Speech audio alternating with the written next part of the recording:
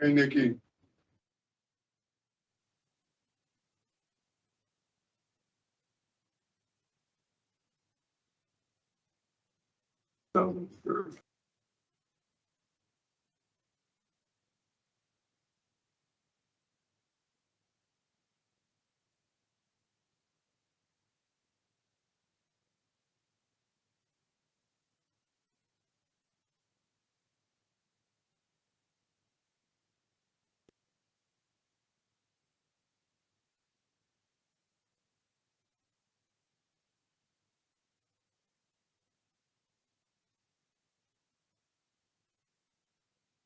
Can you hear them, Steve? No, I don't hear anything. I hear you, that's it.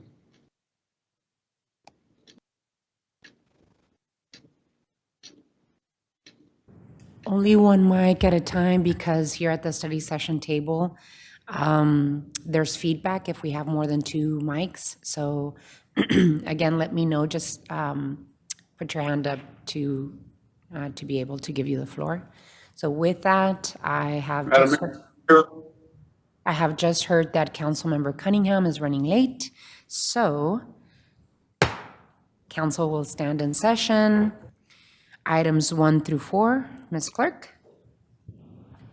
Your Honor, items 1 and 3 are executive sessions. The first executive session is noticed as item 1, executive session, City of Phoenix, City of Tucson et al. versus Expedia Incorporated et al. Arizona tax cases TX 2014-000470, 471, 472, 474, and 475, and is being held pursuant to ARS 38-431.03A3 and A4. The second executive session is noticed as item 3, executive session, discussion of the City of Tucson's position regarding ongoing issues arising out of the Colorado River shortage, discussion of potential negotiations with other Central Arizona project customers and water rights holders concerning actions to enhance system conservation relating to Lake Mead, and is being held pursuant to ARS section 38-431.03A3 and A4. May I have a motion to go into executive session? There's So moved. a motion. Do I hear a second? Second. There's a motion and a second. All those in favor of the motion, please indicate by saying aye. Aye. Aye. Any opposed? Motion passes. We'll go into executive session, and then we'll return as soon as possible.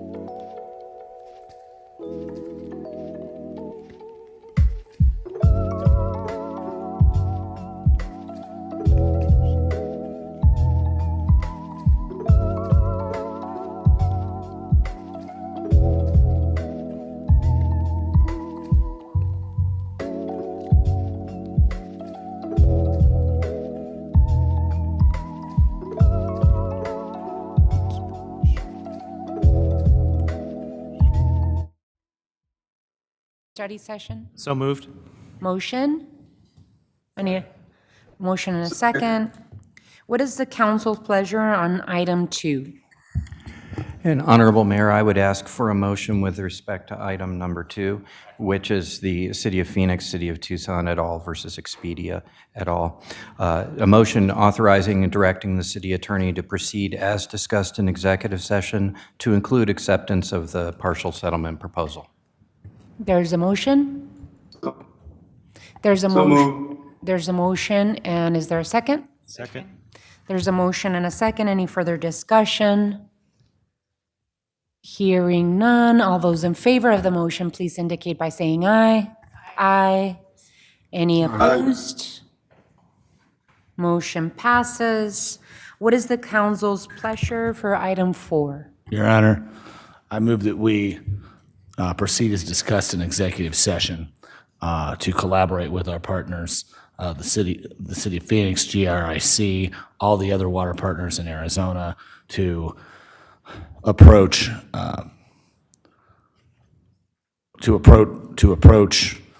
or to collaborate also with the federal government in settling in negotiating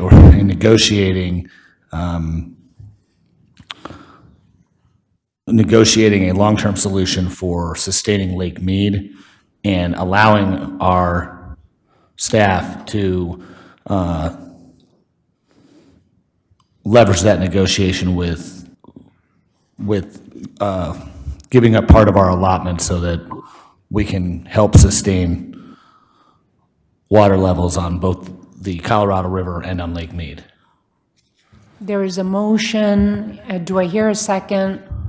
And I had a written motion. I hope that captures the spirit, but I can't find the written I motion. think, Mr. Rankin, you have a little bit more detail that you want to make sure is part of the motion?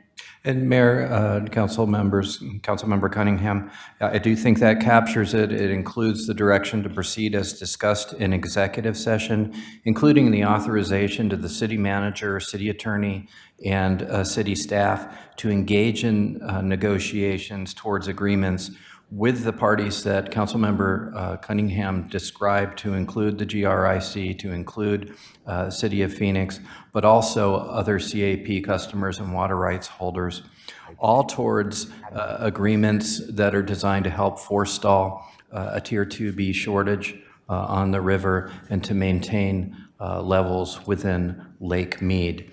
The direction includes the parameters of the city's negotiating position as discussed in executive session, and it also includes having the manager and I come back at the July meeting to give the mayor and council an update on the status of the negotiations and/or to present the terms of any negotiated agreements.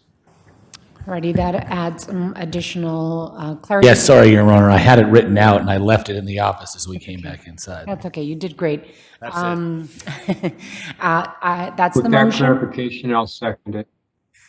With that clarification, I'll second it. There's a motion and a second. Any further discussion? I want to add some commentary about this.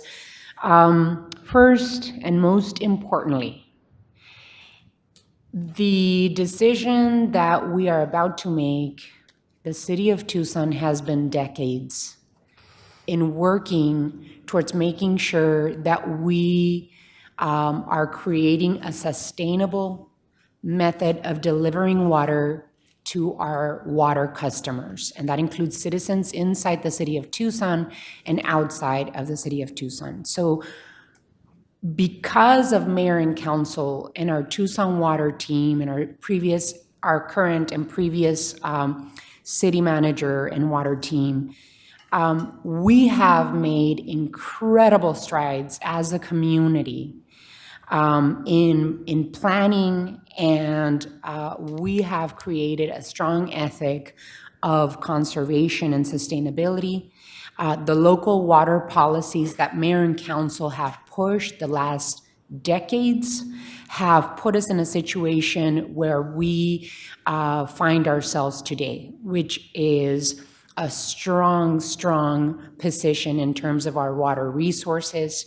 And I just want to commend our water team, as well as mayor and council, for pushing policy that has us in this long-term water security and sustainability position that we are in. Because of the dire water elevation predictions in Lake Powell and Lake Mead, I feel that the city of Tucson is in a position where we can add water back into the lake, specifically Lake Mead, so that we can mitigate the catastrophic levels that we are seeing in Lake Mead and Lake Powell. Those levels are dropping, and I feel that it is our moral obligation as mayor and council, as a city that has prepared for this day to come.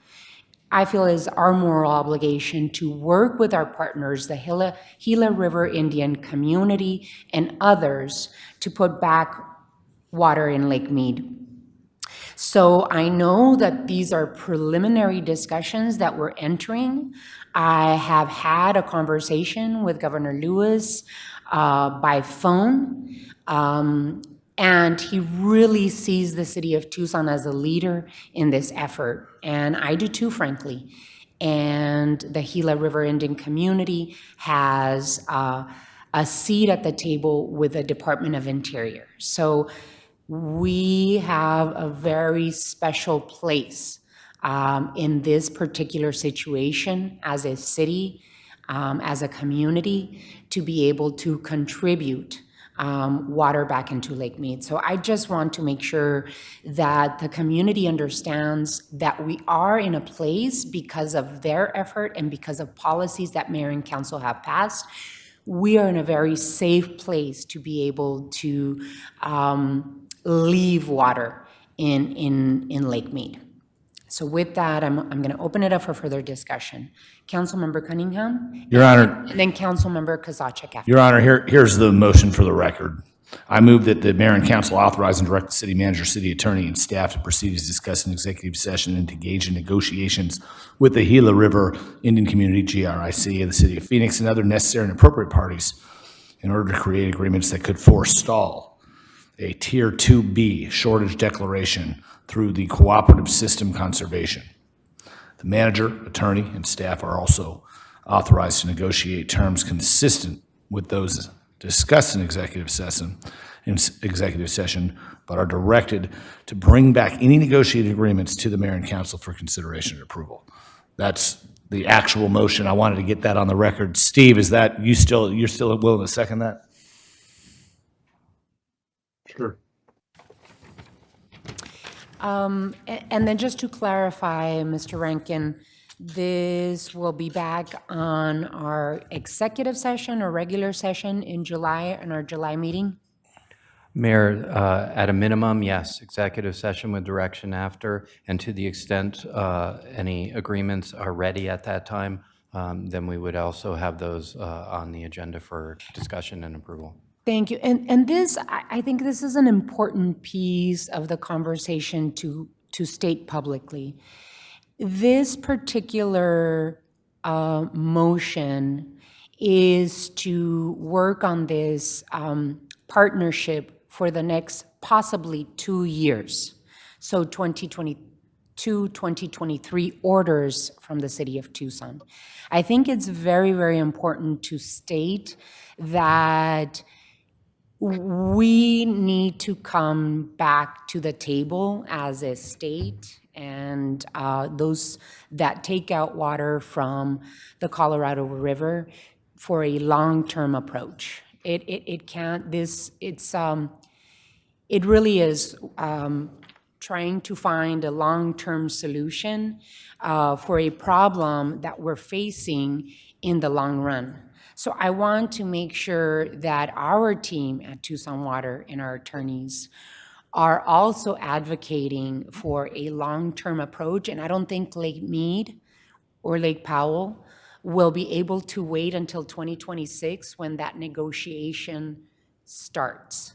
So as we think about the short-term approach to this, we really have to come back to the table, I think, before 2026 to start negotiations for the long-term approach, and so that communities can take real allocations based on what is available in our lake and in our river.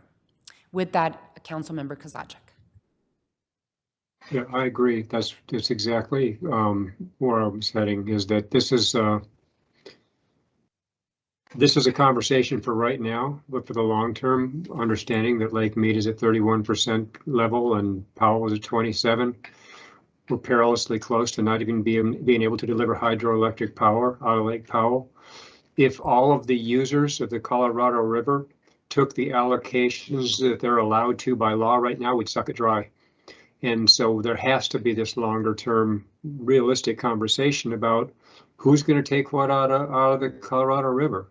You know, we've done a great job about with banking our water. We get 144,000 acre feet a year. We only need about 100, and so we're banking 44,000 every year. So we're good for what, 6 or 7 years, but we got to look beyond that. I mean, this is our new reality. And even if we had a decade straight of really significant snowpack runoff in the Rockies, that's not going to solve things for us. And so the question is allocations that are allowed by law right now need to change. That's not just for the city of Tucson, it's for all of the users of the Colorado, as the mayor just said. And this is all for all 7 basin states and Mexico and the tribes as well. So it's great that we're taking this interim step to sort of deliver the message that we're at the table. We're all in on this, but this is just anteing up. The real poker game's coming. Alrighty, any other commentary or questions by our colleagues? Seeing none, all those in favor of the motion, please indicate by saying aye. Aye. Alrighty, motion passes. Thank you all so much. Thank you, Mr. Rankin, and to our Tucson Water team and your team. I really appreciate where you have us as of now. So we move on to item 5.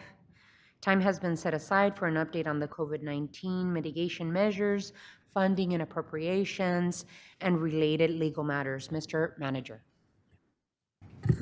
Mayor, members of the council, the only I really have to report is we are continuing to watch numbers and cases across the board, continue to remind folks to mask up. That's a recommendation on when they're uncomfortable in closed settings.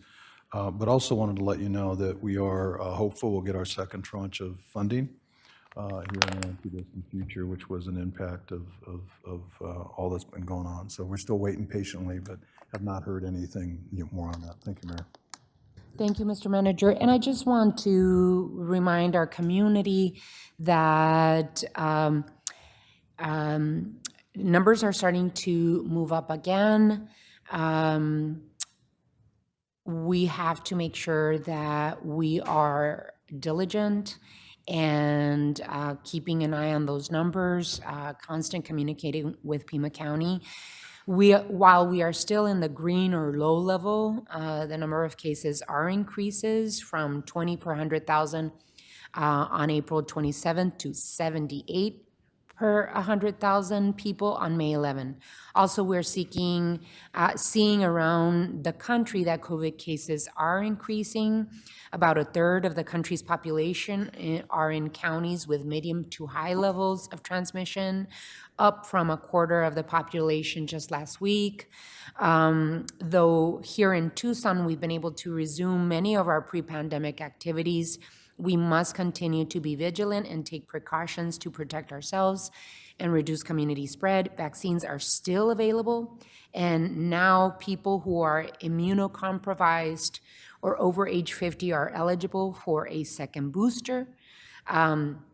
Just the other day, a booster shot was approved for children ages 12 to 5. And of course, the same thing that we've been doing, hand washing, staying home if sick, testing when you've had exposure are important. You can now order another set of tests from the federal government at covidtest.gov, and Pima County Health Department is distributing free self-tests on Saturday, this Saturday that's coming, at the Richard Elias Mission Library, located at 3770 South Mission Road, from 8 a.m. to 11 a.m. So thank you all so much. Really appreciate you all being diligent, being careful. I know that some of my colleagues are staying virtual just to make sure that they're being careful with possible, just even bugs, right? Regular colds and flus. Thank you all so much for doing that. With that, any questions? I do see Councilmember Fimbres' hand up. Madam Mayor, how does the HB 2498, which the Governor Ducey signed into effect, affect the city of Tucson with the vaccines mandates? What percentage, Mr. Ortega, what percentage of employees have been vaccinated for the city of Tucson? Mayor, Councilmember Fimbres, I'll defer on the House bill for just a bit. But first, our vaccine rate is about 90%, a little better for all employees. There was about 10% of exemptions and accommodations that were issued. I have not made boosters mandatory, and I do not have those numbers in terms of the boosters. Thank you, Michael. And then also, does the 2498 affect masking in city government buildings? Will it affect it? Is it just the vaccines? Mayor, Councilmember Fimbres, I don't believe so, because that is a recommendation at this point. It is not mandatory. Okay. So, Thank you, Michael. Honorable Mayor, members of the council, Councilmember Fimbres, with respect to your question about HB 2498, there's actually been a number of bills that have been approved by the legislature and either have gotten to the governor and gotten his signature or are on his way and are likely to get his signature. And in many instances, it was to replace the legislation that was approved in the last days of the prior legislative session, which then was subsequently thrown out by the Arizona Supreme Court because the legislature violated the Arizona Constitution in piling those bills into budget reconciliation bills where they never belonged in the first place. But nonetheless, HB 2498 is one of those bills, and it does prohibit local governments from requiring vaccination. So ultimately, that is not yet in effect. Will go in effect whenever the general effective date is after the conclusion of the legislative session. And what I'm expecting is that working with Andrew Greenhill, when we update the mayor and council at the end of the legislative session, we'll let you know about all the COVID-related bills and what the net impact is on the city and the requirements that we can maintain as an employer. Thank you, Mr. Rankin. Michael, they're taking away. Any others? Mayor, I still have one more question. Okay, go ahead, Councilmember. So we'll get a briefing. When do you expect the study session to be, the legislative session to be over? Is that next month or the end of June?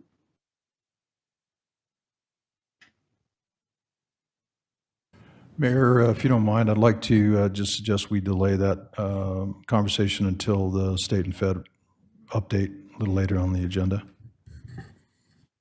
Okay, absolutely. Thank you. Thank you. Alrighty, if there are no other questions on this item, we move on to item 6. Time has been set aside for discussion on the adoption of the fiscal year 2022-2023 tentative budget. Mr. Manager. Thank you, Mayor and members of the council. As I've told you before, one of the favorite things I get to do is talk about the budget. I was disappointed that we reduced it to 45 minutes. We could have talked for 2 hours, but we'll make sure we don't use all that time. Wanted to again reiterate, I think it's important that you recognize as a team, as a council, that the position we're in today financially is really a culmination of many years of planning and long-term thinking. To have the opportunity and the flexibility that is built in today is pretty amazing. Quite frankly, when some of you joined the council, you were talking about furloughs and layoffs and a variety of very difficult decisions. Today, the decisions really are around where we invest, where you invest. And so that's sometimes even more challenging, but I can tell you that it's in a good spot overall. So I do have a presentation. I'll go through it very quickly. I did share it with you in the materials. So if we can put the presentation up, I'd appreciate that. So first order of business, Prop 411.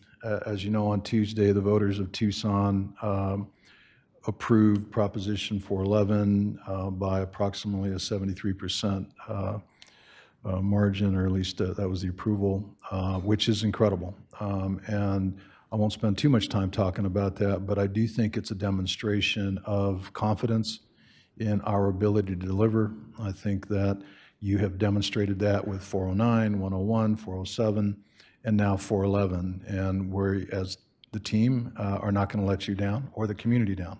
We will deliver, we will perform, and we will do so just as outlined in the ballot.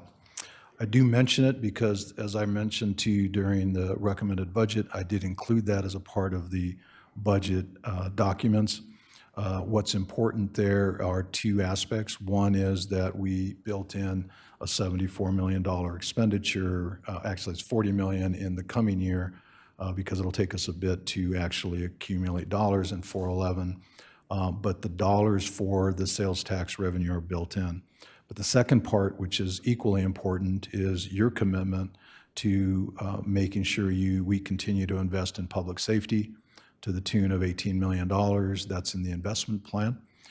As a part of our supplemental conversations in the near future, we'll bring back some specificity around that.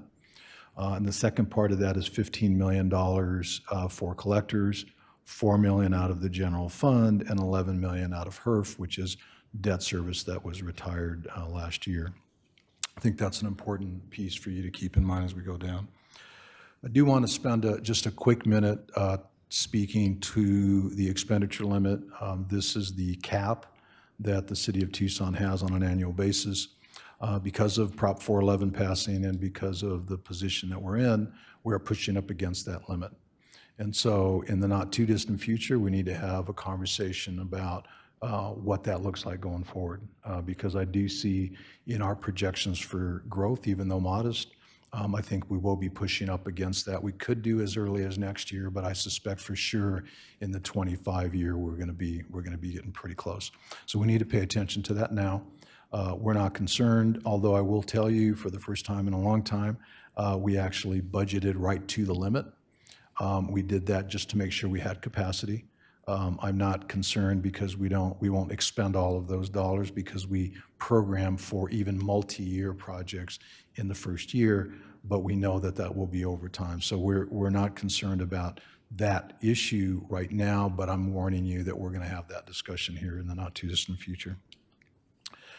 In the presentation that I'll go over, just some highlights. I try to give you a lot of information in the memorandum just to outline what the changes were and what the differences are between my recommendation and the tentative budget. And then I will talk a little bit about the supplementals and kind of where we are with that. One of the topics that I wanted to just spend a little bit of time talking about is the compensation. In my memorandum, you can go to the next slide. I apologize. I should have told you that. In my memorandum, I took out scenario A and D. Scenario A was a 3%. That was my recommendation initially, which was the 3% across the board. And scenario D was a tiered percentage analysis and opportunity. So the two that are left are scenarios B and C. B is $2,013 across the board for everyone, same amount. The dollar amount of that is right at about $9 million in the general fund and right at about 11.2 million, all inclusive, all funds. So keep in mind, a lot of time we spend on the general fund. There are costs in other funds as well, and we make sure we capture those. The second tier is the next scenario is scenario C, which is a 1% across the board, and then a flat amount of $1,342 per employee. So basically, it's very similar. It's just 1% versus 1% versus the straight across the board in the entire amount. Next slide, please. Oh, as we're changing slides there, I did ask and mention to you last time that if you give me direction today on the compensation, whatever you all decide, that we can implement that in the first pay period starting in July, which would be July 3rd for pay to the employee July 21st. Should you decide to delay or have more conversations, fine. It'll just delay it a few weeks and won't be until probably the first pay period in August. So there were several items that you brought up that I just want to highlight for you, and that I didn't ignore you when you brought them up, but I just wanted to kind of walk you through what the thoughts are going forward. So parks and pools, I know council members Dahl and Cunningham had sent a note on that, but also there was a lot of conversation during the recommended budget. I will bring back to you a conversation in August. My thought there is that it really is an opportunity to talk about what our vision, your vision is for parks. We can inform that based on some of the resources that we see both in the supplementals as well as opportunities to challenge and some of the staffing conversations that we're having. Director Hamway sent you a memo, I believe, this morning outlining some of the challenges we're having with lifeguards. So if you know any lifeguards out there that we're still in need, I think our number is at 89, so we're still short very significant numbers there. It's affecting pretty much everything that we do in terms of our pools. In terms of transit, I heard clearly the interest in that. I will bring back a recommendation and a thought on what the approach can be at the June 7th meeting. That is really an opportunity to maybe talk a little bit about what the direction can be going forward. And so that's where I'm headed at this point. With regard to community wireless, we did talk a little bit about that. I wanted to just make sure you remember, I will bring that back to you. That's not just about wireless, that's also about broadband and connectivity with regard to fiber, utilization of our infrastructure. I'll bring that back in August, that's my goal. But keep in mind that I may delay that depending on when I can get an IT director on board. So I really think it's important to have that leadership in place, and then I'll bring that back. But at this point, I'm really looking at August. With regard to the PSPRS, as I mentioned in the materials, we are doing an analysis and making sure that, again, in partnership with PSPRS, that our investments are going well. We do have some new spreadsheets, some new numbers with that, and they have not gone as projected for the first 2 years, but we've got some ideas and some strategies on how to get that back on track. We are performing an analysis. Once that's complete, then we'll bring that back to you for more input and consideration. Next slide, please. In the memorandum, I gave you pretty much an outline of the changes. There were two that I wanted to highlight because there was a lot of conversation around them during the recommended budget. The first is the mayor and council budgets. I took your feedback and I've built into the budget $100,000 increase for each of the ward office budgets, and then $250,000 for the mayor. I did want to take a quick moment and just reiterate comments that had been made about your dollars, if you will, in terms of carryover. making sure that that you know, number one, the $250,000 that was allocated as a part of the budget last year, if you've not used it, we're going to automatically carry that over. The $300,000 in ARPA, if you have not used that, we're going to carry that over. My expectation is that you will direct me when we get our second tranche of ARPA money for an additional $300,000, very similar to what we did before, and we'll make sure if we get it before the end of the fiscal year, we'll carry that over as well. I did not build in an additional $250,000 per ward office, simply because I'm just suggesting let's wait a little bit and see later in the fiscal year how things are going, and then we can have a conversation around that. That is not necessarily a general fund allocation. That's an allocation of budget capacity. So the three general areas that I've suggested we could draw from would be general fund, HERF, or CDBG, depending on the types of improvements that you're interested in making in your respective wards. So I wanted to make sure that you knew that there's still some opportunity there. The door's not closed. I've just suggested let's just pause for a little bit until we get a little further down the road. If there are budget items that you want carried over, I believe Councilmember Kozaczek has sent in a note asking that an item be agendized for that. What I'd suggest is if any of you have other items that you would like carried over out of your operating budget, just to let us know, and we'll package all of that into one item, and then we'll bring that for consideration at the June 7th meeting, okay?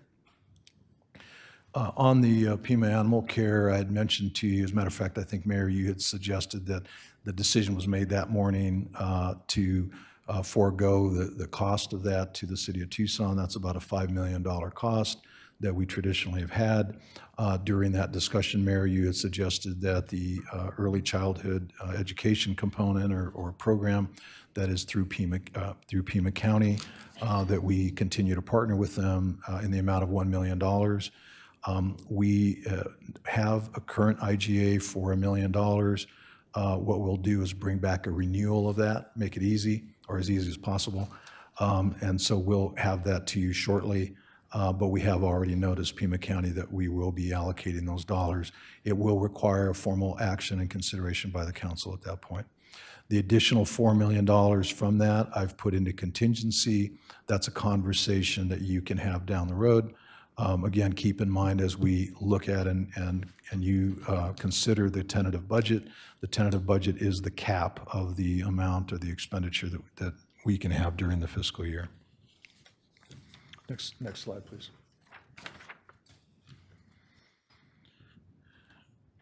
Just a few highlights.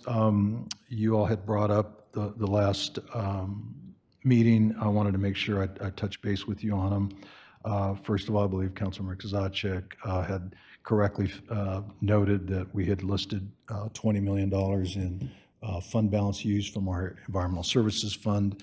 I have to publicly admit that was overstated. Our actual use of fund balance is $16 million. $4 million was to come from new revenues, and I apologize for that inaccuracy. I also gave you a breakdown in the materials of what the dollars look like in terms of the use of fund balance. There's two significant pieces there. $6 million for one of the cells out at the landfill. And just to refresh your memory, the way we do that is we amass dollars on an annual basis, and once we have the need for large-scale construction of that cell, then we'll drain that down and put that towards that. But the other piece is our capital improvement program, which is our capital investment. Those are the bulldozers, the graders, the equipment that's out there, and that's the tune of about $6 million. So between those two, that's the vast majority of what those dollars are going towards, and I've also given you some more detail there as well. Climate action, Councilmember Dahl, you'd asked about that. As I mentioned in the materials, it's scattered. It's not in one line item because I think that climate action, much like community safety and equity, are foundational, and they're included within the budget and the approach to the budget. I did give you in your materials some areas where those dollars are showing up, if you will, and happy to go over those in more detail, but you can see those, that they're scattered throughout the budget and in different funds as well. So some ES, some general funds, some ARPA, some water. With regard to affordable housing, there was some conversation around that. Did give you some information in materials. We do have a plan for 300 units within the budget, or at least for that are projected in this coming year. 172 would be new, and about 128 would be refurbished or rehabilitated. So pretty excited about that. Going forward, there's dollars in this year's budget to start the planning for upwards of about 1,000 units in the future, which is very significant, and I think it could make an impact. It's split about half new units, half rehab, in that ballpark. Again, those numbers are in the materials. You can look at it. I believe Councilman Kozaczek also asked, or maybe it was Councilman Cunningham, about the economic development and what we're doing to invest there. I did point out to you we're at about $825,000 that we've allocated for business incentives, and that takes on a variety of different fronts as we go through the year. Community safety, health and wellness program, you'd asked about that. Again, the tentative budget is about $758,000. That is a program that we're building, and I suspect that will ebb and flow over time as we allocate, positions and we fill vacancies. Then we'll start to see that number ebb and flow. But the big thing is, again, that's foundational. It's the approach as opposed to just the line item. Human resources. I know that Vice Mayor Santa Cruz had made some comments about our HR efforts. I can tell you that, and I mentioned in the materials, we're looking at how we can change the way we approach hiring, up to and including becoming our own temporary hiring agency, if you will, as opposed to hiring outside contracts. But I've also suggested that we are looking at an apprentice model whereby we would hire folks that may not have all the skill sets or the training or experience and give them an opportunity and in essence grow our own, which is a little different. Actually, it's very different from what we're used to. If you don't meet the criteria, we discount that applicant, and so we're finding that we just don't have that luxury. We do not have people beating the door down to get in, and so we're going to have to go out and develop those partnerships with JTED and Pima College and the university and so forth. So we're pretty excited about that. As we get into our supplementals, I do expect to be able to give you a little more detail, a little more meat around that so that you can weigh in on that. Employee health insurance, some of you had asked, I believe Councilmember Fiembers had asked about some of the detail there. I can tell you that our increase is about 6.9%. We did challenge ourselves to see what others were doing, to see, does this make sense? Keep in mind, we're self-insured, so it's our cost that's going up. It's not the insurance company that's forcing us to do that.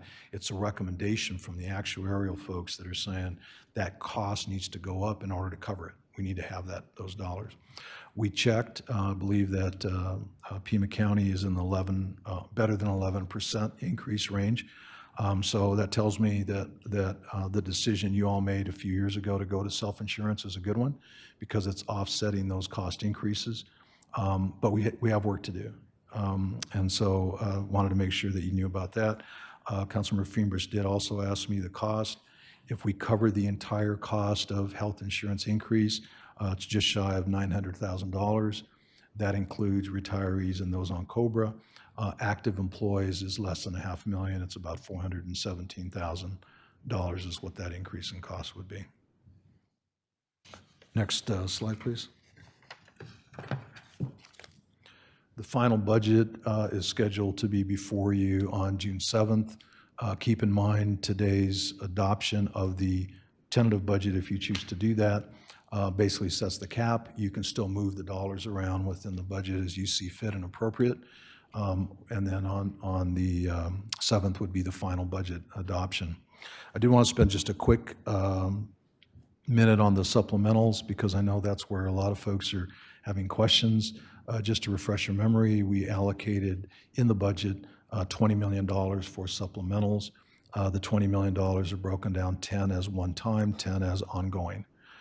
But keep in mind that before it gets to you, we will have vetted it internally And we will also look at the investment plan. So if you remember when we went through the investment plan, it had various categories. And what I will do is, as I'm getting those requests for supplementals, I'll see where we can fit them. And then I'll come back to you with a recommendation on how we might be able to get a little more than 20 million, because there are some dollars in that investment plan that give us the opportunity to continue down that path. Ultimately, we'll work through the summer, hopefully get those to you in July. That's my plan. And then ask for consideration, at least by October, to have the nod on whatever those supplementals look like going forward. I think that was it. So, Mr. Manager, let me open it up for questions or comments or advice from our colleagues on the council. The way that I'd like to do this, since it's a lot, it's a huge budget, and we want to talk about compensation. Let's first have a discussion on the budget and then move on to compensation, because I think they're similar. They're both budgetary, but they're two different conversations. So let's talk about the budget first, and then we can move on to the compensation item. So with that, I'm going to open it up for my colleagues, Councilmember Dahl, and then Councilmember Fimbres. Thank you, Madam Mayor. Mr. Rankin, you and your team have done incredible work. I can't imagine trying to conceptualize this large budget. Have a few questions. Is this the time where we make motions to massage it, or is that after the public hearing, or is that June 7th? I think right now is a good time to give direction in terms of what you're thinking, and then sharing it with the council and see who jumps in with you. Okay. I don't think we need to postpone the discussion of the $250,000 discretionary per office. That money is so helpful. We spend it on actual projects in the ward. In my ward, we've closed off some alleys so businesses are protected from bad things that are happening behind them. We're putting in a pedestrian bridge to complete a neighborhood route to a park. We're doing some great stuff with it. I know my colleagues have as well. So if it's appropriate, I would move that we add that to the budget rather than wait. Second. There's a motion and a second to add the 250 in discretionary funds for usage in neighborhoods or whatever the discretion of the needs of the ward council member is. So any further discussion, Councilmember Fimbres, and then Mr. Manager.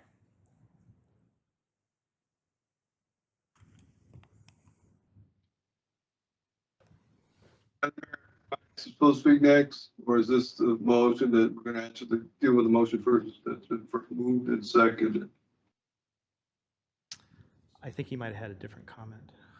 I'm sorry, we didn't, you were cutting off Councilmember Fimbres, but the motion done by Councilmember Dahl is to add the additional $250,000 that we had budgeted last year as discretionary funds for council offices in the mayor's office to just get it done.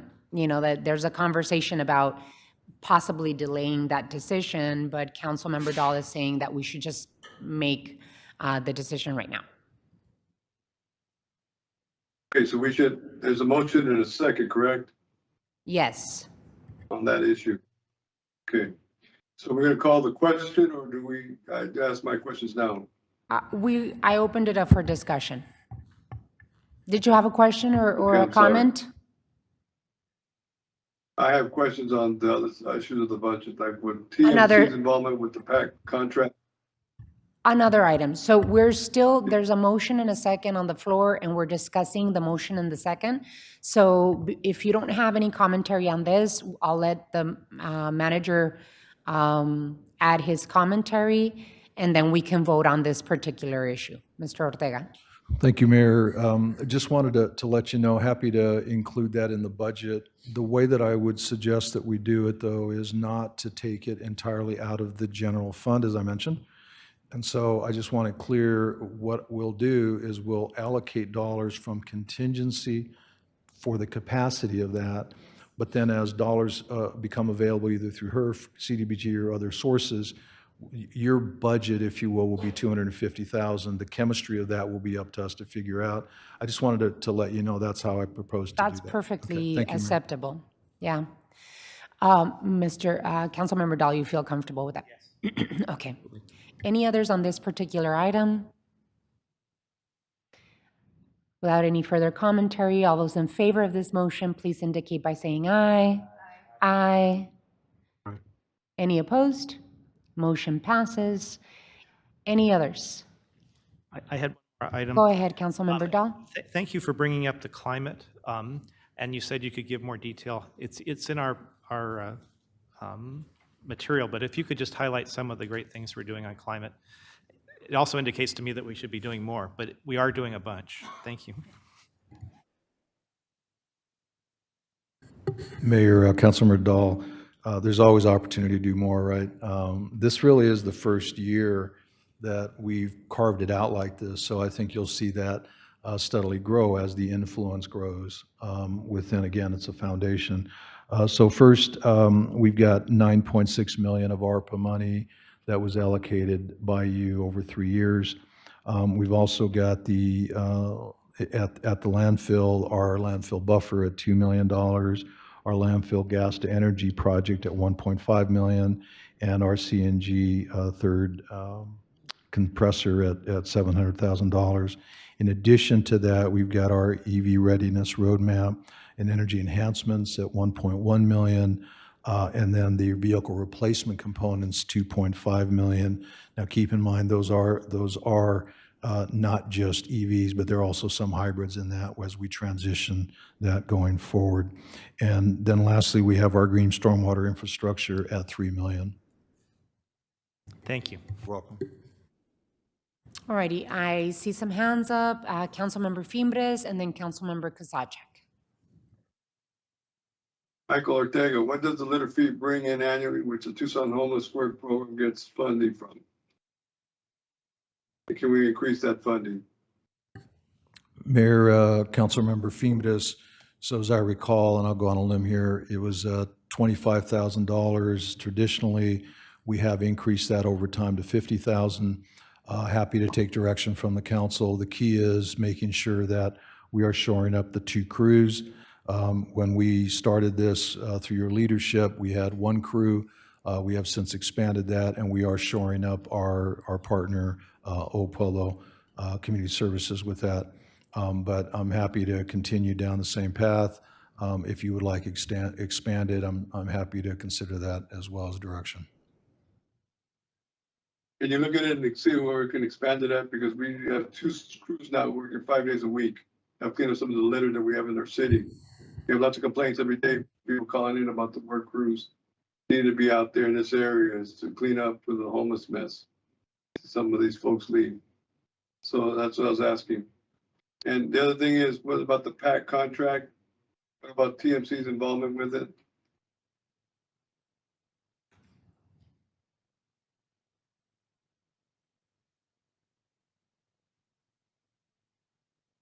Mr. Ortega, did you? Yeah, Mayor, I'm Okay. sorry, I'm just writing. That's I okay. heard, I was like, just who's writing. I answering apologize. I this? just wanted to make a note because otherwise I'll.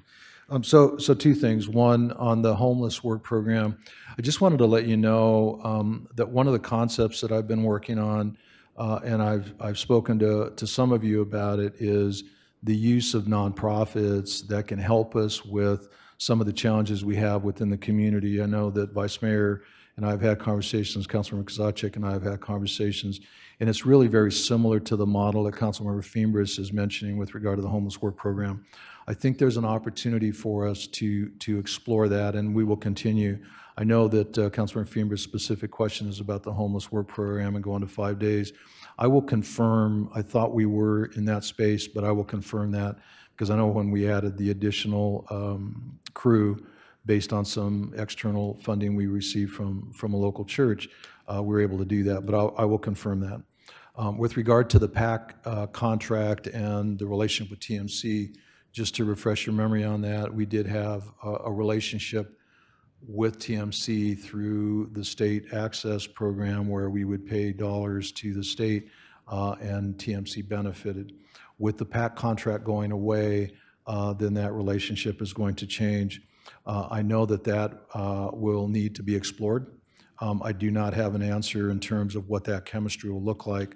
However, we do think that there's some opportunity out there that we can take advantage of those federal dollars and also do it in a way that could help us even addressing some of our challenges with regard to community health, safety, and wellness. Yeah, I think that it's important that we do explore with TMC what opportunities there is, because I think it was an actually great partnership with TMC with that PAC partnership that we had with them. Councilmember Fimbres, do you have more? I have one more question, Madam Mayor. In fact, Okay. it's in form of a motion. Go ahead. I've had discussions with Ways and Labor Associations with the budget and potential salary compensation questions that have risen. Mayor, council staff, city staff, and employees have worked hard to deal with the salary compression issue that last year. We've been prepared, proposed before us, could throw employee salaries, salary compensation issues which should concern us. That's going to come later on, Madam Mayor, but I want to make a motion that we cover one more year of the salary employees, healthcare benefits, and then for a total of $900,000 to help cover it. We have lots of, they'll cover their retirees and ours, and they'll give a better opportunity for a lot of folks. It seems that people that are making $30,000 a year and has a family of 3 will spend their entire salary covering health care and insurance costs under open enrollment. For issues that are not settled, then we need to work to have a process in place with mayor and council to have. But with that, and this budget, I move that the fiscal year, the city covers the health insurance costs increase in the next year to work with employees to be ready for health insurance coverage and costs, which totals $900,000 or less. To direct the city manager to have a study conducted, create an equitable formula or criteria to deal with salaries for employees to be discussed and considered for the following year, fiscal year. That's my motion, Madam Mayor. Second.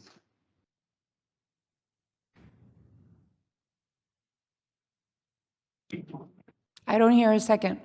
How about now? I do not hear a second. We're talking about approved $1,750,000 for salary increases for our offices. Yeah, we're not considering our employees. Does it make sense?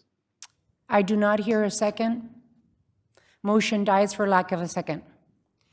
Any additional, Councilmember Kozachek, and then Councilmember Lee. Thank you. A couple of things. First of all, I want to, based on what Richard just said about the homeless work program, Mike, one of the mics, are those workers covered by workers' comp? I've heard from several of the people who did not bid on that program that they did not do it because our workers are being treated as independent contractors and not covered by workers' comp. So are they, or are they not? Mayor, Councilman Kozachek, they are not covered by the city's workers' comp because they are under contract. And that's one of the pieces that I have suggested to those that we have under contract. They have to take care of all of that. So they take care of all the tax implications and all of the workers' comp. Part of their cost structure that we cover should include all of that. So if they're not covered, I think that's something for their employer as opposed to with the city. So before we go further in expanding that, we should explore whether or not OPCS or whoever has the contract is actually covering them under workers' comp. I think that's an important component. I also appreciate your conversation and the model that you want to explore with respect to nonprofits and how to build ownership with some of the neighborhoods and some of the help that we're asking them to take part in. So I'm interested in pursuing that with you as well. It's going to be hard for me to support a cap without agreeing on some of these allocations. I know we're just talking about the cap now, but some of the conversations you're saying we're not going to have until June or even out into August. And so in the past, when we've agreed on a budget, we've known what the allocations are going to be. A couple of examples, I don't see any reference in the material to following up on the rainwater harvesting ordinance conversation we had, or the native plant preservation ordinance that we had. So I'd like to get some more specificity on that, on those two items. There was some actual staffing associated with rainwater, and the NPPO was more of a policy conversation. Parks, you want to defer the conversation on parks to a later date. Parks and pools, you had it under, but I know at least 3 of us said that the general fund allocation for parks is insufficient right now. And so again, if we're talking about agreeing on a cap without knowing or without having agreed on the specifics of at least that one line item, again, I'm going to have tough time supporting even the cap without knowing that allocation is going to be adjusted. You mentioned transit fares, again, that conversation is being deferred. You know, I agree. I know that Lane and I disagree on this, but I think that we can show some creativity and implement fares for those choice riders who can afford it and plow that money back into the system to address security and cleanliness issues. Community wireless. Since our last meeting, the federal government finalized a very significant broadband package. And I would propose that we reallocate that 3.1 million we have in ARPA funding for community wireless to address some of our housing needs. If the federal broadband package is going to effectively step into that place, then we've got housing needs all over this community that are absolutely significant. And so let's not duplicate what the federal government is prepared to do. The PAC money, I agree with the comments that the mayor just made. That is that we had a really good relationship with TMC.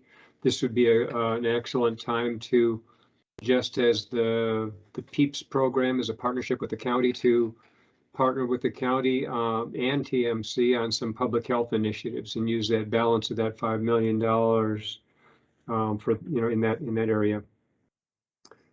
Environmental services, another one that you touched on. We're freeing up 10 acres of city-owned land by moving the container maintenance facility.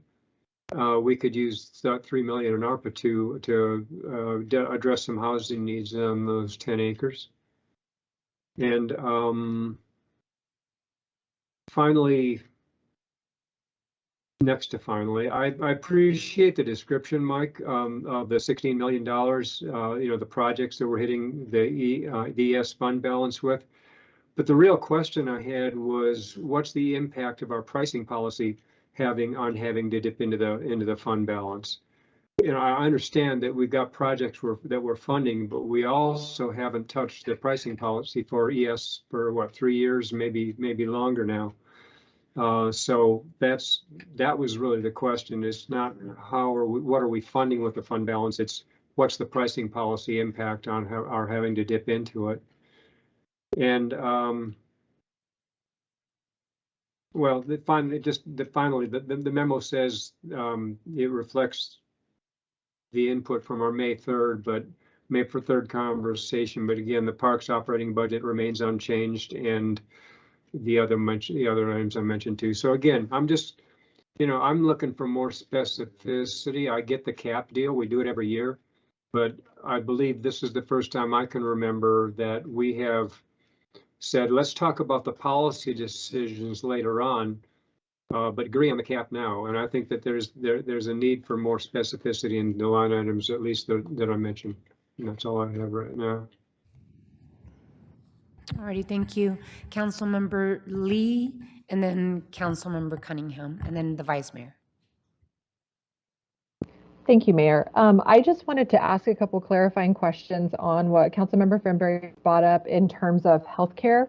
I completely understand what he's saying with respect to the cost of healthcare. So I was wondering if Mr. Ortega, you could help me understand a little bit better the difference between the 400,000 something and the 900,000 and what that actually covers and the ultimate value that delivers to the employees, because I'm still a little bit fuzzy on what that actually covers in terms of premiums or what that does.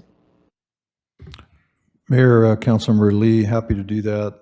So the 417,000, it's just shy of 500,000, is the cost of the active employees' increase in health insurance. So that's what the employee would actually pay.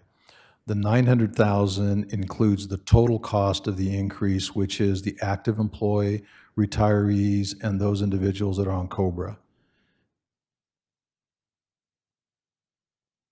So essentially, we would be absorbing the cost increase on behalf of the employee, is essentially, in a nutshell, what that is? Mayor, Councilmember Lee, that's correct. That was Councilmember Fimbris's motion. Okay, and so that would keep a little more money in their pocket. And if we went that route, how would that impact the funding? Where would that be coming from for the 400 or 900,000? Mayor, Councilmember Lee, my original intent, if you remember when I went through the recommended budget and my recommendation for the salary adjustment, was that the 1% salary adjustment would cover that, and I recommended that because the employee is actually better off by doing that based on retirement. Should you choose to do both, which is use those dollars for salaries and cover the increase, then I would have to take that amount out of contingency.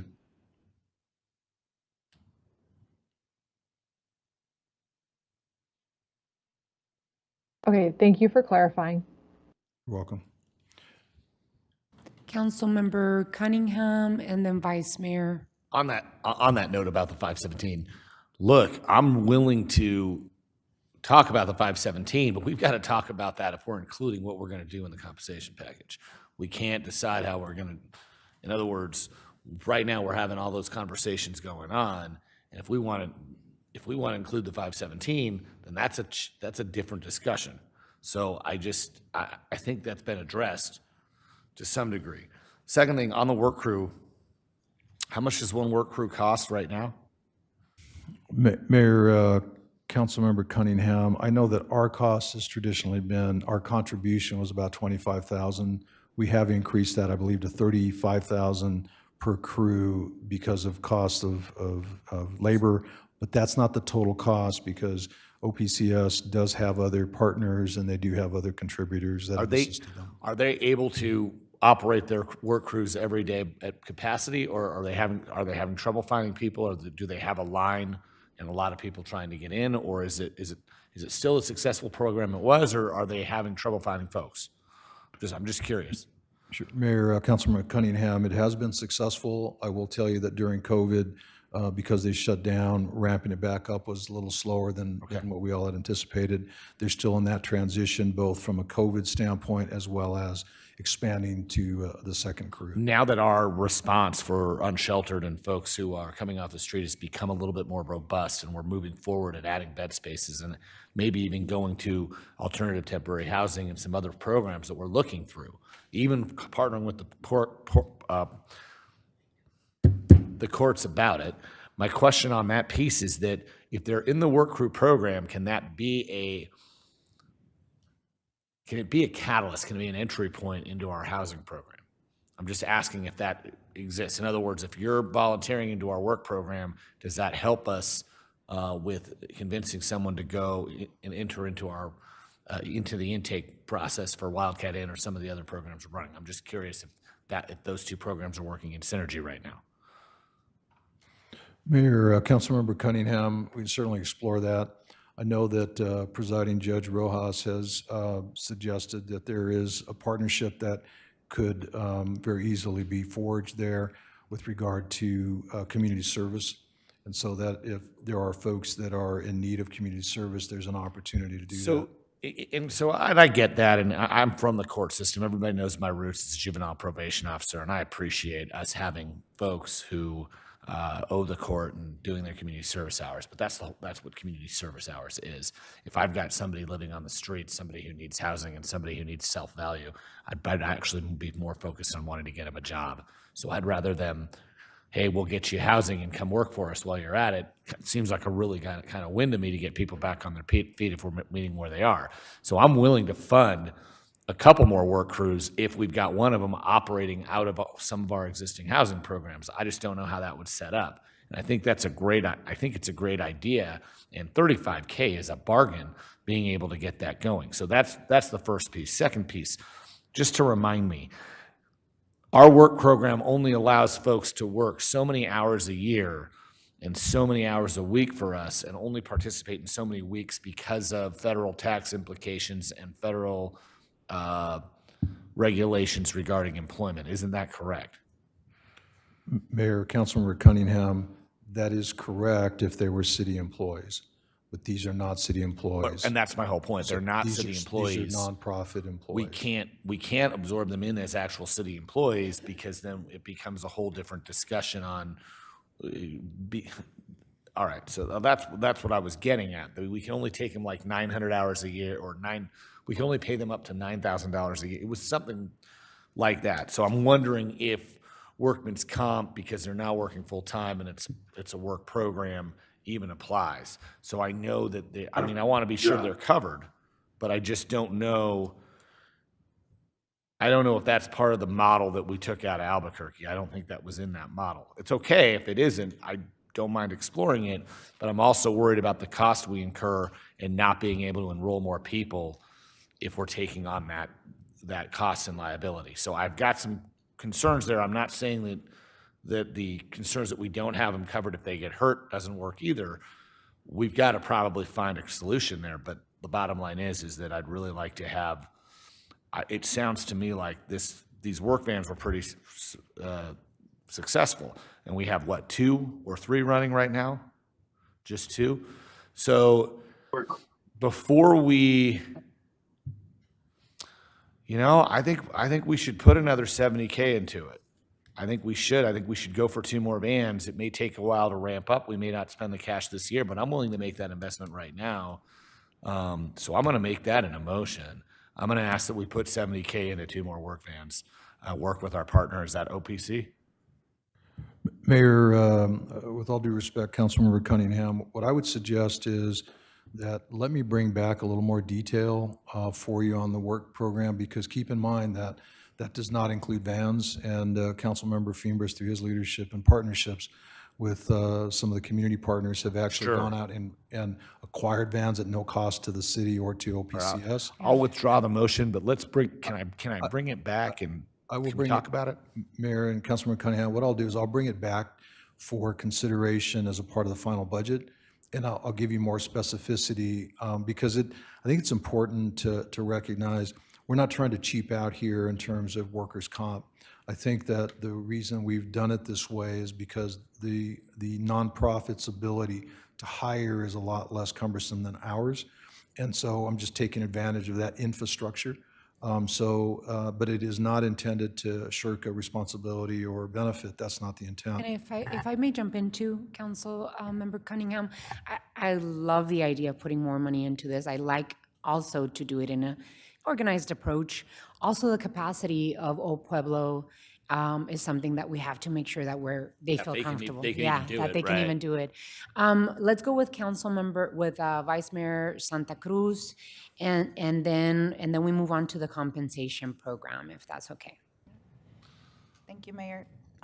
City Manager, I think just a clarifying point with the cap that we'd be voting on next month, that doesn't preclude us from having the other conversations around the supplemental, right? And so does that mean that when we're making decisions on the supplemental items, we're increasing the cap at that time?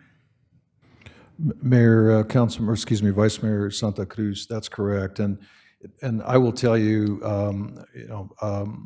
when I brought that concept to you several months ago, I thought it would simplify things, and that was my intent. It was not intended to put you in a tough spot, and I appreciate Councilmember Kozachik's points.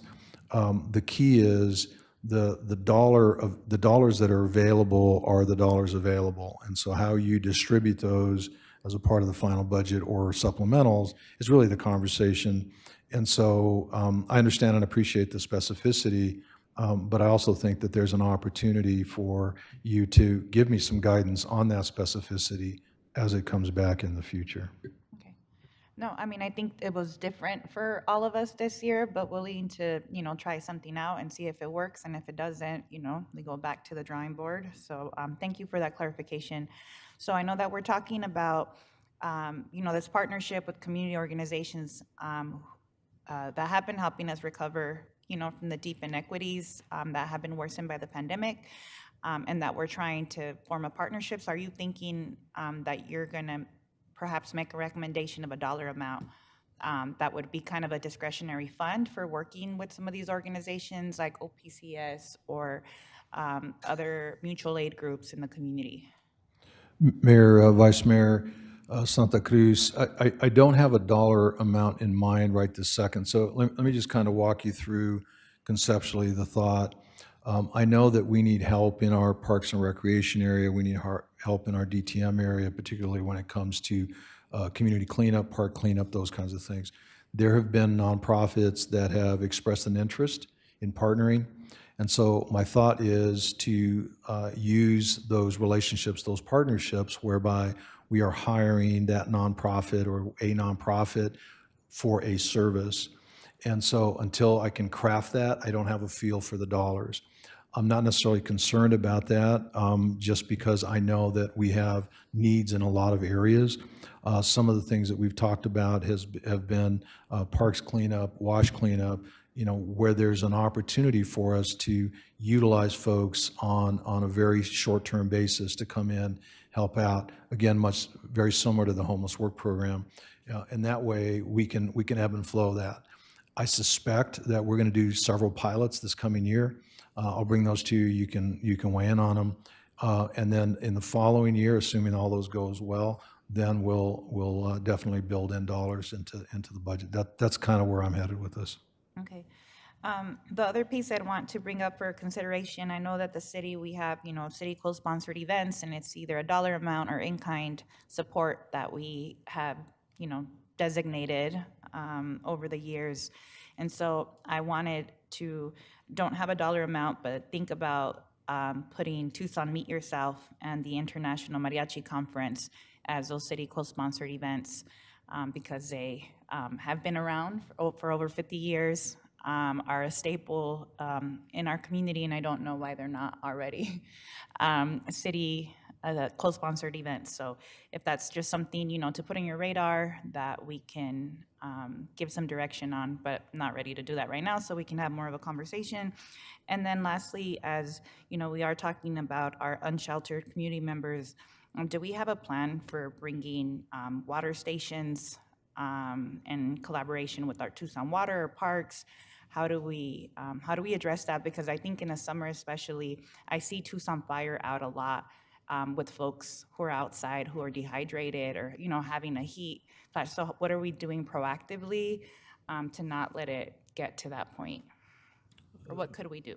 Sure. Mayor, Vice Mayor, we just had a meeting yesterday with Councilmember Kozaczek and Councilmember Dahl's office talking about some of those issues. I have designated Sarah Lanius as our homeless or unsheltered coordinator internally to make sure that all the resources are well coordinated and thought through.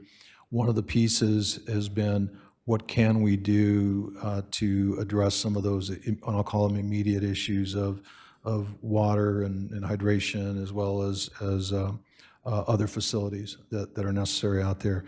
So we're moving in that direction. I do have a coordination meeting on June 1st with that team, where I'm expecting there'll be some recommendations that'll come to me.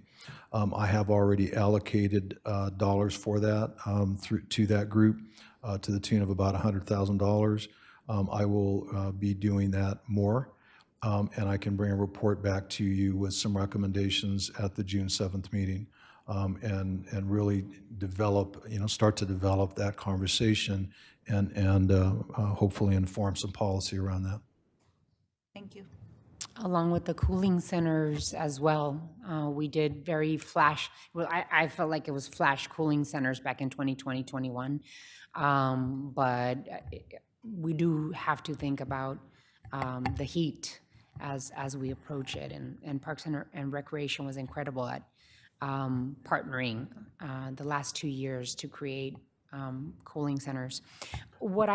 Before you go to compensation, do you mind if I just let me address a couple of things that I didn't address very quickly? I'll be as quick as I possibly can. Would you like me to talk faster? I can do that too. So, or less, that's even better. Faster and less. Mayor, just Councilman Kozaczek brought up several items, and I wanted to just touch base on them. PPO and the rainwater harvesting. We've built in positions there. Also, I had asked for, actually on this meeting was a a plan of development services update where I was going to walk you through all that, but it got delayed. So I'll bring that back to you on June 7th. So we're right on target there. With regard to the wireless and broadband, I don't disagree. I think that's an opportunity with the federal government investing. The council could consider doing something a little differently there. With the 10-acre site, I do think that's an opportunity for some policy conversation. Again, that's the movement of the container facility over to Topsy, and that is just south of 22nd Street. I think that's a good spot there for some conversation. And then lastly, on the ES piece, I did hear Councilman Kozacek's comments about the fund balance and also the cost of service. I think in my last presentation, I mentioned that we are in the process of a cost of service study, and we will bring that back to you in the very near term with some recommendations to make sure we can keep things afloat and not continue to drain down our fund balance. That's all, Mayor. Thank you, Mr. Ortega. Some commentary, first and foremost. In terms of the community wireless, you are in the process of hiring an IT director, and I would feel very comfortable if we do look at the $3 million in ARPA funds that we have set aside for community wireless over 3 years and wait until later this summer to define if that 3 million is necessary. If not, we can use those funds for other priorities that mayor and council have. So I'm comfortable with moving forward with this, but with a caveat that our IT director will face a department that he has to evaluate and audit. Two, with the transit fares, I think it is a good idea to save this conversation for June 7th. I feel comfortable with it. I think whatever we decide as mayor and council, it has to be well informed and informed by data and not assumptions. With that, I just want to say that our budgets, and I've said this many years, are moral documents. And I'm pleased that this particular budget reflects the values that mayor and council brings to the table. It adds millions of dollars in affordable housing. It adds $1 million of the savings from Pima County returning funds to the city on animal care for a preschool program that, by the way, last year when we allocated more than $1.25 million for this, 7 new preschool classes were opened up at USD, Sunnyside, and Amphi. We are making transformative investments in climate change, more than $25.4 million in climate resiliency and sustainability. And Councilmember Dahl, even though we could always add more, these are historic investments that had never been seen before. We are adding $9.6 million in additional implementation strategies of climate resiliency, investing in our Los Reales Sustainability Campus, historic investments in our employees. I mean, we can go on and on the incredible budget that we have in front of us with the help of the federal government, because these are ARPA funds as well as general funds. I just want to make sure that we acknowledge that Proposition 411 passed in the city of Tucson, that Tucson voters trusted mayor and council, our administration, and the city of Tucson in making a historic investment of 10 years, more than $750 million. We will be able to invest in our neighborhood residential roads, as well as safety components that we had never seen before as a community. So my thanks go out to the city voters. Because of this package, the 411 package, we are able to invest $18 million for the next 5 years, each year, in public safety elements. on top of their allocated budget amounts. That's Tucson Fire, Tucson Police, and our 911 communication, plus an additional $14 million a year for the next 5 years for collector streets to complement the residential road repair that we're making. So it looks incredible. It is a moral document. We are investing in vulnerable communities in our community, in our resources, which are employees, and in what voters in Tucson want to see us invest, which is fixing our roads. With that, I'd like to switch us to the compensation conversation. The one question I have before we start that conversation is, what is the exact amount that we're approving in a tentative budget today at the regular session? The tentative budget adoption, what is the The total, amount Mayor? of the cap? The total, Yeah. we'll get it for you. You want the exact number, we'll get it for you. The cap is about 1.1 billion. The total budget is about 1.9 billion, but we'll get you the exact numbers here in a bit. And that gives us the flexibility of moving things around and adding and taking, Mr. Ortega? I'm sorry, Mayor, let me just read that for you exactly. So the cap is 1,091,763,849 dollars. The total budget is 2,067,599,000. Wait a minute. 2,067,599,710 dollars. The reason I'm asking for the cap is that by approving this tentative cap tonight, it will give us the flexibility to move things around, add and take. Okay, because I know that there's some negotiations happening with some labor organizations, and I want to make sure that we have a comfort level with the cap to make sure that we fulfill whatever is necessary in these additions that we're doing and we're talking about today. Yes? Yes, Mayor. Okay, cool. We have 15 minutes and then we need to take a recess.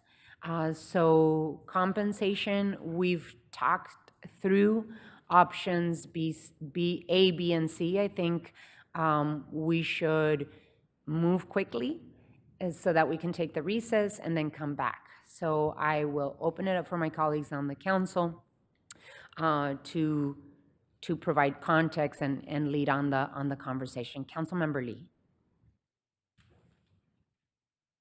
Thank you, Mayor. Just super grateful that we're in a position that we're able to provide these cost of living adjustments to our employees. So it's a good day that we're able to have this conversation.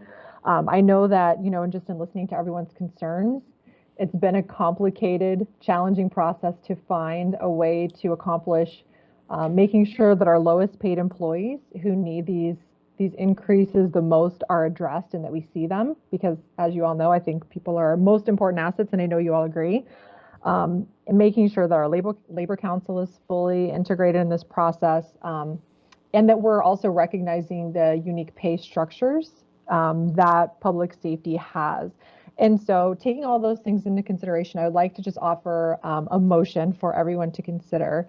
I move we adopt the city manager's recommendation for Plan B, giving a flat rate of $2,013 per employee that most heavily weighs the impact of the overall investment towards the city's lowest paid employees, with the exception of all Tucson Fire Department commissioned members ranked fire captain and below, to receive 3%, which is in line with their current STEP system.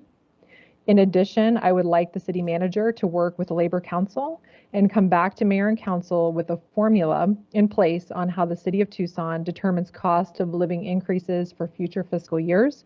I would like his team to study our wage and compensation structure throughout the city. That's the motion. There's a motion and a second. Any further discussion? Councilmember Cunningham.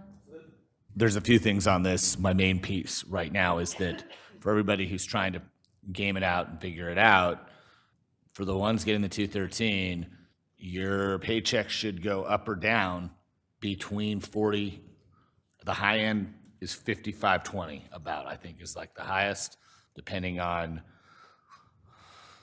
how many, but depending on your taxes, depending on which pension level you are, depending on what you're paying in health insurance, depending on how many, if you're covering just you or your family, or not at all. So there's all these different pieces in there that affect this, including with the increase that we have. So it's between $40 and $55.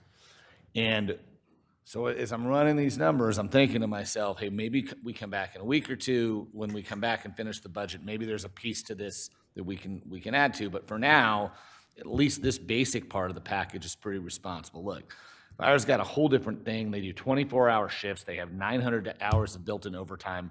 They have a totally different program than the other departments right now. TPOA is the police department is kind of transferred into their tiers and their progressions, and so I think that makes sense for them, and so I support it like that. I think this is the best package for all the folks involved. I think there's something to be said if there's a sweetener or a carrot later. Let's take a look at that. But right now, I think this is the most responsible move to make in moving this forward and giving each entity what really they were asking for. And I think it's a responsible motion, so I'm supporting it and seconding it. Thank you, Councilmember. Councilmember Kozachik? Thank you, Mayor. I'll give you a couple of reasons that I will not be supporting this. Number one, we spent several $1 million last year in addressing compression.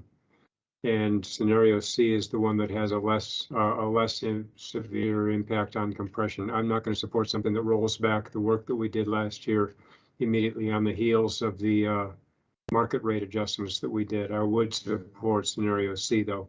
Secondly, I'm not going to support splitting out one labor group and setting up a specific compensation package for them. Fire is different. Communication workers work 12-hour shifts at the comm center. TPOA gets call-outs all the time. Ask me at frontline. Everyone has a different argument. But to have the city manager and our HR people trying to navigate multiple compensation packages depending on your labor group is going to be untenable, and I'm not going to support that at all. I would offer a substitute motion to simply move with scenario C.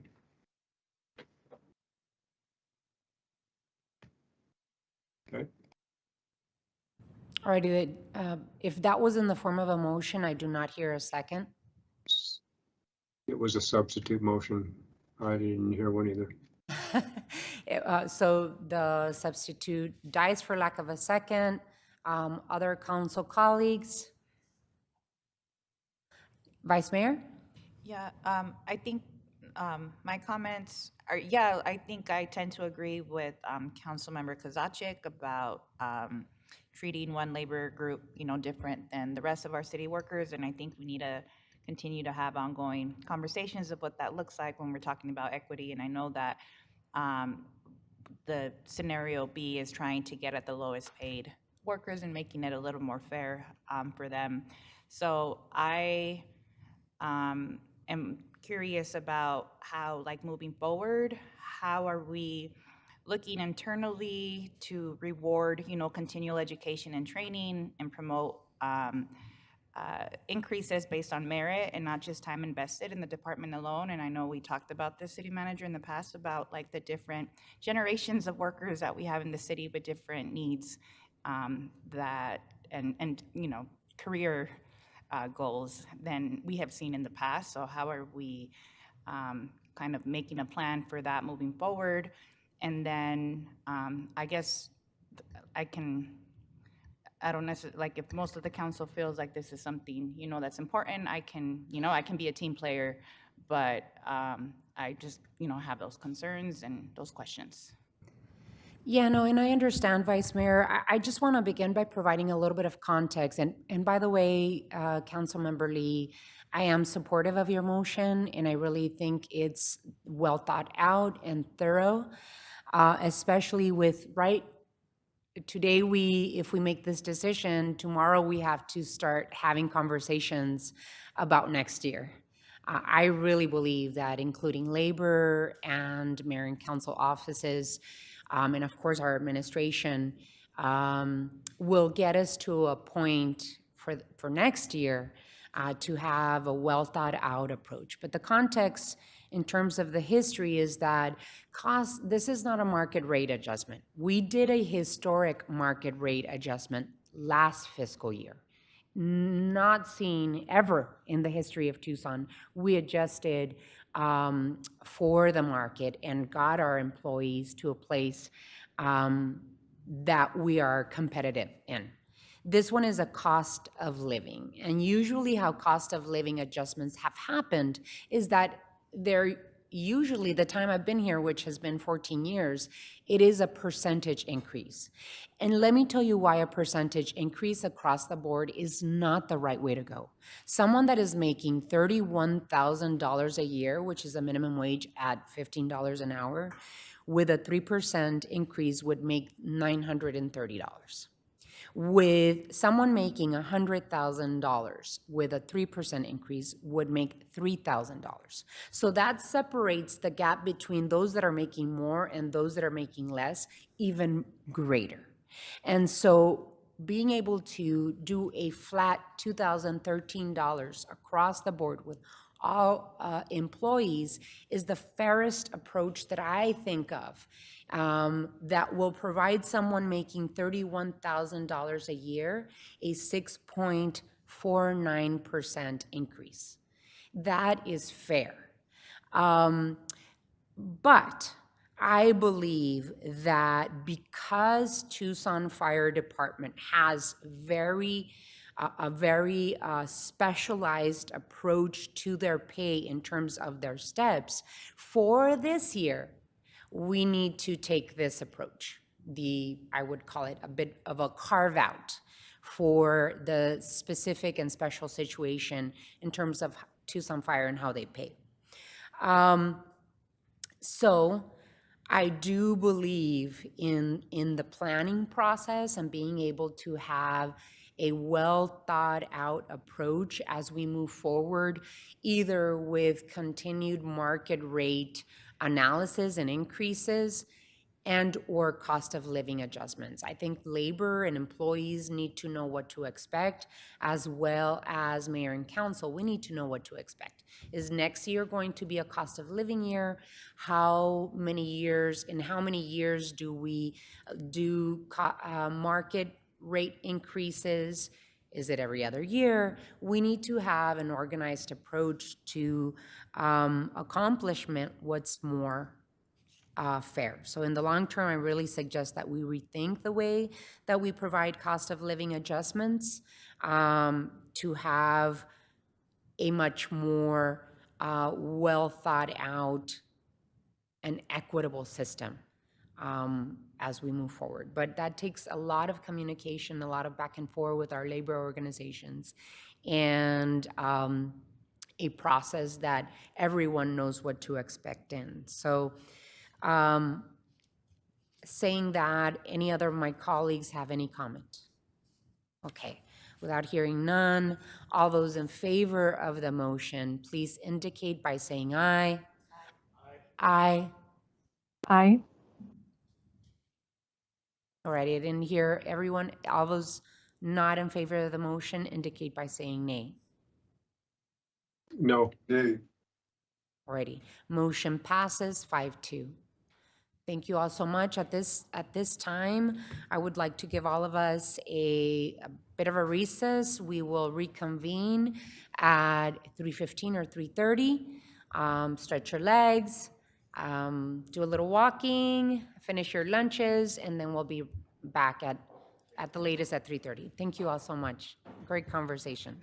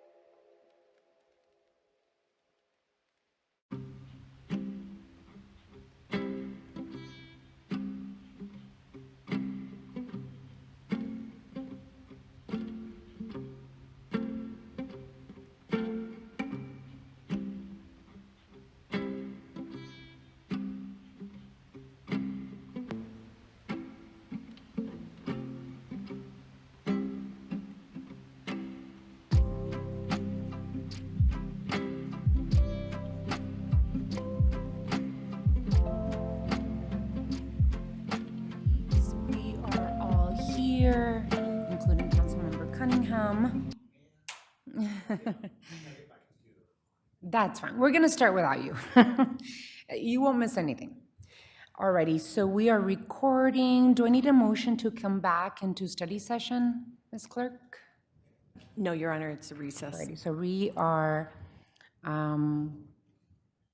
back in session. We are going to continue with item 8. This item has been continued at the request of staff. We are pushing it over to the study session of June 7th. This is the Thrive expansion is an item that I requested, and I think and this we can bring back June 7th. We're moving on to item 7. Time has been set aside for a presentation regarding a residential solar program for low-income residents. This item has been requested by Councilmember Dahl. So I'd like for Councilmember Dahl to start the item. Thank you, Madam Mayor. Earlier this spring, my staff and I met with Kevin Cook from TFS, Technicians for Sustainability, to learn more about their solar empowerment program. This program is in partnership with SERI, the Sonoran Environmental Research Institute, who currently administers the low-income water harvesting program for Tucson Water. The program's kind of similar to that program, in that qualifying residents can receive a grant and low-interest loan for residential solar installation.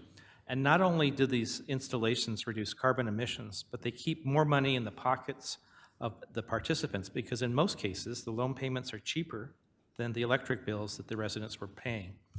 I was so impressed with this program that I asked Kevin to do a short presentation for Mayor, Council, and the public today. Thank you. This should be a virtual. He's on? Great. Kevin, take it away. Can you all hear me?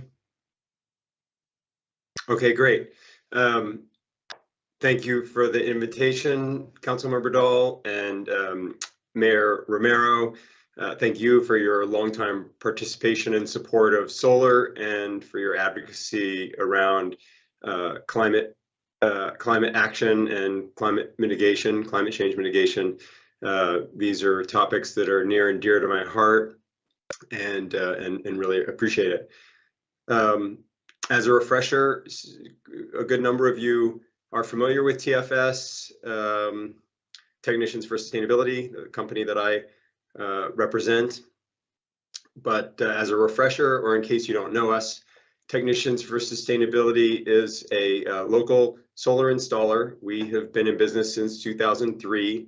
We started in the Dunbar Spring neighborhood, actually in my backyard, and have now grown into a 14,000 square foot warehouse in Ward 5 over on 19th, just east of Park. We're very excited to be over there. We are a worker-owned cooperative. There are 70 employees of the company, and of those 70, currently there are 23 owners, and we have 5 more that are looking to become owners in the next period here. Our mission as a company is to see Southern Arizona powered by 100% renewable energy.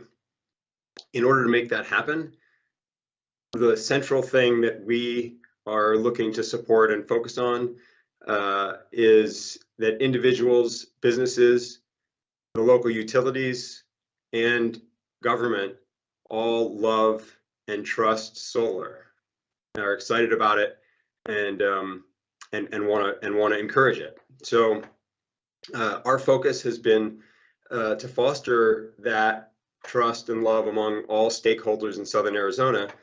And one of the stakeholders that's been most difficult to bring into adoption of solar has been lower income homeowners in the area. So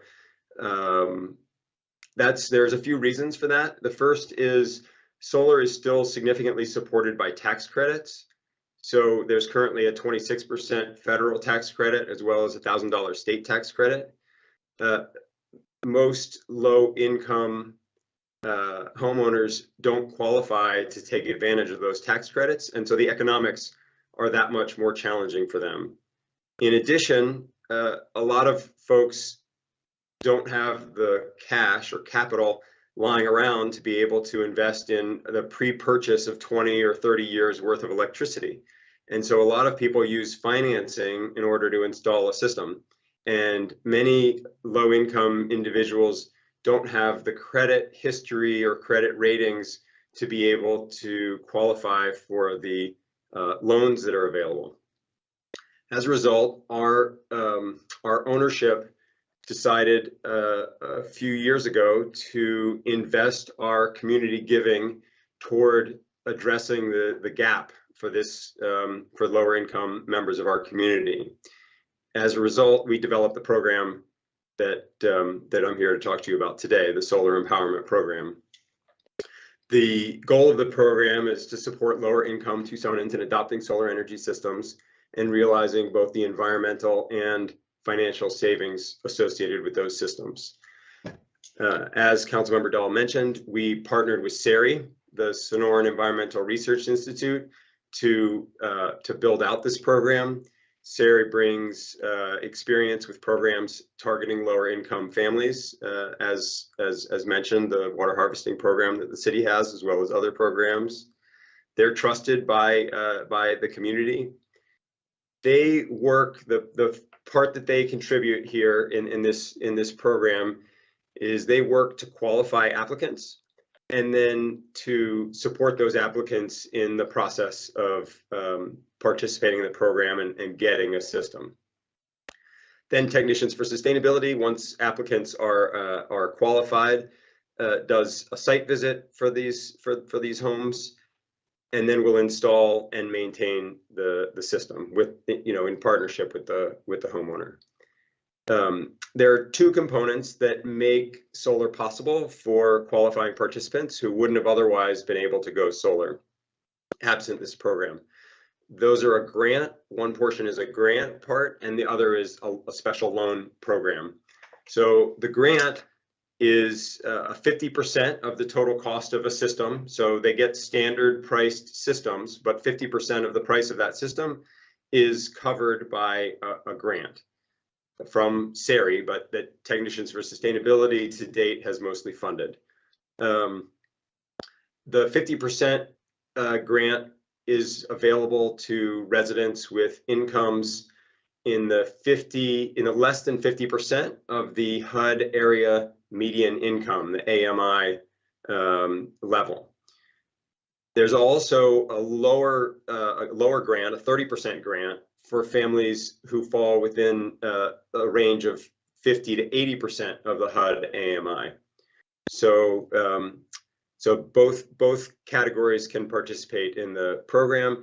The remainder, either 50% or 70% for the 50 to 80% HUD AMI group, the remainder can be funded through a loan. If a participant has the cash to put down, they are welcome to do that. But we've developed a special loan to go with this program that enables financing of that remaining portion with savings compared to with payments that realize savings compared to what they would be saving on their electric bill. So if, for example, they're going to save $80 on their electric bill, the loan payments, would likely be, $65 or $70. They could save $20 or so a month, pay off the loan over the course of 12 years, and then have the entire savings after that.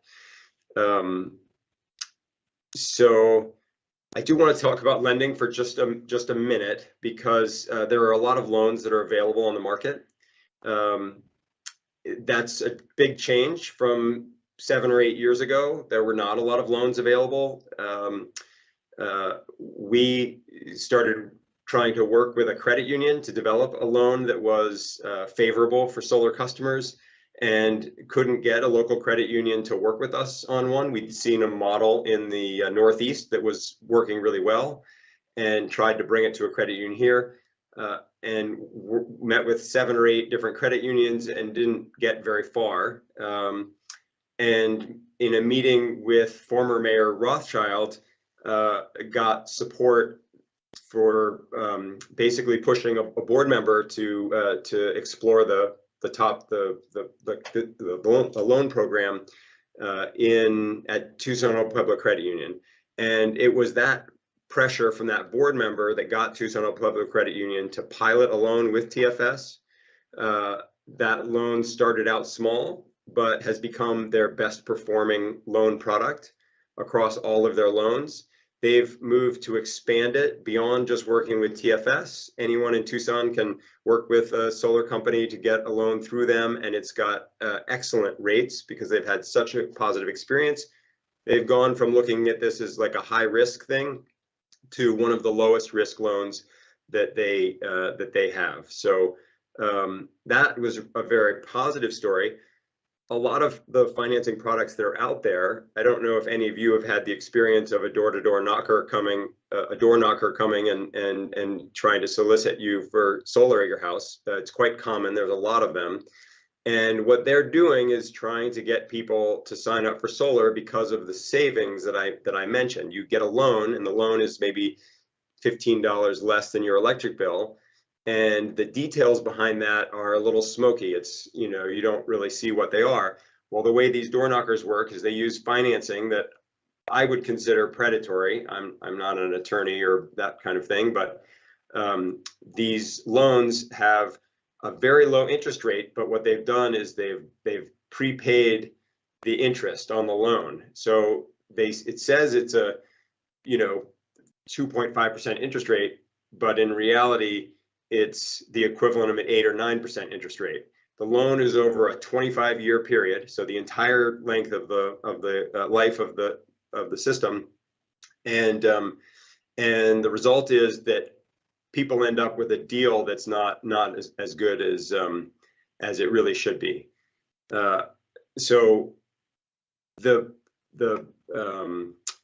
program, what we had to do with this program is a lot of these participants don't qualify for the loan from the credit unions.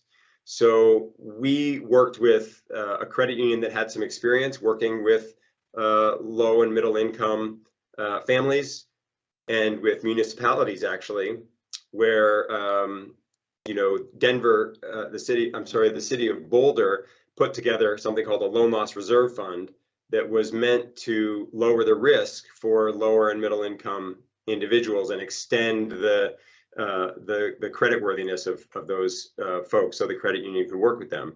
So we have stepped in and done that. We put down a loan loss reserve fund with that credit union for participants in this program so that they can qualify for the loan based on the fact that the pool of money that we have sitting aside in the credit union is available to cover any defaults.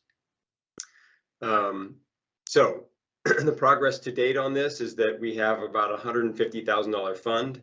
We expect that, of course, to fund about a little over twice that dollar amount of systems, somewhere between 20 and 25 systems. There are already 8 that are installed or in progress. And it began as a pilot program. We wanted to work through some of these issues around qualifying people for loans, getting loans, making sure that the process was all working properly, and feel good about that, and are now in a position that we're looking to expand this program and try to support more people in the lower and middle income areas getting access to installing solar. So that's what I had to share with you all today. Happy to take any questions. Thanks, Kevin. I'll start off with the first question. And I'm sure you've thought about this. How can the city of Tucson help amplify or expand this program? What would that look like? Yeah, well, there's two possibilities. The first one, and I think the one that would make the most sense in the current state of the program, would be to contribute additional funds to the deployment of additional systems. So, to help fund the SERI program would mean more people more than the 20 to 25 systems that can currently participate in the program. So that would be the first way, is just to increase the number of people who can participate. The second way is that the loan loss reserve fund that we've put in place is good for up to about 100 systems. After that, we will need to increase the loan loss reserve fund. And that's a way that, if the city were to put funds toward a loan loss reserve fund, that spreads the dollars a lot further because, $100,000 contribution facilitates more like 100 participants getting solar instead of 15. Thank you. That's the financial, those are the financial pieces. I would also say, I don't know, how this would work, but I'll just put it out there. The biggest support that this program and just that solar in general needs right now is for federal legislation to extend the tax credits. And to the extent that as local government, you have a voice in that would be listened to by our national representatives, using that voice to request that they make that extension happen would have a huge impact right now on future solar adoption. Thank you, Kevin. I just wanted to congratulate Technicians for Sustainability for their continued work in the city of Tucson.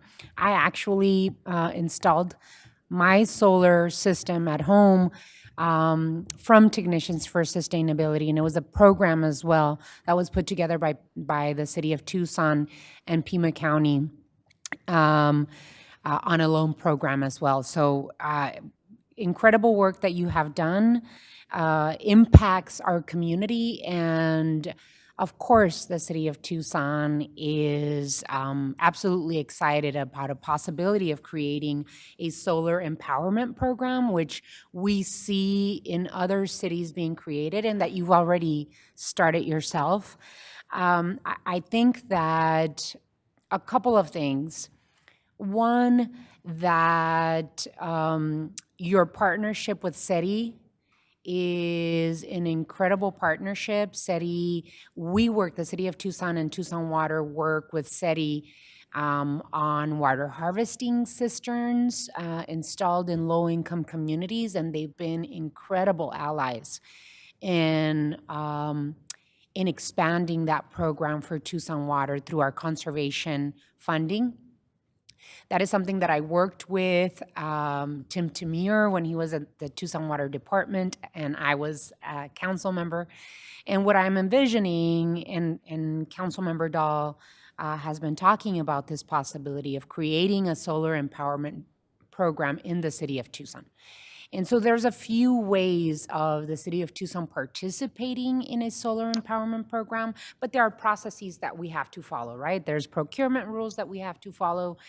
So we can't say we need, we're going to work with Technicians for Sustainability because there's procurement rules and procedures. But I believe in what Councilmember Dahl is trying to do is that we start a conversation as mayor and council in terms of policy in creating a solar empowerment program specifically designed for low-income communities that can't afford to purchase their own solar systems, and that it's good for the environment and it is good for their pocketbook. I have been advocating as a climate mayor with other climate mayors throughout the country that the federal government, Congress, designate additional funds for our environmental, what's the program called, Shirley? Our environmental energy efficiency block grants.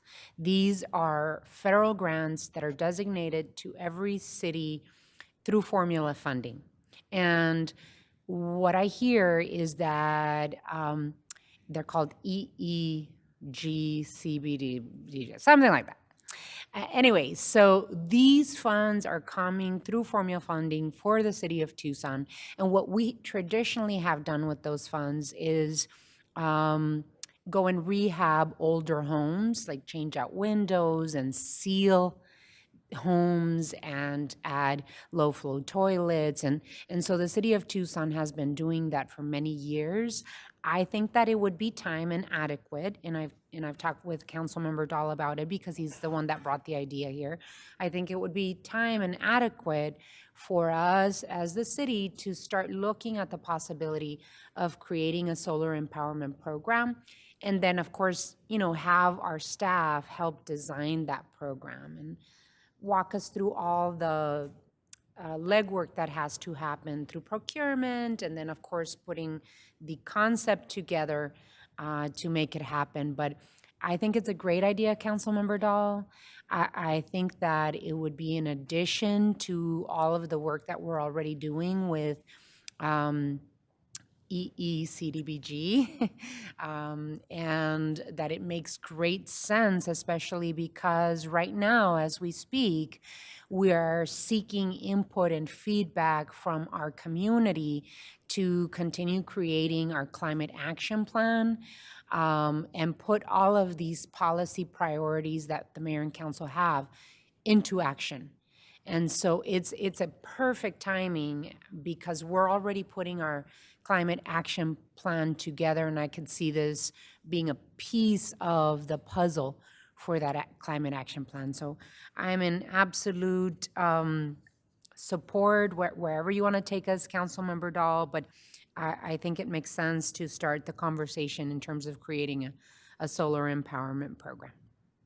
Thank you, Mayor. I agree. And to that end, I move to direct the city manager to come back in 90 days or less with recommendations on how to begin this solar empowerment program, perhaps with pilot projects, preparing ourselves to get huge amounts of money from the feds. That's not part of the motion. Second. There is a motion and a second. Mr. Ortega. Mayor, Councilmember Dahl, I would ask that you might consider 120 days. 90 days puts us into August. We only have one meeting then, and it might make it tough. I thought we had 2 meetings, no? We have 2 Yeah, meetings. but I think we're going to be dealing with the budget as my concern. I'm glad. So if you don't 120 mind, days that is would be fine. helpful Yeah. for us. Thank you, Mayor. So just to clarify, come back in 120 days As the with, seconder, I accept that amendment. okay. Any additional comments? Kevin, you have, not the council member, but Kevin Cook, you have your hand up? Yeah, I just want to, for the staff's consideration, the SERI program, and Mayor Romero, just to address a point you brought up, the SERI program that we've created, we of course built for our purposes, and it completely makes sense that the city wouldn't be able to fund a program that would simply deliver work to one contractor without some procurement process. We're attached to that program being usable for us, where we put our money in and we get to install those systems. But for other people who fund that program, we're happy for the program to work in a way that supports solar adoption for this community, regardless of who does the installation. I don't know if that's clear, but just in terms of the staff building out a program, if you want to work with SERI to build out and copy or use some portion of this program, we don't want to stand in the way of that. We want to support it, actually. Thank you, Kevin. I appreciate that. I think that it would be appropriate to attach to the solar empowerment program that we're, looking towards helping create, that it is, that hopefully we can use local companies in terms of outreach and engagement, and of course, local companies like Technicians for Sustainability would be absolutely part of the equation. You're the ones that created this program, so I imagine that our staff will, have a conversation with you about how you do it, and then, of course, with the expertise within our housing community development or any other department in the city of Tucson, we could think through the process of creating a solar empowerment program. But I would want to make sure that we're also targeting in the program, that we're also targeting our low-income community, our most vulnerable community, our seniors that can and want to stay home. That's what I imagine. I'll accept you'd that like friendly to- amendment, local companies and targeting low income and vulnerable vulnerable homeowners. communities, yeah. Yeah. And that's what we'd like to see in the program as we move it forward. So Vice Mayor Santa Cruz, and then I see Councilmember Fimbres' hand up.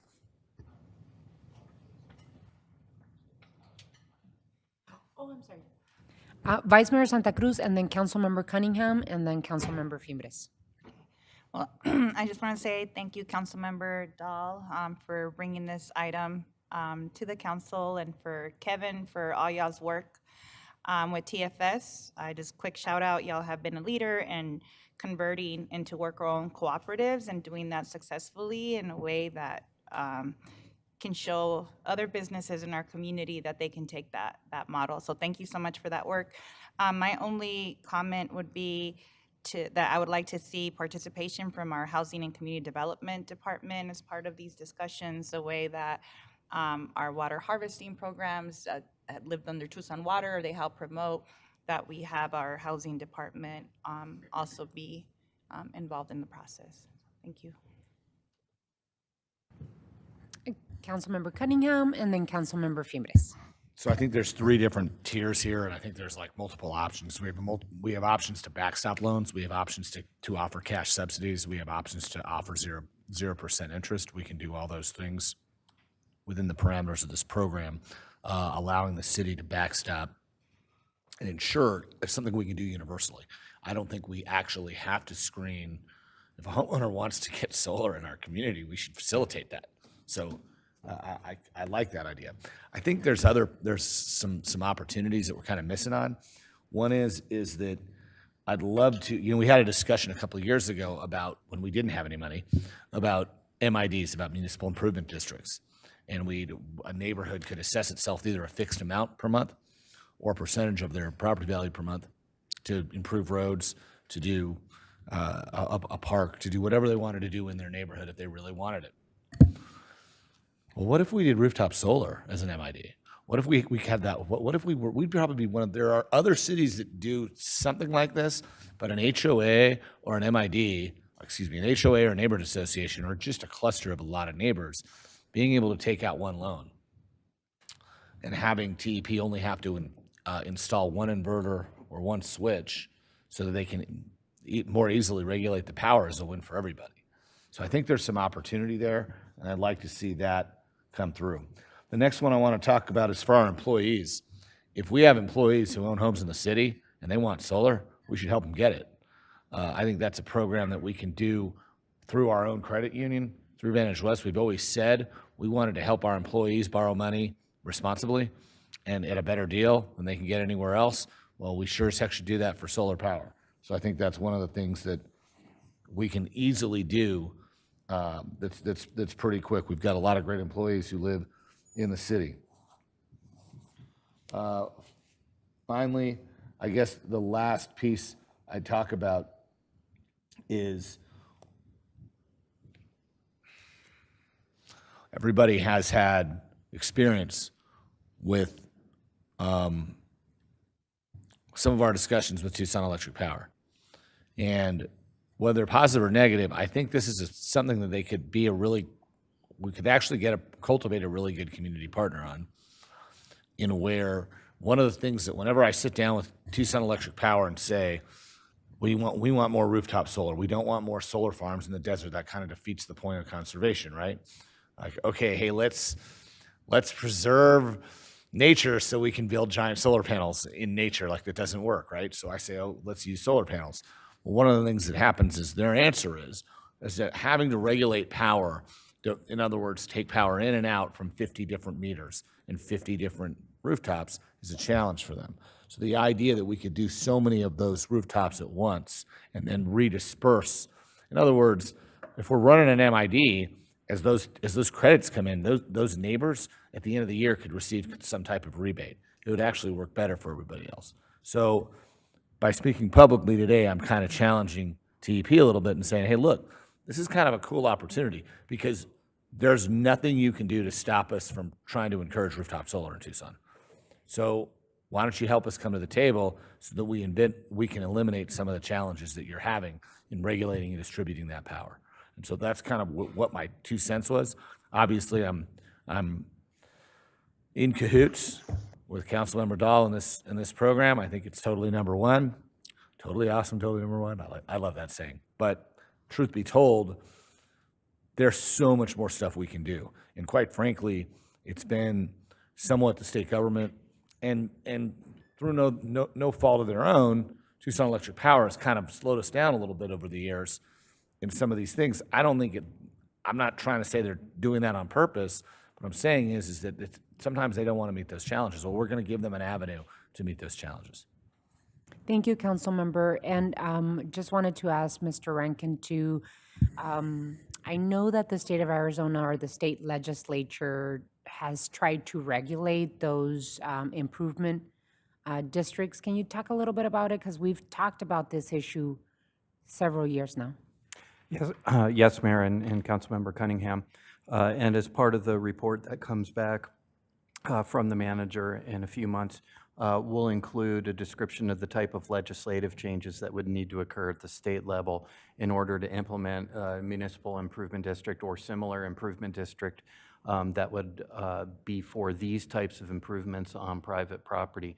The idea, as Councilmember Cunningham was mentioning, has come up before, and there were even some bills that were put together to try and change Arizona law to allow for that type of model to be used, but it hasn't become reality yet.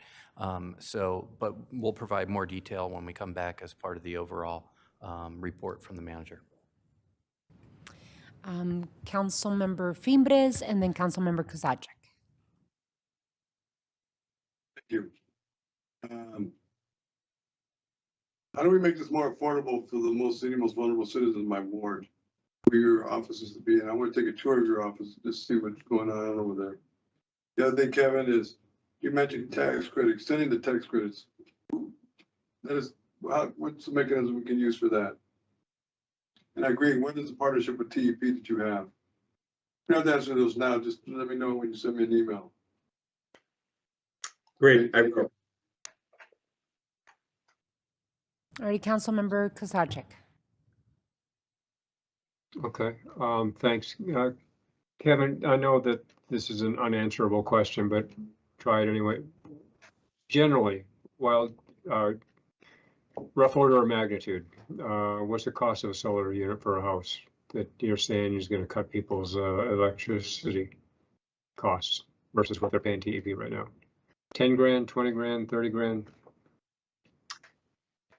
Yes, it really ranges widely. The program, the 8 participants that so far have participated in this program have had an average system size of about 5.5 kilowatts is the rating. You can forget about that. It's about $85 a month in savings. That's a more tangible number. And the investment on that system is about $15,000. Okay, all right, that's We have a lot of clients who are installing systems these days that they need a 3 kilowatt system and it's $10,000. Many people, that's a perfectly good system for them. We have a lot of other clients who are using a lot more electricity than we used to in the past, who we're selling $20,000, $30,000, $40,000 systems to. But the average is going to be somewhere in that $15,000 to $20,000 range. Okay, and that's fair. So I can imagine that for a lot of the folks that we're talking about and trying to roll into this program, that's going to be a barrier to entry. And so getting the low to no interest loan, getting some sort of participation up front to help people over that stumbling block is really going to be an important piece. Is this just for owner occupied? Are you? This program is, yes. Are there similar opportunities for rentals for multifamily?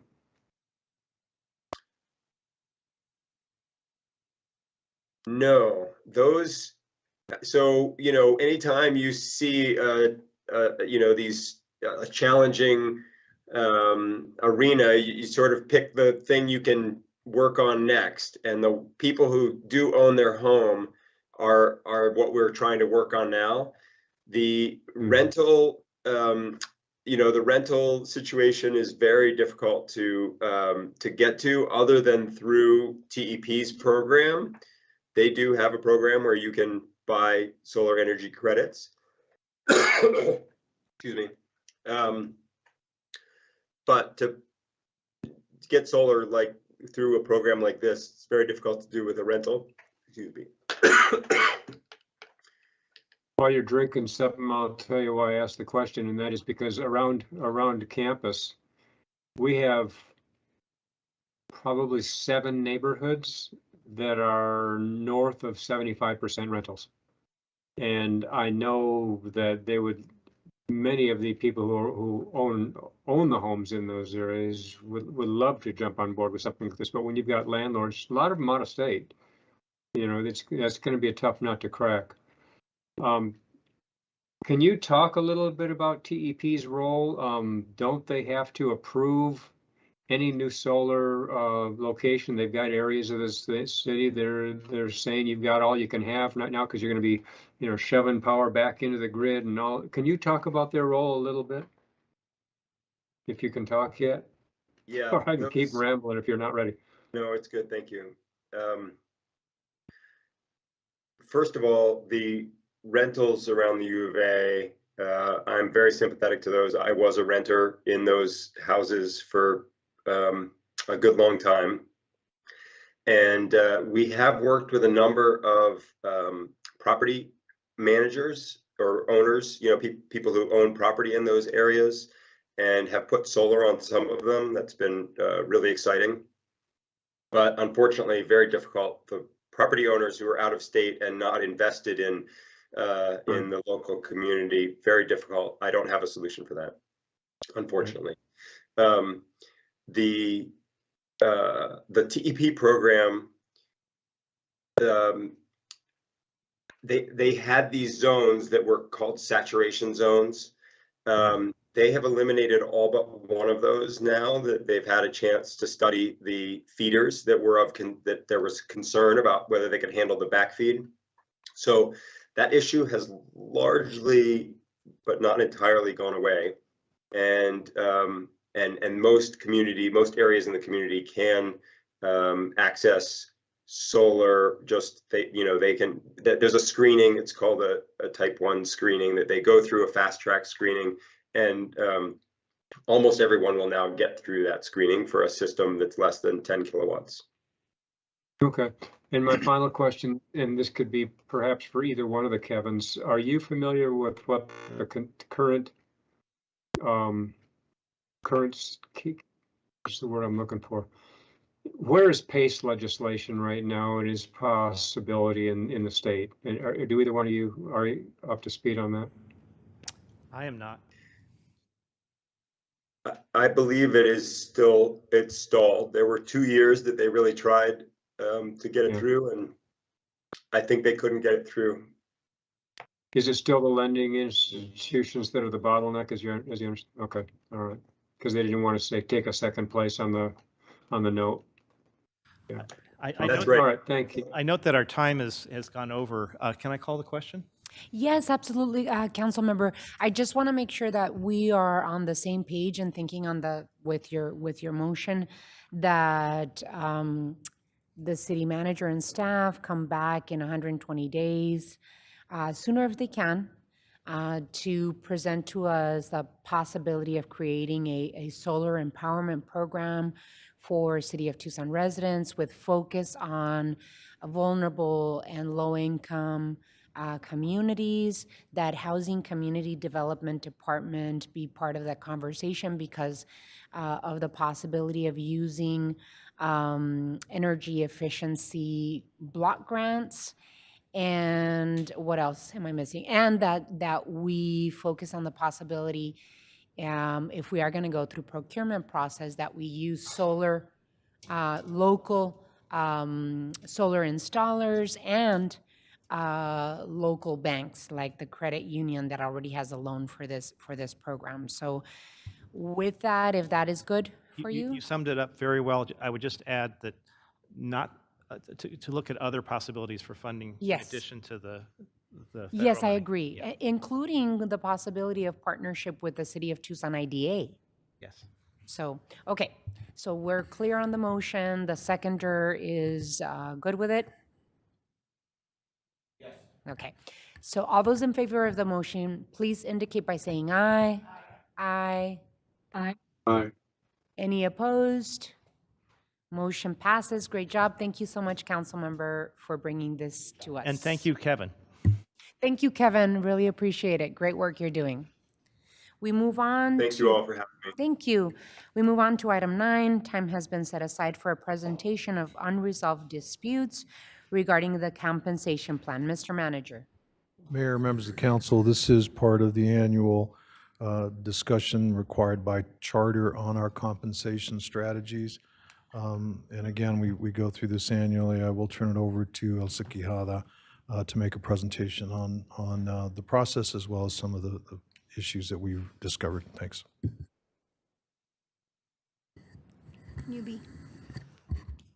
Good afternoon, Honorable Mayor, members of the council. As you all know, a recommendation for a comp plan was made before you on May 3rd.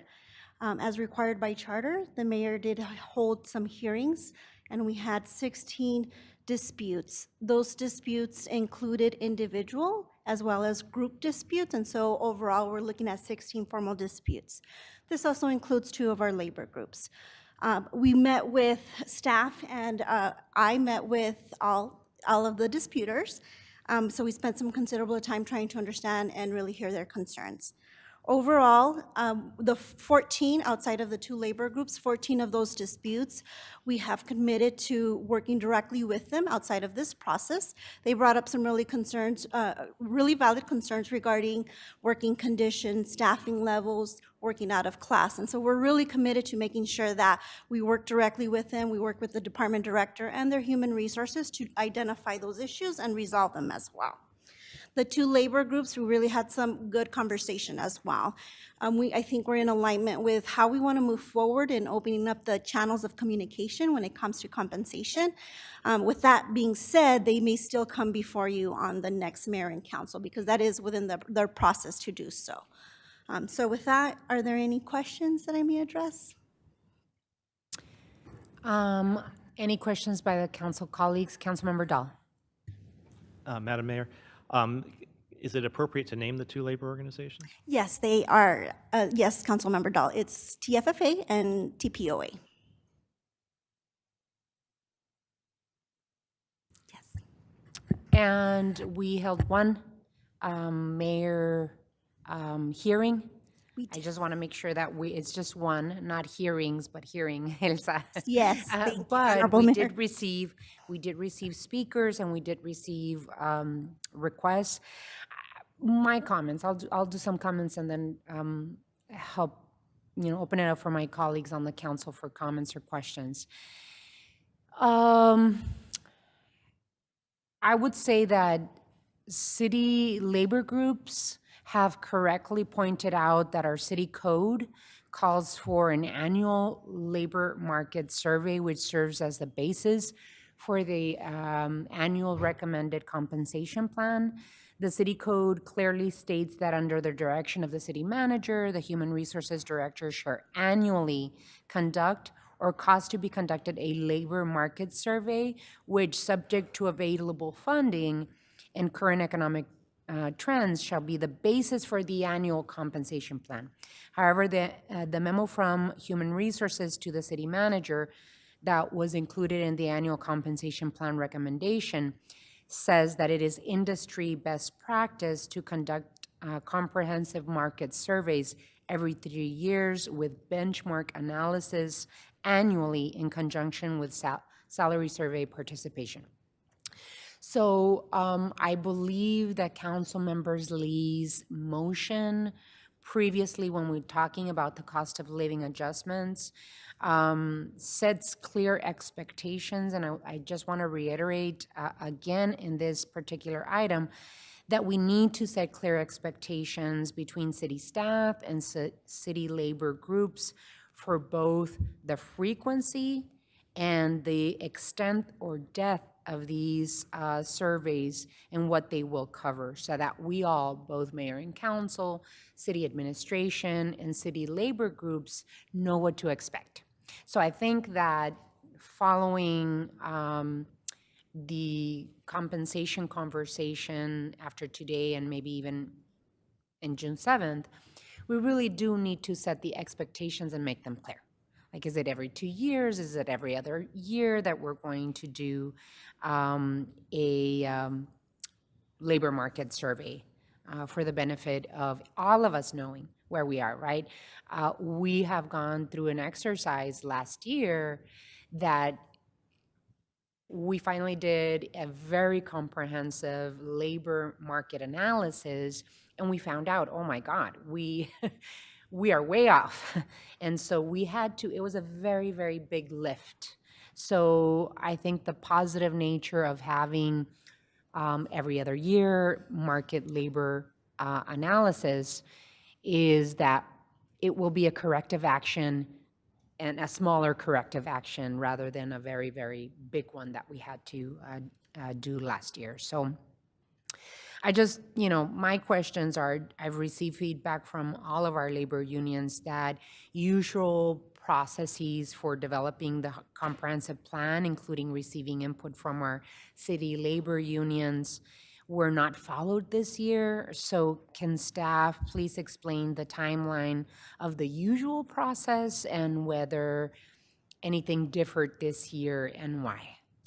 Thank you, Honorable Mayor, members of the council. There was a lot of moving parts this year. There's no excuse for not to follow ordinance, charter, and so on. So our initial recommendation to the city manager was, let's not move the pay structures because we are working on a comprehensive structure for the future.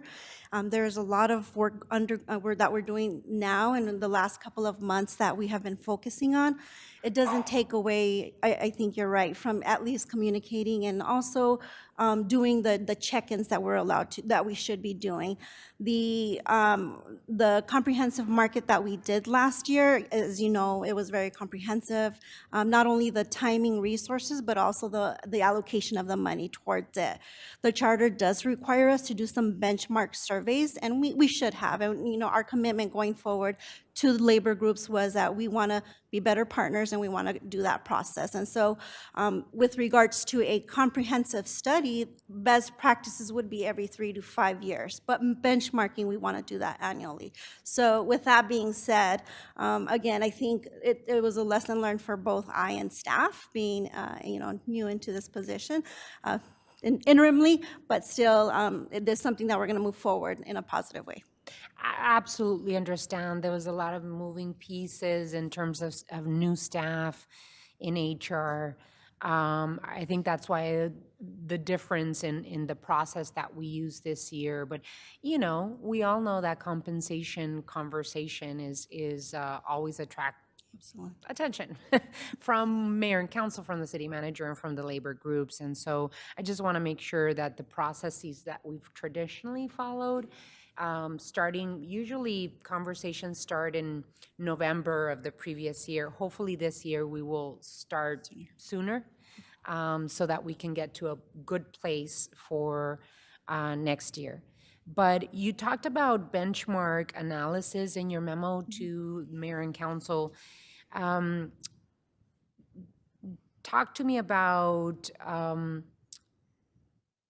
what data analysis we did or what benchmark analysis we did, and how do we do those spot checks? How do you make the decisions on, okay, we have to do benchmark analysis and spot checks in certain places? So that's part of the compensation philosophy that we're going to develop and that we're starting to work on. So for example, we still have some disputes that are unresolved in regards to market from last year.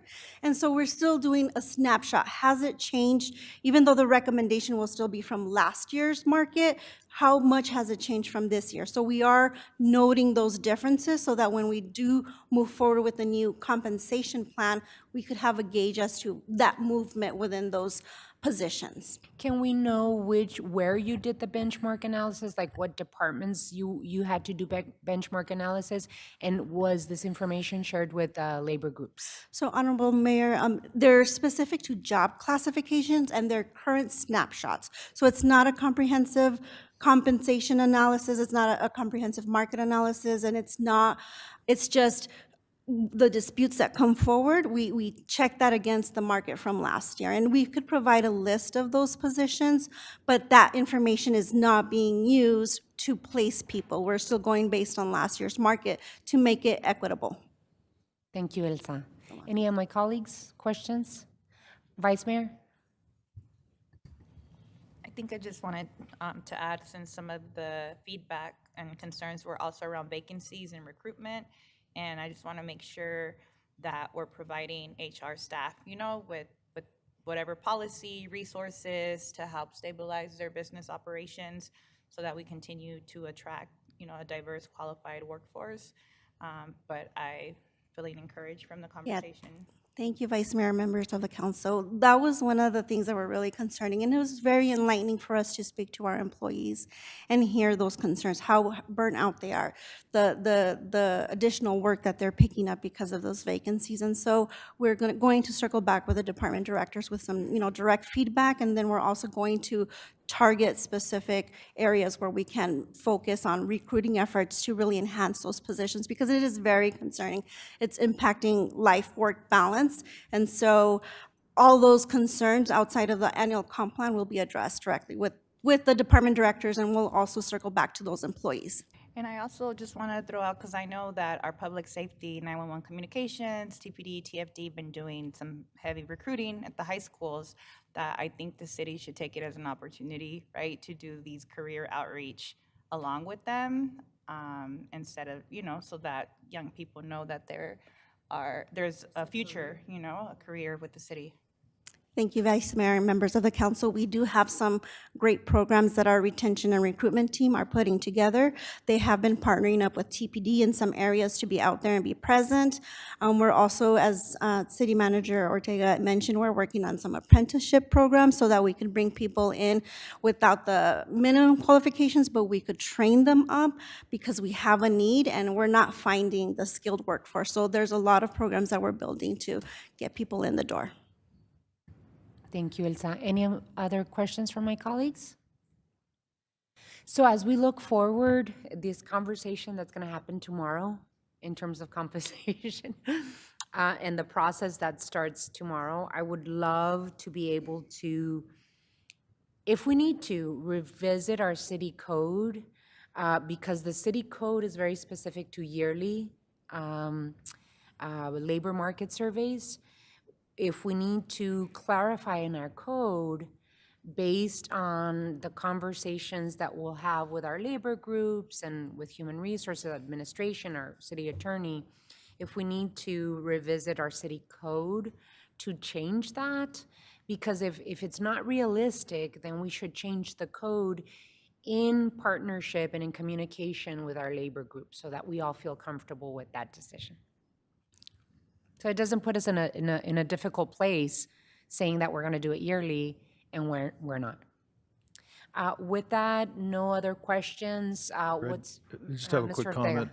So a couple things. One, I keep hearing the questions about our recruitment and retention, which are different, and strategies. I think what would be of value, as quickly as I can find some time on a future study session, is to really get into detail with that, because I think it'd be important. I have a meeting tomorrow with Superintendent Steve Holmes. We're going to take a tour of Desert View High School and their tech program, because it's not just about those specific areas, but really making sure that we are reaching into that level, if you will, those opportunities to explore and help them explore some career opportunities. But we can give you an update. I think that would be helpful. The other thing I will mention to you is annually is too much to do an exhaustive analysis of the market. However, benchmarks and going through specific and targeted areas is totally appropriate. And as you remember from my recommended budget, I do have some dollars that I've put towards that and I have available. How we deal with that during the year is, quite frankly, almost a case by case based on where we have trouble with some retention issues and or recruitment. And so I just want to reassure you that we are on it and we'll make sure that there's clarity. And I like the term expectations because I think that you can read the same document and have different expectations. So we'll clarify that, Mayor. Thank you. Can you visit with the swim coach while you're there too and see if he's got any kids that want to be lifeguards? Thank you, Councilmember. Councilmember Kozachik? Yeah, if you're visiting and doing tours for feeder groups, and you haven't been to the JTED facility out in Ward 5, you really ought to check that out. It's an excellent program and can be a really valuable source of recruits.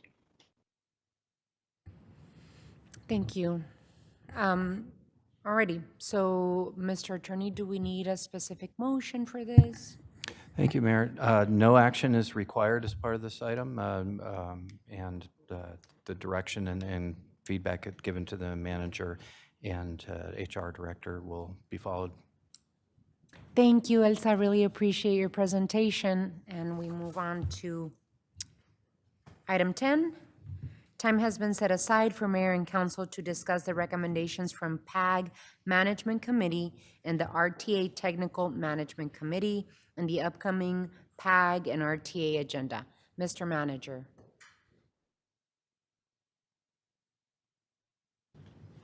Thank you, Mayor.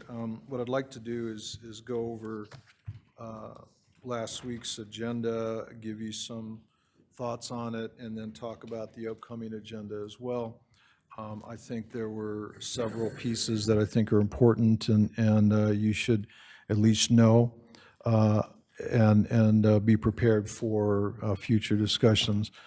So first of all, on the RTA, the Technical Management Committee, as you know, I'm a member of that. I'm the representative. We do have two current representatives, Sam Credio, Director of DTM, the new Director of DTM. He's still not been here 6 months yet, so we're going to keep calling him new. And myself, we're going to be having conversation about what the chemistry of that group looks like based on some direction from the regional board. So the first item was review and discussion of the RTA performance audit recommendations. I'll let you look at the materials on that. It was a good audit. Basically shows that there has been delivery of the program to this point.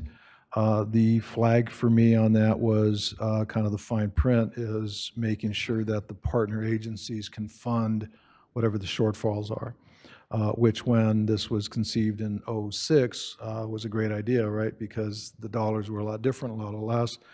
Today we see significant increases in cost for the delivery of the program. And again, the focus is really the delivery of the program. The next item was how do we complete the RTA projects and the budget or the dollars around that. And I really delved into some of the conversations around that. I think that what's important ultimately is delivery of the program. And if you remember, I'm going to say 4 or 5 years ago now, when we had invited the executive director of the RTA to come and address the council was very clear in its concern about the RTA's ability to deliver the program.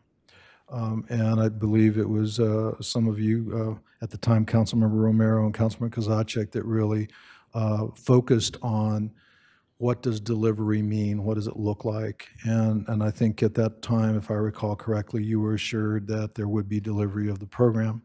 What I've since found is I think the spirit and intent of that on your end was full delivery of the program, and the commentary was we at RTA are going to deliver to the ballot amount.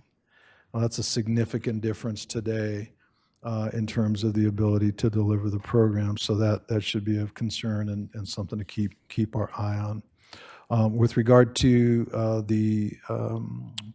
I'll call it the project prioritization and plan development, I think there has been a discussion about how the TMC would work on prioritization of the member agency projects, as well as the projects for RTA Next for the entirety of the region.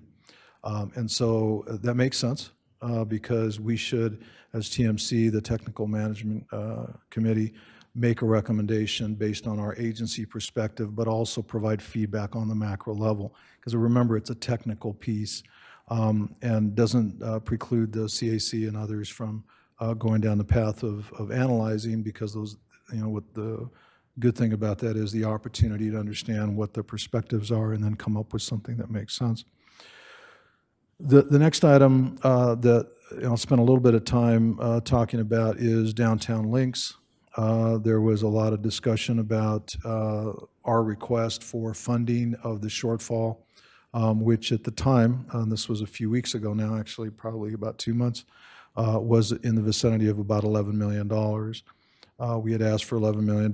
We received a response that said that the amount was, the full 11 million was ineligible, and so they asked, or they basically made a recommendation to the RTA board for 9 million and 9 and change as funding as being eligible. Subsequent to that, we challenged that and said that we were concerned about some of the issues that they were considering to be ineligible. And without delving into the detail, this is the magnitude of the concern that I have voiced at the TMC multiple times. And I want you to know where my head is anyway with regard to some of these things and make sure we're all on the same page. So delivery of the program is the key piece. And I probably said that 30 times during the meeting. I will say that many more times yet before the program is fully delivered. But what does that mean? And part of the challenge is we go through a project like Downtown Links, and we go through an exhaustive public participation process. And we are basically told by the neighborhoods of which we're building these roadways through that we need mitigation measures.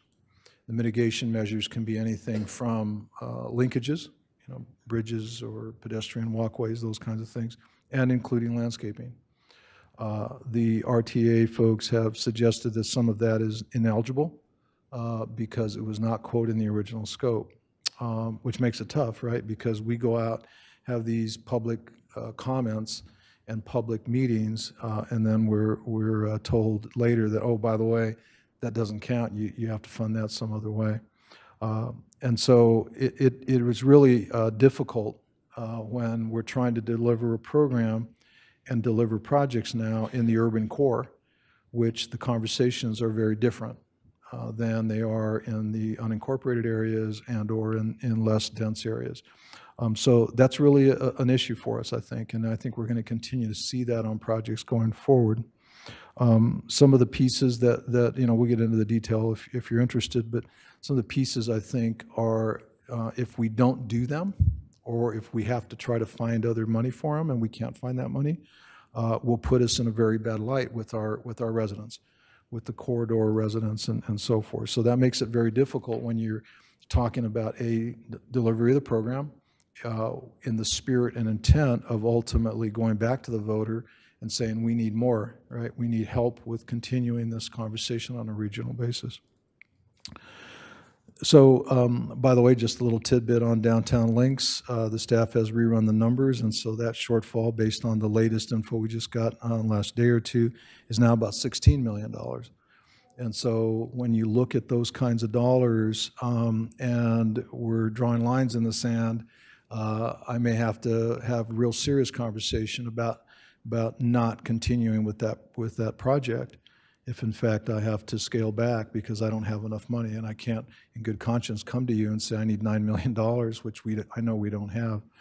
So those are the kinds of issues that we're facing at this point just on that one project.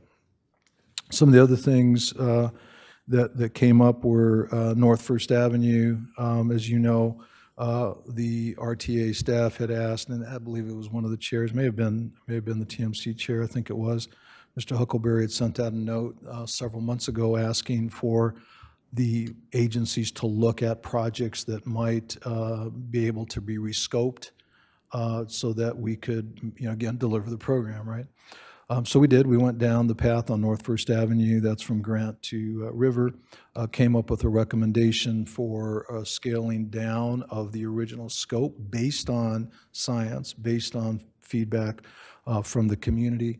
Went down that path, and then the task force that reviewed that came back and made a recommendation. They agreed with everything that we had done, but they suggested that the scope was of concern to them and that we should consider maybe going back to the voter in RTA next.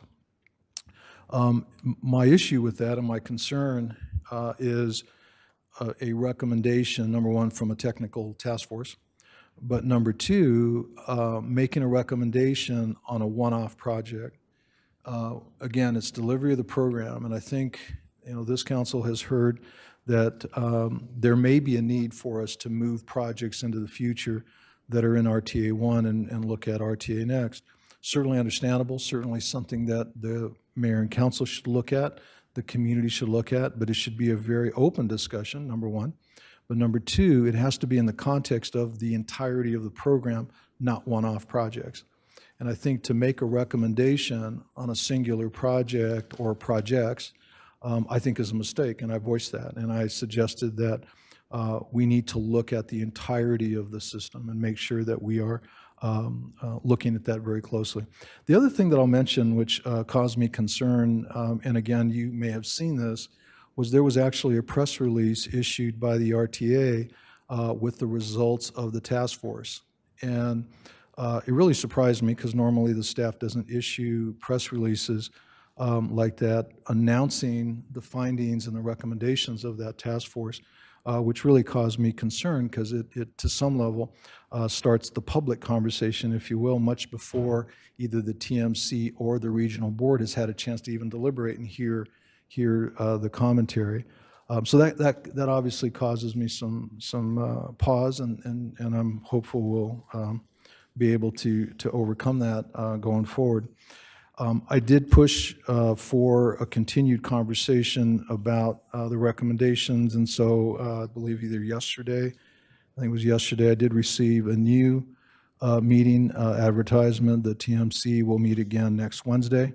And again, some of the same projects are on. Going back to Downtown Links was advertised as a discussion only, not a recommendation. And so I challenged that and said I understood that or at least one of the members did, that the recommendation or the request from the RTA board was to have a recommendation from the TMC. And so that didn't happen. So there was some challenges there. So the TMC meeting on the 25th now has that on the agenda for action, if you will, or direction, considering some of that. The pieces that are difficult, though, with the TMC coming up there are additional projects that are on the agenda for consideration. 22nd Street, Phase 3, which is I-10 to Keno, and Houghton Road north of Broadway. The difficulty with that is that those have not gone through the task force for review. And so that's going to be a conversation we're going to need to have with regard to that. And maybe I missed that. Maybe I didn't understand when those went to the task force, but we're certainly going to be taking a look at it. So I wanted to make sure you knew some of the detail of that, and I don't mean to get so long-winded on it, just so that you understand my focal point as your representative on the TMC, and Mayor, I know you're on the RTA board, is all about delivery of the program. But delivery of the program, much like we saw in 409, 407, 101, and yesterday with 411, or the other day, I guess, the day before, is delivery. We say we're going to do something, we do it, and not split hairs and get cute with stuff, but really go after how we're going to show and demonstrate to the voter that they should have confidence in us. And it's difficult when these pieces are out there and it's like, well, no, that's a responsibility of the agency or of the city, and sorry, I don't know what to tell you. So I'm concerned about this. I wanted to make sure you heard this today. Happy to answer questions, and we can share with you, Sam was there as well, and we can share with you our notes With this, I will report back to you. There will not be, I don't think, another meeting of the council before the next board meeting, but I will report back to you in writing before the RTA board meeting, which I believe is the 2nd, because our next meeting will be the 7th, and I can report more fully at that time. Mayor, happy to answer questions. Thank you, Mr. Manager. I do see Councilmember Kozachek's hand up, and then Councilmember Dahl, and then after that, the Vice Mayor. Okay, thank you. Well, I hope they're watching this. When they took their vote on January 27th to effectively keep us at the table, a part of their motion was to identify the proposed plan and funding to complete the projects as a part of the original RTA. That was never represented either in spirit or in letter as being, oh, and by the way, the $2,006, if they're not there, we're going to shift the burden over to the local jurisdictions. That was, if that had been said, I guarantee you that the conversation at our table on February 1st would have been fundamentally different than what it was. In their own bylaws, I'm going to read it to you, Mike, because I'm just really tired of having these guys come back and say that the RTA policy is that inflation's not a part of the conversation. Their own policy says inflation will occur throughout the life of the RTA plan. The original project budgets listed in the 2006 list were expressed in 2006 dollars. The annual update of the projects will require that the project budgets be adjusted to account for the past year's inflation. That's their policy. I might have been reading a different audit than you because I didn't think it was covered. It was hidden in the fine print where they were dancing around the their responsibility to cover RTA, to cover inflation dollars. They came right out in chapter 2 of that audit and said the RTA plan approved by the voters acknowledge that cost increases due to inflation will change, and that's the responsibility of local jurisdictions. The sad fact for these guys is that they have been paying for scope increases and cost increases for other jurisdictions. They did it for Marana. They used ADOT dollars. They used RTA Project 42 funds to pay for scope increases that increased the cost of projects. On First Avenue, we're talking about decreasing the cost of the project, and they're saying we have to push that back to the voters. They do that for First Avenue. They do it for Grant phases 5 and 6. They do it for the rest of the projects that we've got that are unfunded right now. Then they have effectively leveraged us into having to support RTA Next in order to get our projects funded, and that's a complete non-starter for me. Also from the RTA audit, they say 11 roadway projects, quote, may not be completed as planned. And they've got First Avenue and Grant Road listed on there. It's interesting that they also have the county's portion of First Avenue that goes from Orange Grove to Ina. The county wrote them a letter saying you should eliminate that project, completely eliminate the project. Trying to help them find dollars to fund their own, fund these shortfalls. In addition, in this performance audit, they talk about having to update their administrative code. We don't have any idea who's going to be writing those changes to their administrative code. And the administrative code, by the way, to talk about non-RTA funding to complete these projects, which is to say our nickel. So they're going to want to go in now and rewrite their administrative code to shift the burden over to us. We don't know who's going to change it. And when they voted on January 27th to keep us at the table, funding our projects was clearly a part of that motion. And Ted Maxwell was very clear in saying we're going to act in good faith and make sure that you guys are taken care of. And anything we can't fund, with inflation included, might have to go to RTA Next. But we will guarantee you that you're in the front of the line, full funding, and it's not going to count against your next project allocation. They also have in the report that you've given to us $0 included for safety for transit in the city of Tucson. They do have money allocated in the non-urbanized areas, but for the city of Tucson, $0 for for our safety project, our safety concerns for transit. We did add 10 new members to the Citizens Advisory Committee. Those 10 new members right now are being told basically that the project list is completed, our priorities are completed.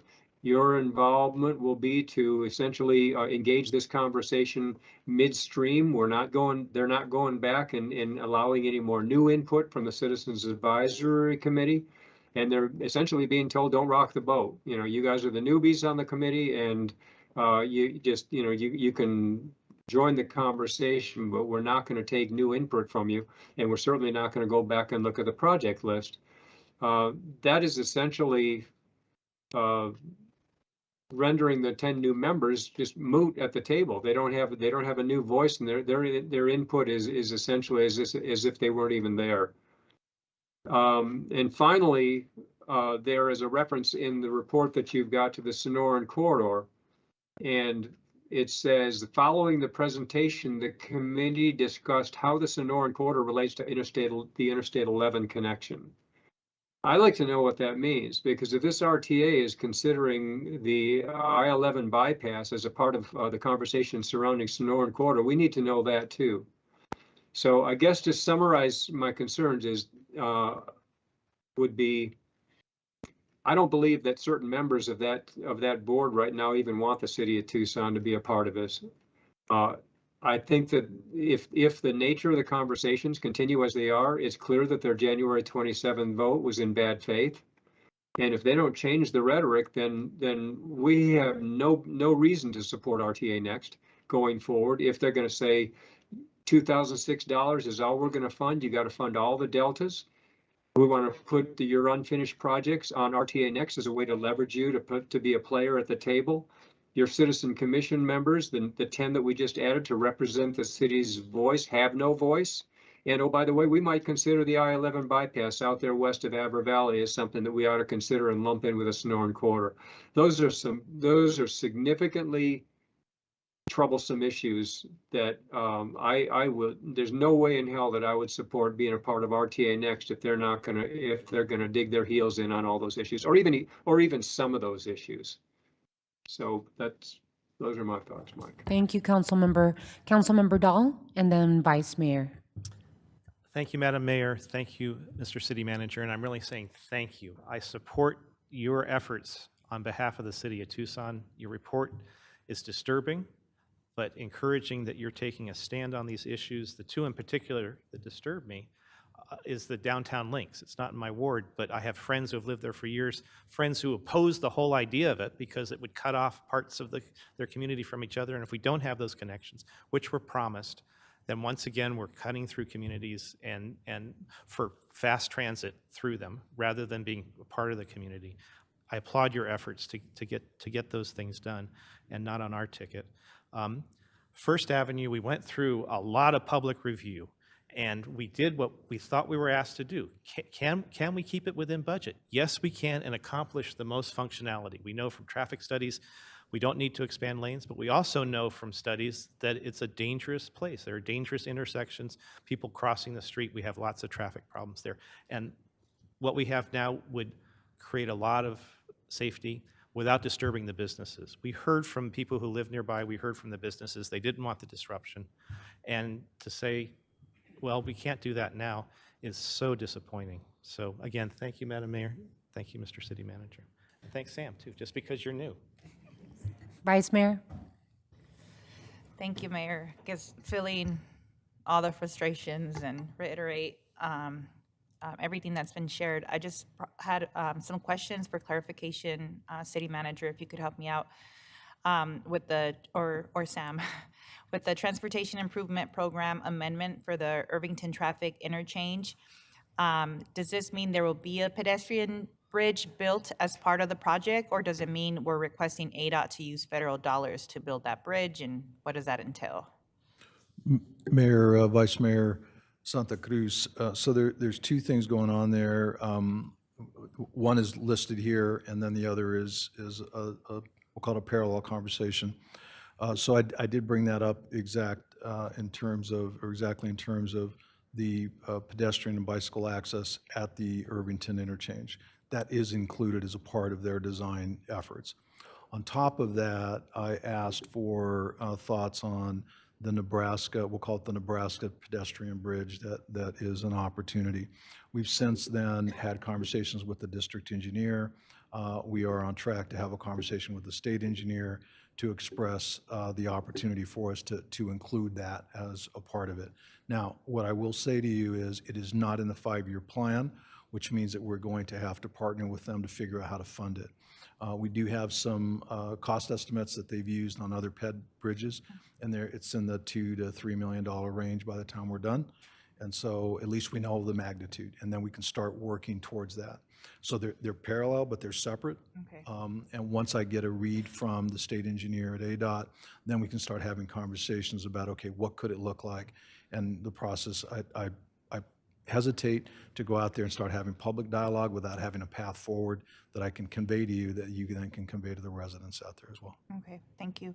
The next question is around the transit increase from 18 million to 22 million, and what does that funding increase entail? Mayor, Vice Mayor, I'm going to have to get back to you on that. I know that there was some conversation on that, but I didn't focus on that, so let me do a little more research on that. Okay, thank you. And then, lastly, you shared a little bit with Downtown Links and with the allocation that they are way underfunding us.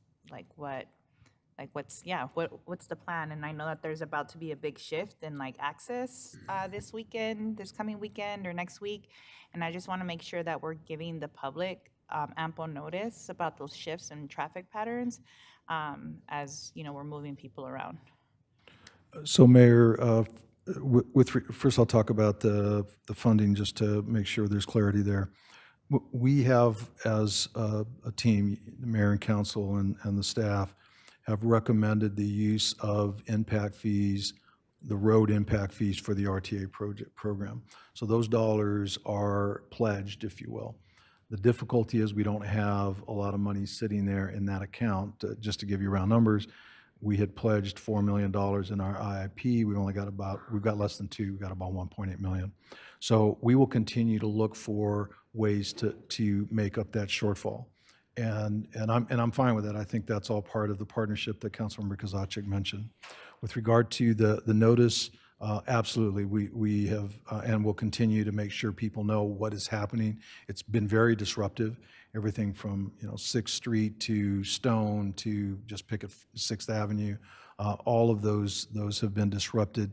We're going above and beyond trying to let people know. But if you know of some challenges where people are not aware of it, please let us know, and we'll put some focused effort on that. That the office will be, getting a lot of requests, but I know it's always challenging working with ADOT, but as we're moving more traffic off of 6 to Speedway, that maybe we consider turning one of those east-west connections to 2 left turns as people are traveling west to get on the freeway at Speedway, because it gets really backed up. And so with added cars being moved from 6 to Speedway, I think that might be helpful if that's a possibility. But just, to reiterate around Downtown Links that we can't not deliver, on what we promise people, because like you said, Councilmember Dahl, I would say most of the people I know did not want that project to happen to begin with, and that making sure that those connections for other modes of transportation were part of the project is kind of what was like, all right, that's a middle ground. And to kind of throw those out at the 11th hour saying that that's not within scope after 10 years of community engagement on this project, to all of a sudden, just to not have to pay for it is frustrating, and really whatever strand of hope, we had in the RTA puts us in a really difficult position. Any others? RTA board. I just want to piggyback on that. I'm sorry. I just want to share this information. The next PAG RTA board meeting is June 2nd. So we do have the opportunity to make sure that you all give input to the city manager and to me as your representative at the PAG RTA. I know that other colleagues on the RTA board are asking questions about, how is it that either our RTA chair or the executive director get to change rules midway? And so we're asking for clarity as to how are these rules changed midway when all other projects were treated differently and all other jurisdictions were treated differently.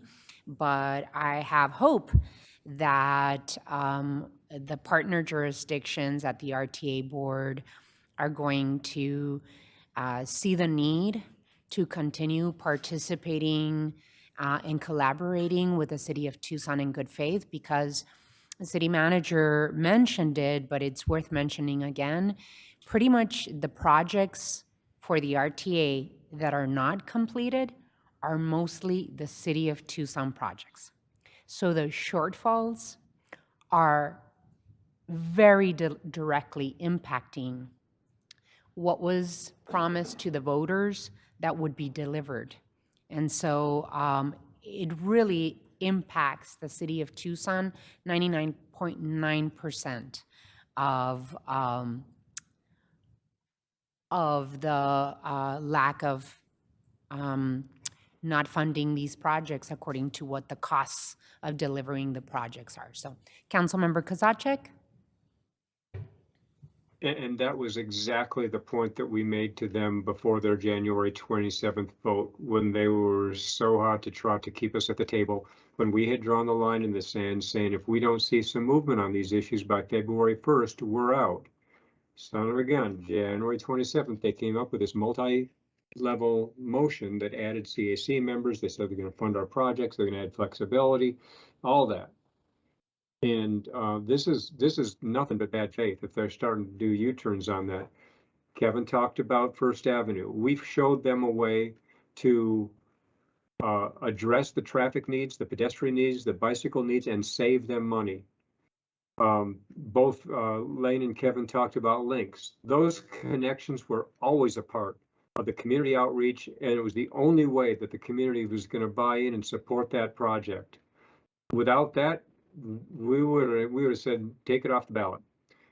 Grant Road, we've done the west end, we're doing the east end right now, and they have got this donut hole right in the middle around the Campbell Grant area that they're saying, we haven't got the funds for it.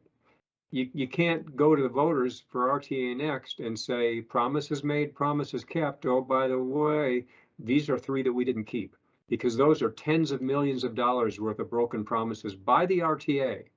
And they need to own that in their technical management committee, the board, and this subcommittee that Farhad formed.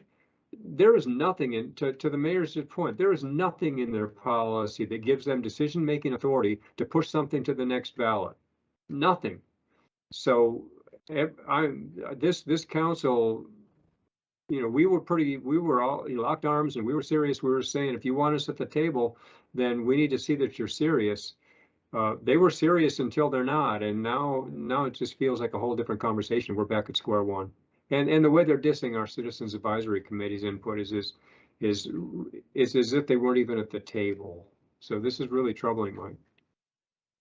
Mr. Manager, I think that you've heard our opinion, our concerns in terms of what we'd like for you to work on at the Technical Management Committee, and what I need to work on over at the PAG RTA board. But anything else that we need to touch base on? Any of the other colleagues want to include anything? Well, the biggest issue I'm having right now, and I'm the one who kind of 180'd on the RTA. I blasted them for about a year because I didn't really trust they were going to get anything done. And then I'm the one who came in and said, you know what? In discussions, I think we're on the right track. And for all of a sudden to not be able to track projects easier, like there's actually less transparency in their website. Like, you don't have all the original projects listed, organized on what phase they're on and whether or not they're funded. And that's because they don't know. I mean, to be fair, that's because they don't know. They they know they're not going to have enough money to do every single project that was on the original ballot language. And they're starting to drop off. But we can't get a straight answer on which ones are and which ones aren't, and it can be frustrating. The other piece is that some of those projects, it seems to be a higher proportion are in the city limits. Again, that's, for us, we have constituents to answer to as well, and so that can cause a lot of discontent and a lack of trust. So for us, that's going to be the tough thing, is that the RTA wants to go to the voters in 2026. They're going to have to deliver for the city anyway. Otherwise, they're defeating their own purpose. They're their worst enemy right now. So I think we go back and continue our negotiations. And I mean, I'm not as fired up as Steve is, but I'm also very concerned that in the 11th hour, they're going to say, oh, nope, can't do this one, or nope, you've got to pick up the cost on this one. And we're right back to where we were 2 years ago talking about this stuff. So that's kind of where I'm at. And I don't want to call anybody out. Look, on some things, they've been very good partners. But I'm just concerned right now that we've got First Avenue, we've got what's going on in downtown Links, we've got East 22nd, and we seem to be on hold, or we're in a revolving door of we keep going back to the drawing board. I don't know if that's us or them. So let's just find out and try to get some of these projects moving forward. Councilmember, and I just want to finish up by saying a couple of things. One, that Tucson voters obviously showed us on Tuesday that they trust what the city of Tucson government is telling them we're going to do. 73% of the voters believe that, one, want to do the continued half-cent sales tax, and two, that they believe we are going to deliver because we have proven we can. And then two, that I am going to continue very hard to come to a good place at the RTA. You have my commitment that I will continue working very hard to, one, deliver the projects that we promised the voters of Tucson, and two, that I'm going to continue working with the jurisdictions that sit at the table so we can find the most appropriate solutions.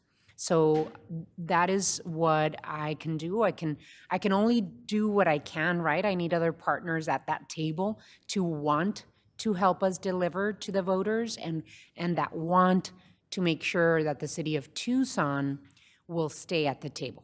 So with that, we're going to move to item 11, which is state and national legislative updates. Are there any state and national legislation or regional committee reports?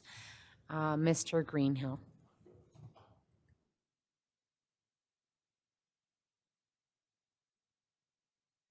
Good afternoon, Honorable Mayor, members of the council. I'll just cover some things that have been talked about through the meeting today. I do not have any bills for mayor and council consideration. Right now at the state legislature, they're kind of wrapped up in budget negotiations. There's a lot of talk about a potential water authority. That is taking up all the oxygen right now, and so they're not really getting through a lot of bills or a lot of other business. So I don't have any bills for you to consider today. But first, Councilmember Fimbres asked about House Bill 2498. I just want to confirm what Mr. Rankin said about that bill. He had it exactly right. It's a bill that passed both the House and the Senate on party line votes. It forbids any government entity in Arizona to enforce any COVID-19 vaccination requirement. The governor did sign that bill. It will go into effect 90 days at the end of session. Councilmember Fimbres asked a great question, when is the end of session, right? And a lot of people are asking that question, including my family. And I can tell you that we don't know. Again, they're still trying to wrap up their business.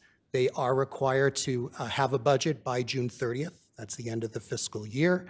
Hopefully they'll be done by then. But once they approve sine die, the end of the session, 90 days after that, that bill will go into effect. As far... Andrew, Sorry, yes. just give me a moment. I know that our colleagues on the Board of Supervisors reaffirmed their commitment to required vaccines if you're a county employee. Would we be able to do that Michael or Mr. Rankin, for the next, I would say 120 days, right? There's 90 days from the end of any new employees, required vaccination, any City of Tucson employee required vaccination. Mayor, yes. So as of now, that policy can and does remain in place. Okay, excellent. Thank you, Andrew. Sure.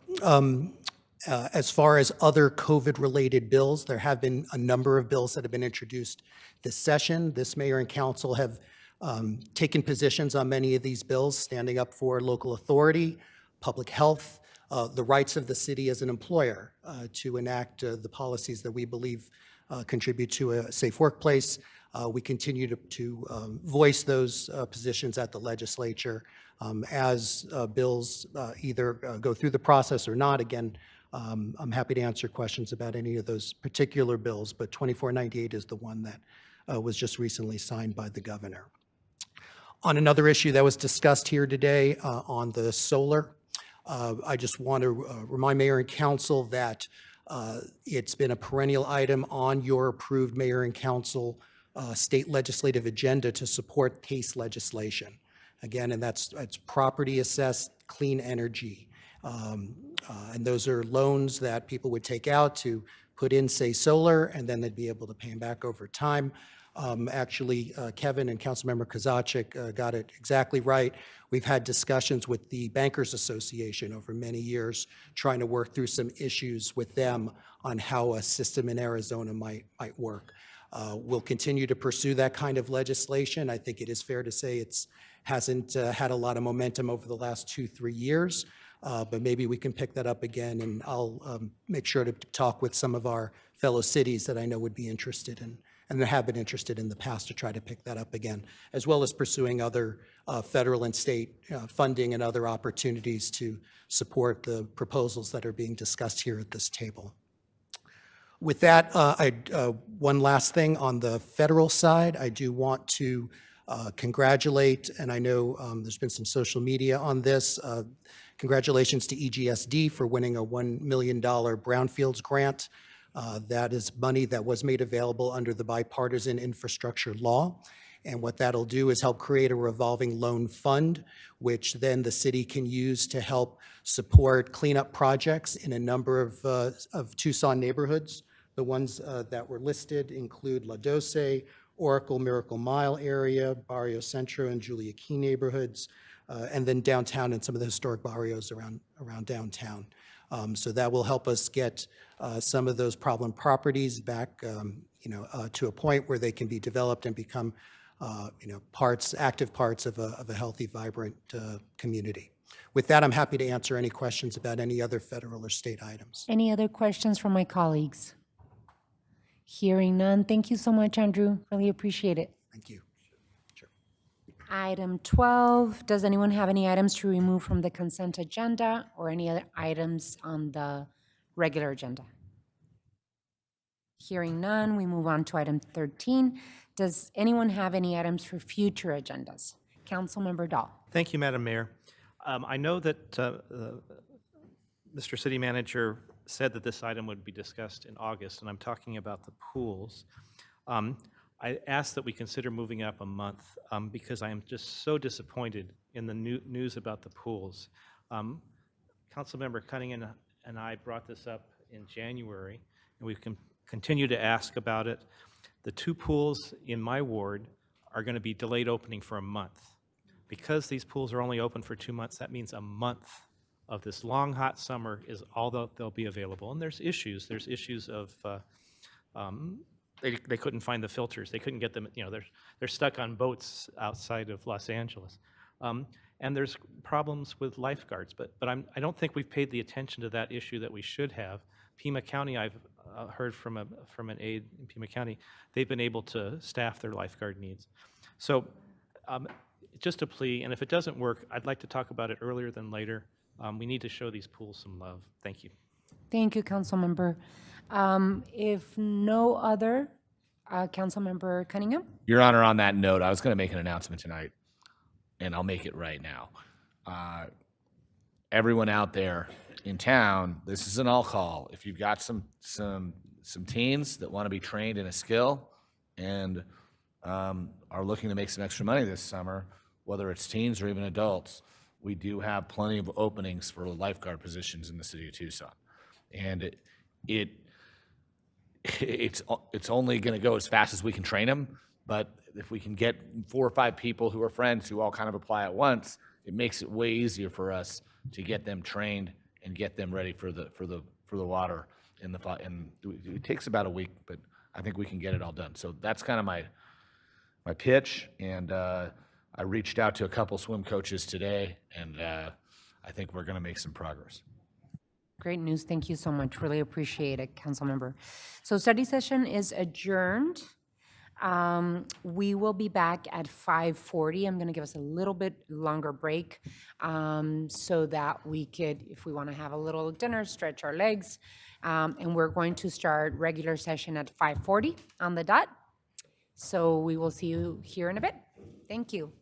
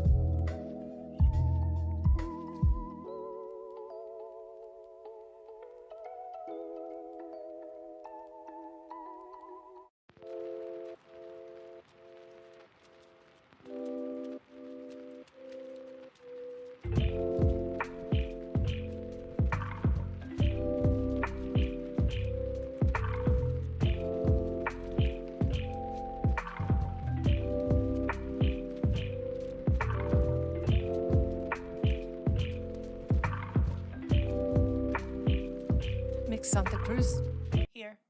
Mr. Cunningham, Here. Mr. Dahl, Here. Mrs. Lee, Here.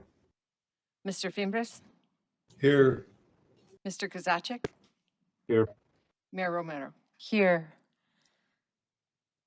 We will start with the meeting of the Board of Commissioners for Public Housing Authority. The Board of Commissioners of the City of Tucson will stand in session. Let's go to roll call. Ms. Santa Cruz, Here. Mr. Cunningham, Here. Mr. Dahl, Here. Mrs. Lee, Here. Mr. Fimbres, Here. Mr. Kozaczek, Here. Mayor Romero. Here. Item 2, Public Housing Authority Monthly Board Report. City Manager's PHA Communication Number 5, dated May 19th, is received into and made part of the record. Is there a motion to approve the monthly board report? So moved. Second. There's a motion and a second. Any further discussion? Madam Mayor, does that include the minutes or is that another item? I'll include the minutes. No, it includes the minutes. I'd like to make a correction in the minutes. Okay. I attended that meeting. A former council member was listed. Oh, okay, former council. It was Councilmember Dahl. So for the record, we're going to change the minutes. Okay. I apologize for missing that when I reviewed those minutes. With, so there's the motion and the second on the floor with the correction. Is that okay for the motion maker? Yes, Mayor. All righty. I agree with it too. Okay, excellent. So, hearing no other discussion, all those in favor of the motion, please indicate by saying aye. Aye. Aye. Aye. Any opposed? Motion carries. Item 3.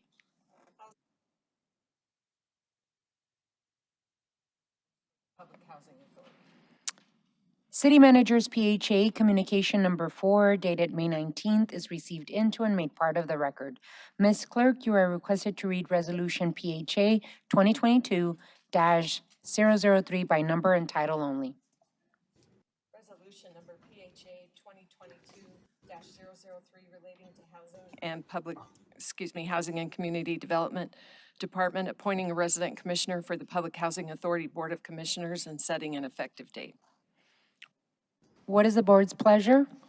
Your Honor, I Madam move that Mayor, I we, move to adopt number PHA 2022-003. There's a motion. second, Your Honor, congratulations to Ms. Hill and her appointment. She'll do a really great job for us. I agree. So there's a motion and a second. Any further discussion? Hearing none. Let's go to roll call. Ms. Santa Cruz, Aye. Mr. Cunningham, Aye. Mr. Dahl, Aye. Mrs. Lee, Aye. Mr. Fimbres, Aye. Mr. Kozaczek, Aye. Mayor Romero. Aye. Resolution PHA 2022-003 passes by a vote of 7-0. Item 4. Approval of minutes. We were wrong. Same correction. Correction. I move we accept the minutes with that correction. Alrighty, so there's a motion. Is there a second? I will second that Second. motion. There's a motion and a second with a correction of the Councilmember Dahl being present. Any other discussion on this? Hearing none. All those in favor, please indicate by saying aye. Aye. Aye. Any opposed? The motion to approve the minutes of the April 5th, 2022 passes by a vote of 7-0. Item 5. Adjournment. The meeting of the Board of Commissioners is adjourned. The mayor and council will now convene our regular meeting.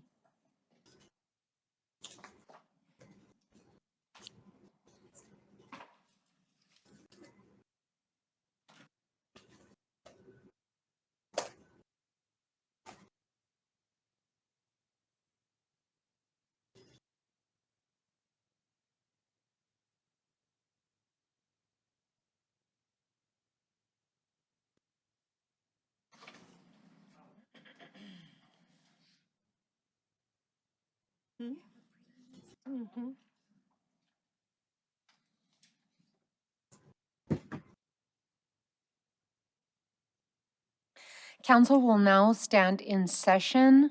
We will start immediately with item 2.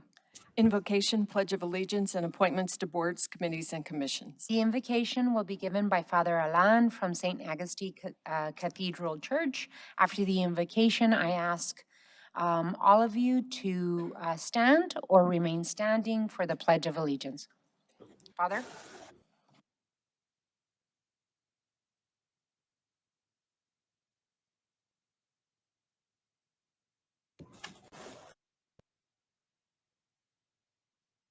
Members in your powerful and merciful hands, asking for your guidance, your wisdom, and your support as we begin this meeting.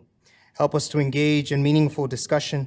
Allow all here present to grow close to you as a group and nurture the bonds of community. Fill all government officials, in a special way, the mayor and council, with your grace, Lord God, as we make decisions that might affect the lives of all the residents in the city of Tucson. And continue to remind us that all that we do here today, all that we accomplish, is for the pursuit of truth, goodness, and beauty, and for the service of humanity. Give us the grace, Lord, to keep order in the corner of the world that you have entrusted us, and to continue to live our lives for the other. We ask all this through Christ our Lord. Amen.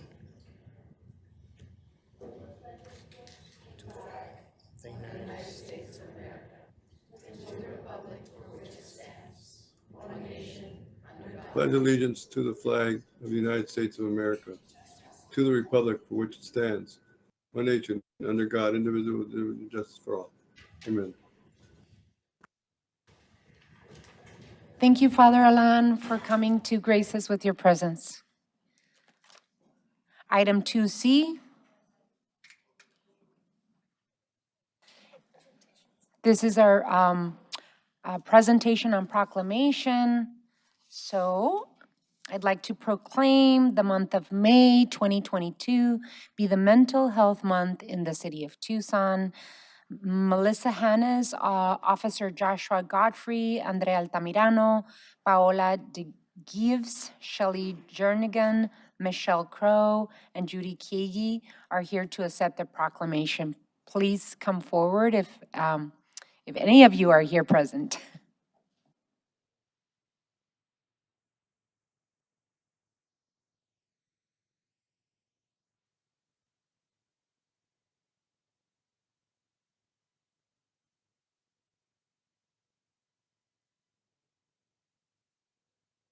I'm going to read the proclamation first, and then I'll allow any one of you to say a couple of words on this. Thank you all so much for your hard work on this and for coming, and for working with my office and as well as the Pima County Board of Supervisors through the Office of Supervisor Adelita Grijalva to get us on the same page on this issue. So, on behalf of the City of Tucson, the Office of the Mayor, I'd like to proclaim the May 2022 to be Mental Health Month in the city of Tucson. And there's going to be a few whereases. So let me read them all. Whereas good mental health is essential to everyone's overall health and well-being. And whereas all people face challenges in life that can impact their mental health. And whereas Arizona ranks 49th in the nation overall and among our youth for mental health conditions. And whereas among youth in Arizona, 40.9% exhibit symptoms of depression, higher than the national average, and 39.1% suffer from anxiety disorder. And whereas suicide is the second leading cause of death among 10 to 24-year-olds, and 10.4% of Arizona youth attempt suicide. And whereas prevention, including education, is an effective way to reduce the burden of mental health conditions, but stigma and fear of discrimination keep many who would benefit from mental health services from seeking help.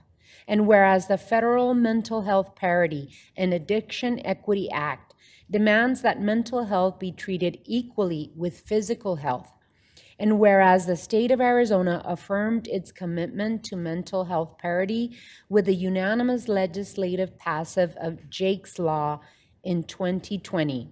And whereas the City of Tucson has reaffirmed its commitment to the mental health of its employees by opting into all protections the federal act affects. Now, therefore, I, Regina Romero, Mayor of the City of Tucson, Arizona, do hereby proclaim the month of May 2022 to be Mental Health Month in the City of Tucson, and encourage all of our community to talk about mental health and celebrate with us. In witness whereof I have hereunto set my hand and caused the seal of the City of Tucson, Arizona to be affixed this 19th day of May 2022. Thank you for all your hard work, and thank you for your dedication on this issue. Who wants to talk?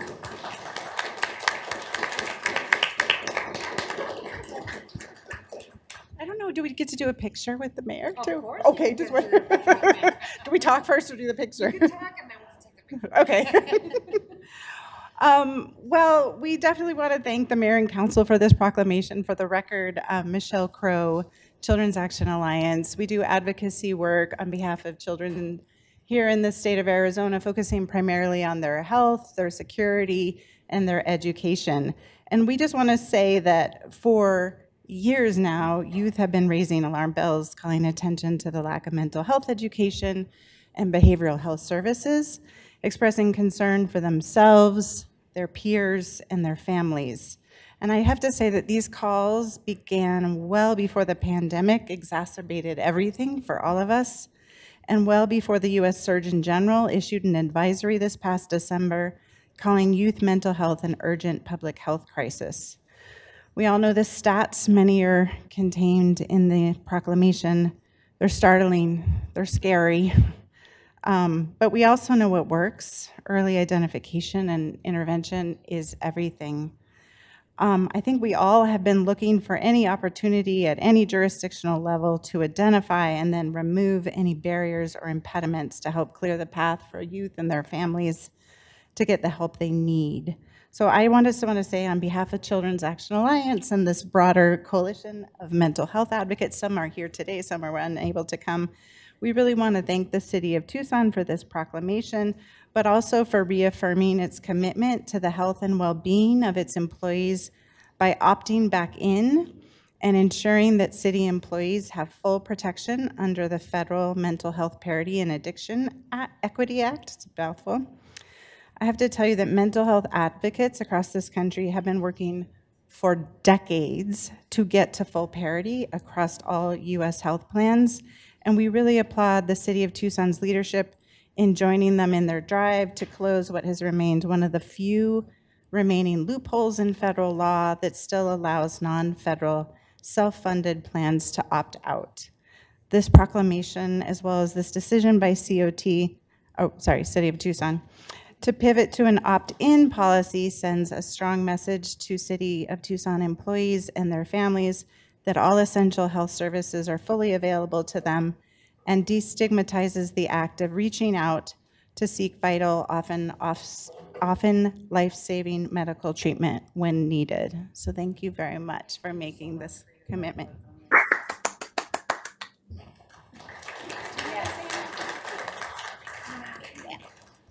I just wanted to, on behalf of NAMI Southern Arizona, thank the mayor and the council for including us in one step forward as we are dealing with a lot of youth calls coming in to us. And just to let people know that we do provide free education support and advocacy for everyone in our community at NAMI. Thank you.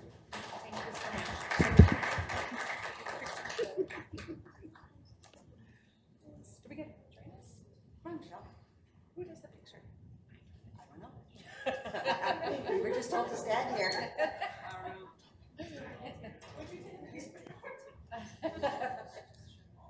Take one. Thanks, Mayor.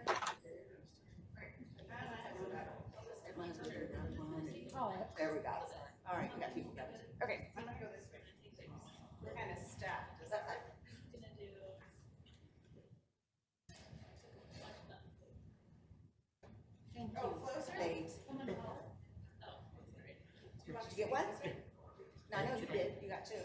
Oh, okay. Thank you so much. Thank you. Thank you for the hard work.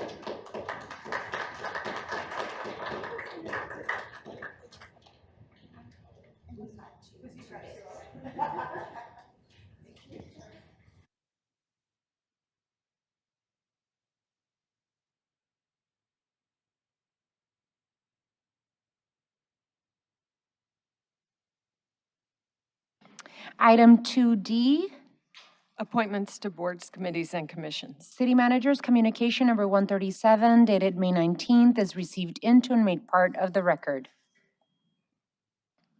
May I have a motion to approve the appointments on the report? So moved. Second. There is a motion and a second. And I'd like to just reiterate, I'd like to give my sincere thanks for the willingness to serve the city of Tucson and its residents, to Trevor Ledbetter and Susan Shippers, to the Environmental Services Advisory Committee, and Val Little to the Citizens Water Advisory Committee, Darby Davis and Nicole Casebeer to the Landscape Advisory Committee. Thank you for your willingness to serve and serve the residents in these committees. So any further discussion? Hearing none, all those in favor of the motion, please indicate by saying aye. Aye. Aye. Any opposed? Motion carries. Are there any personal appointments to be made at this time? Hearing none, I would like to remind my colleagues on the council that the newly established Proposition 411 does have an oversight commission, that there is a appointee by mayor and council and several appointees by the city manager. Please start thinking about who you'd like to appoint to the Oversight Commission for Proposition 411. Item 3. Mayor and council report summary of current events. City Manager's Communication Number 129, dated May 19th, is received into and made part of the record. This time has been scheduled to allow members of the mayor and council to report on current events. These are to be current events of activities within the community, not position statements on policy issues. What I'll do today, since we have 3 colleagues attending our meeting virtually, I'm going to pick on them first for their summary of current events if they'd like to share. And we can start with Councilmember Lee. All right, thank you, Mayor. One big exciting announcement from Ward 4. On May 27th from 1:30 to 3:30, we are going to have our Purple Heart Park Splash Bash. We're going to be celebrating the opening of the new splash pad. So that also corresponds with the last day of school in the Vale School District. So we are super excited. We're going to have pizza, swimming, EGs, and I might jump on the DJ booth. I don't know yet. We'll see how it goes. But that's going to be, again, May 27th at 1:30, and the address is 9800 East Reeder Road. So we hope you can come out and join us. That's all I have, Mayor. I will absolutely join you, Councilmember Lee. Councilmember Fimbres. Thank you, Madam Mayor. First, I want to thank the good citizens of Tucson who cast their ballots Tuesday, May 17th in favor of Proposition 411, which will continue the investment and repair of neighborhood streets. I also want to thank Mayor Regina Romero for her work and leadership of Proposition 411, leading it to victory at the polls. I also want to thank my staff, the City Manager's Office, and Sam Creedy for their work on the Ward 5 informational town hall on Prop 411, as well as the turnout of neighborhood leaders who asked great questions. Friday, May 6th, Tucson turned out for the United Hearts of Arizona COVID-19 Yellow Heart Memorial Celebration. Remember those who have passed away from COVID-19 and celebrating those who won their battle against the virus. I also thank Vice Mayor Lane Santa Cruz for joining me for the event, as well as Pima County Supervisors Rex Scott and Robert Valencia, Vice Chairman of the Pascuayaki Tribal Nation, State Senator Rosanna Galvadon, and State Representative Andrea D'Alessandro. I also want to personally thank Maria Cardenas for United Hearts and Maria Suarez for Kind of Health for their work on this event, making it a success for our community. Please be safe, get tested, get vaccinated, and get your booster shots too. Saturday, May 7th was a great day for our community with the celebration of the naming of the TCC Music Hall in honor of Linda Ronstadt, who was present at the celebration. I and my wife, Mary, had the privilege of meeting Ms. Ronstadt, and I presented her with a medallion, Ward 5 Medallion of Hope, First Responders Corner with St. Michael on it. I congratulate Mayor Regina Romero for her leadership in this honor, to Linda Ronstadt, a Grammy Award winning Rock and Roll Hall of Fame inductee, a couple of many honors she has had in her illustrious music career. I'd like to thank Rock Martinez and David Valdez for their work creating such a wonderful mural. Linda Ronstadt, for that our community will have to enjoy tribute to her creative work and music. On Friday, May 13th, Mayor Romero joined me at the grand opening of the Center for Hope Apartments on the HSL Lopez Foundation Center for Opportunity. The apartments are the work of Dan Ranieri and La Frontera and are a milestone for the center.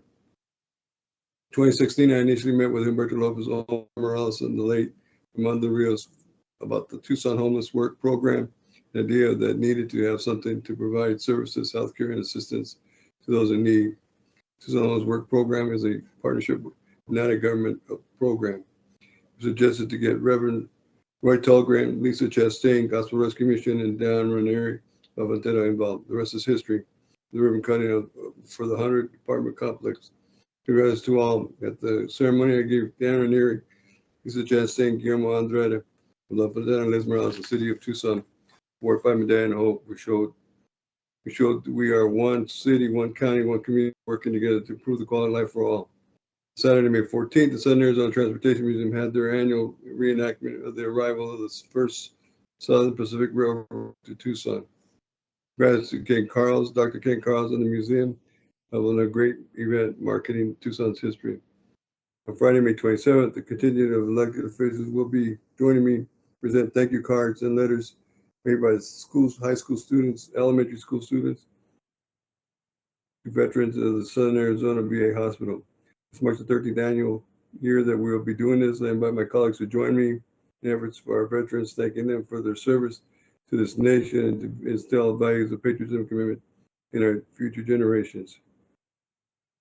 Our community thoughts and prayers go to Francis Urunias, one of Los Adritos, and Frank Linares, veteran and community advocate, for a speedy recovery. They both had surgeries recently. My thoughts and prayers go to the family of State Representative Rochelle Horton, who passed away on May 17th. She did so much for our community, and her knowledge and experience and commitment will be missed. That's all I have, Madam Mayor. Thank you.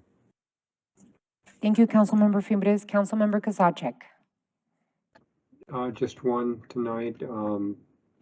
Saturday, June 4th will be the celebration, will be the commemoration of Wear Orange Day this year. It is the annual recognition honoring people who've lost their lives due to gun violence. It seems as though every night we see another mass shooting. There was 10 murdered in Buffalo a couple of nights ago. There was another store shooting, a mall shooting the day after. Wear Orange Night is sponsored by the Moms Demand Action in every town. This year's event will be at Southside Presbyterian at 6 p.m. at 317 West 23rd.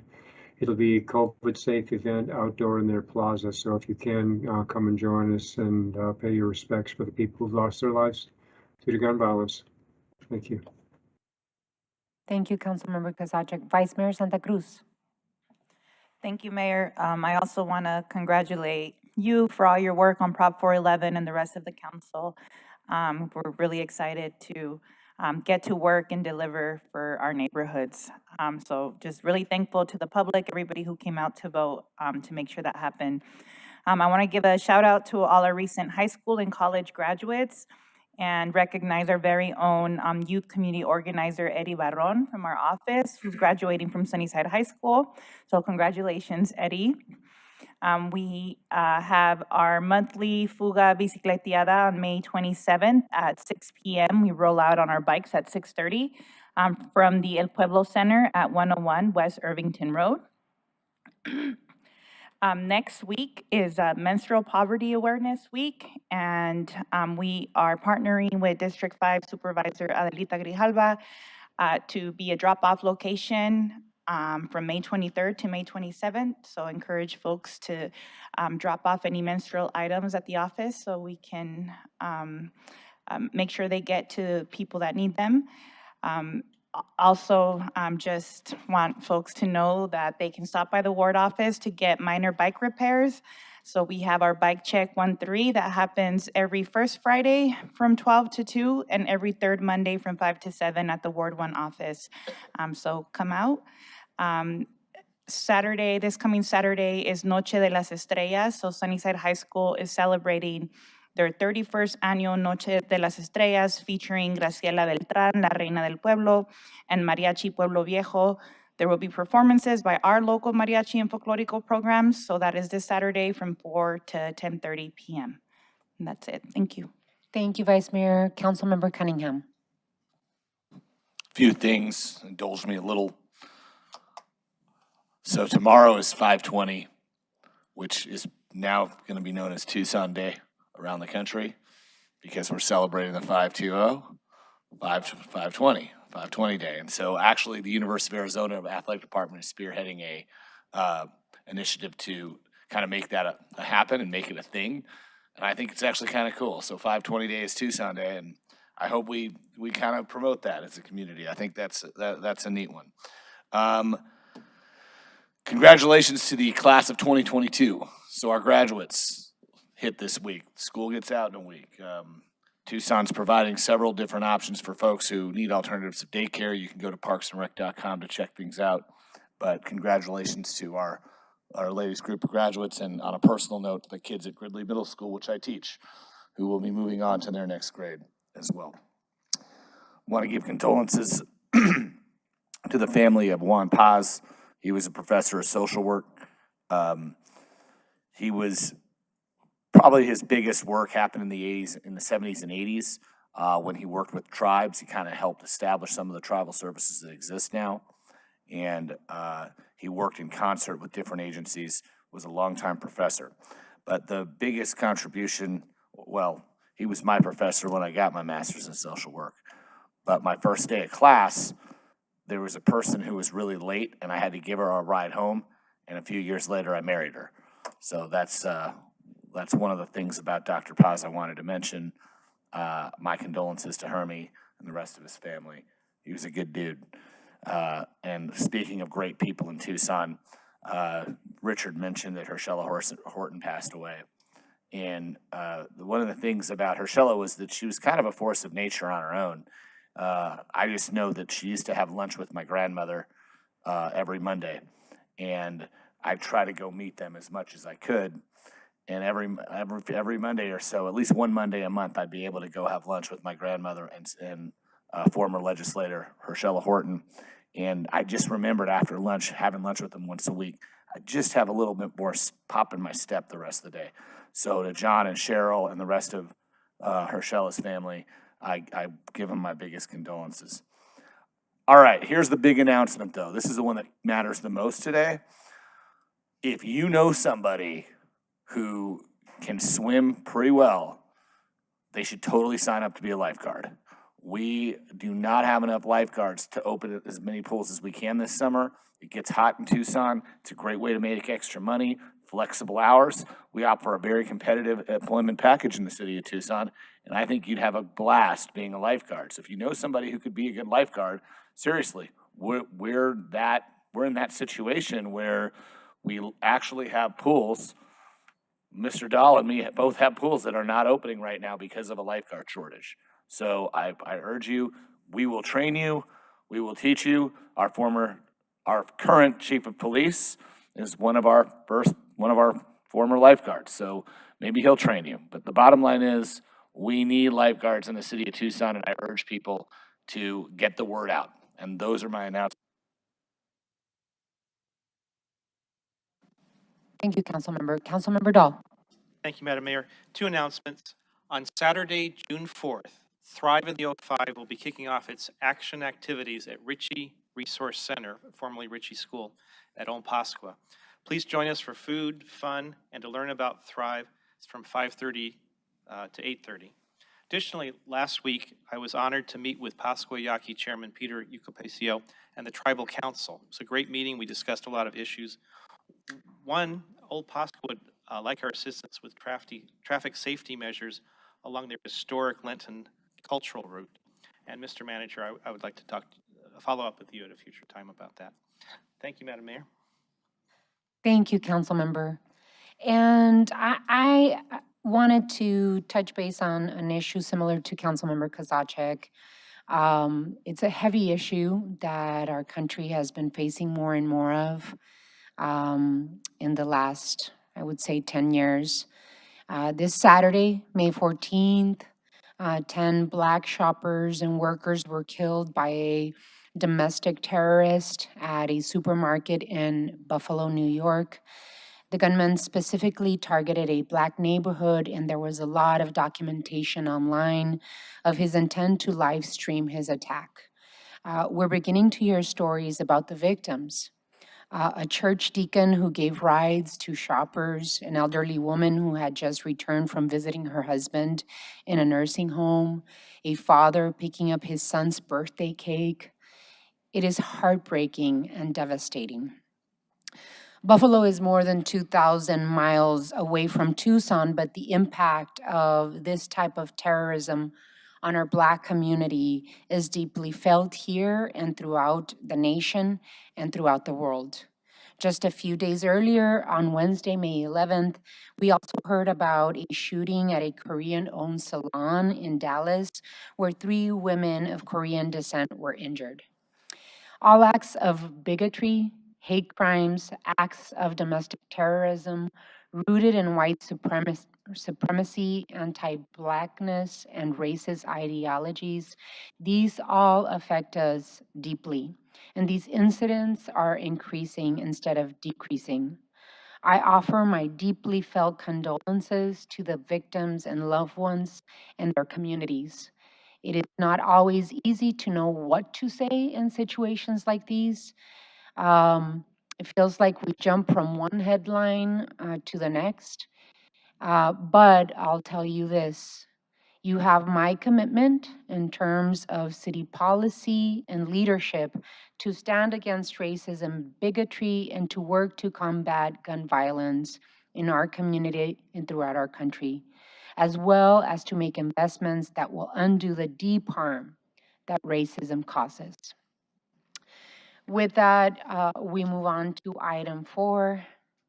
City Manager's Report, Summary of Current Events. City Manager's communication.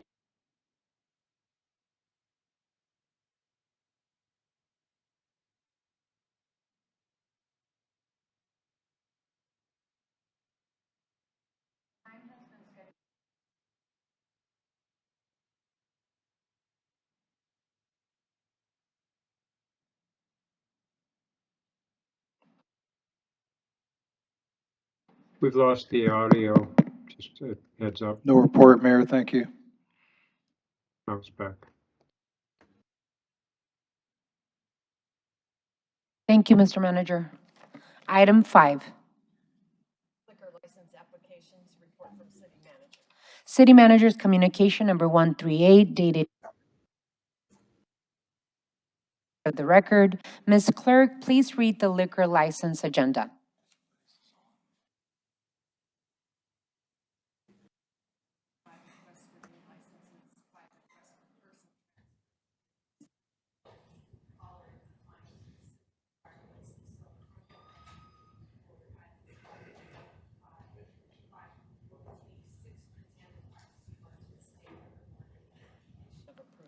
May I have a motion, please? Move that we adopt the liquor licenses on the agenda. Second. There's a motion and a second. Hearing none, all those in favor of the motion, please indicate by saying aye. Aye. Aye. Any opposed? Motion passes. Item 6.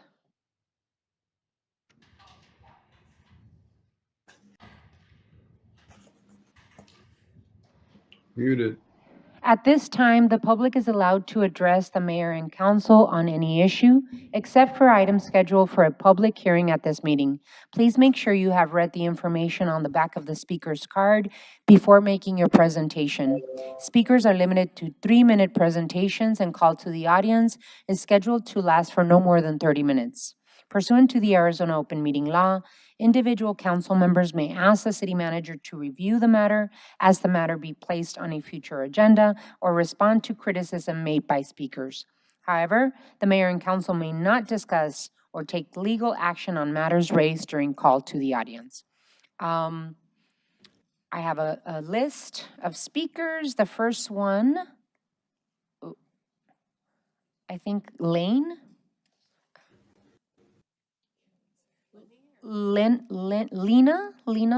Folks. Lee Folks, I believe is. Okay, go right ahead. You have 3 minutes. You could use the taller microphone. There you go. Okay. Do I start this timer here? Oh, start. Yeah, my name is Lee Folks. I'm sorry for my bad handwriting. I've been living in Tucson for 26 years. Both my kids were born and raised here, and they both recently graduated the U of A. But when they were 1 and 3 years old, about 20 years ago, we got evicted from our East Side Place apartment, even though I was working a full-time job and my wife at the time was working part-time job nights and weekends. Then when you get evicted, they blacklist you and you can't rent anywhere else, make your life very difficult. The rent was so high that I was not, they just kept on raising the rent high. And currently, I've been living at 36th and Keno for the last 6 years. I've paid my rent on time every month for the past 6 years. And I paid $87,000 in rent over those 6 years. I got zero equity. And I maintained the house very well. I've been teaching high school for the past 18 years in Tucson. And yeah, just last week, I got a notice to vacate my home because the owner, the secret owner, absentee owner, probably decided to sell the home to make a profit. So again, I get victimized by no fault of my own. It's really getting to the point where I've had my rent raised every year for 8 years in a row. And I feel like I'm being forced out. I just can't afford to live here anymore. In Tucson, we seem to only care about house flippers making a profit at all costs. We don't care about people having a home to live in. And this town, this whole country has to change right away. I appreciate you listening, and I don't know if I have any time left, but if anybody wants to ask any questions, I'll take them. No, thank you. Thank you so much. Really appreciate it. Madam Mayor, can we direct him to the housing director or somebody to talk about the programs we have available right now? Absolutely. We'll make a note of his. I was going to say, can the clerk send the card to the appropriate ward office? That would help, because I'd like to, the ward office can probably help in this situation. I'd also like to chime in and respond to his concern that the city of Tucson doesn't care. Sir, the state legislature has established a preemptive law that says the local jurisdictions in this state cannot adopt any form of rent control. We would love to have your help and anybody else who's facing this problem of rent escalation resulting in eviction, lobbying the state legislature to eliminate that preemption, so we do have a tool in a toolkit and we can step up and help guys like you. So we'd love your help. This is not a city of Tucson policy or priority to be throwing people out on the street. It's the state legislature who's got that preemptive law in effect. And one of the reasons we're seeing it here is because in California, for instance, where your owners may live, they do have rent control options at local jurisdictions. That's where they're investing their money here, and people like you are the victims of that. So I just wanted to make that clear. Thank you, council member. Our next speaker is C.J. Jones.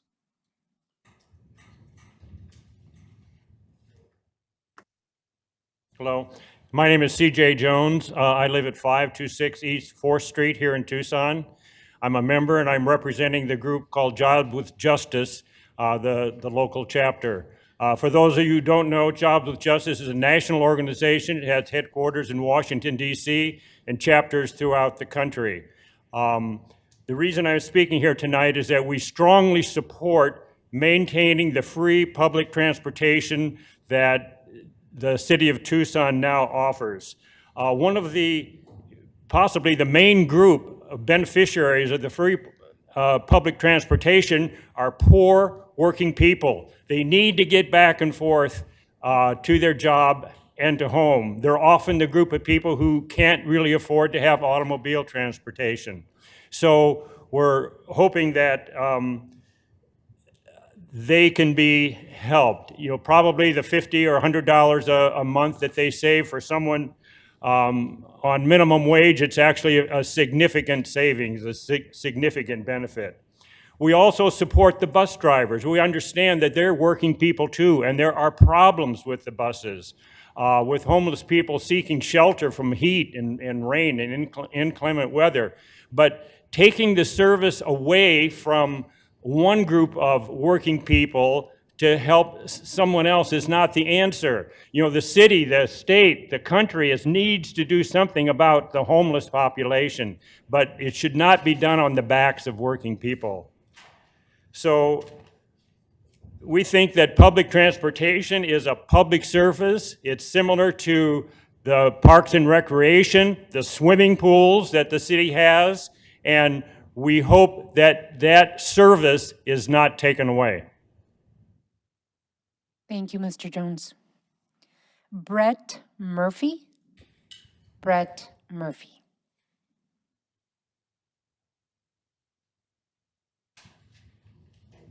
Thank you and good evening.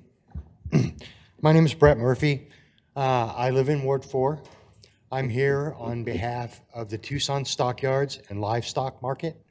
I know many of you haven't heard of it, but we're a 100% women-owned business that is currently auctioning livestock at Pima County Fairgrounds and also at Sonoyta County Fairgrounds.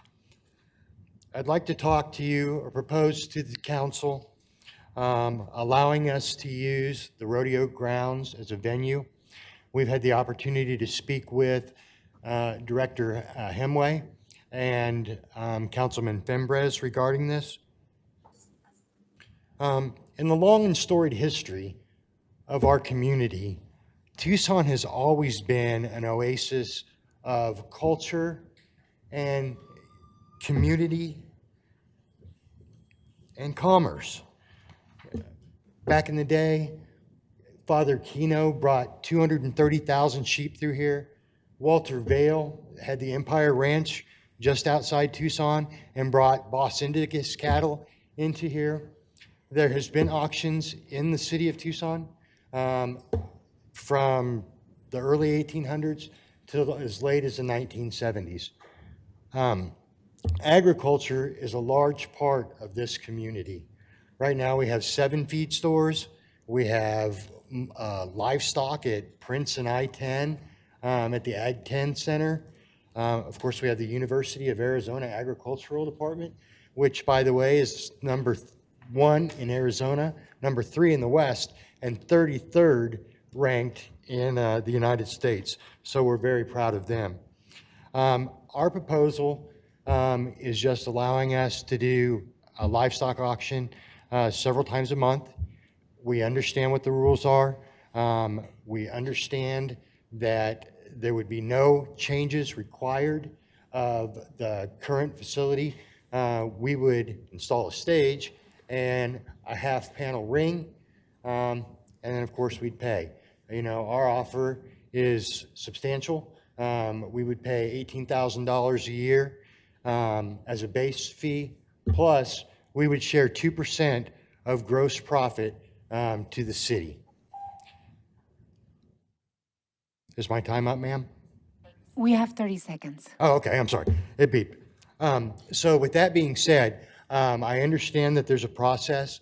The city attorney, the city manager, Parks and Recreation director, and the council would decide what would be most appropriate, but we would ask you kindly to have a little more formal opportunity to provide our presentation to the council. so we can Thank come you. to an understanding of what we offer. Our offer would generate about between $50,000 to $78,000 to Parks and Recs and Thank the you. city. Thank you, Mr. It sounds like a very, very, very interesting proposal, and I will give your contact information, Mr. Murphy, to the city manager so that he can work with the city attorney and the Parks and Recreation Director.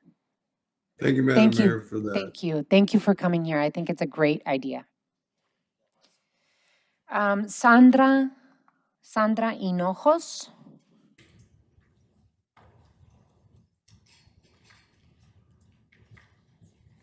Good evening. My name is Sandra Hinojos.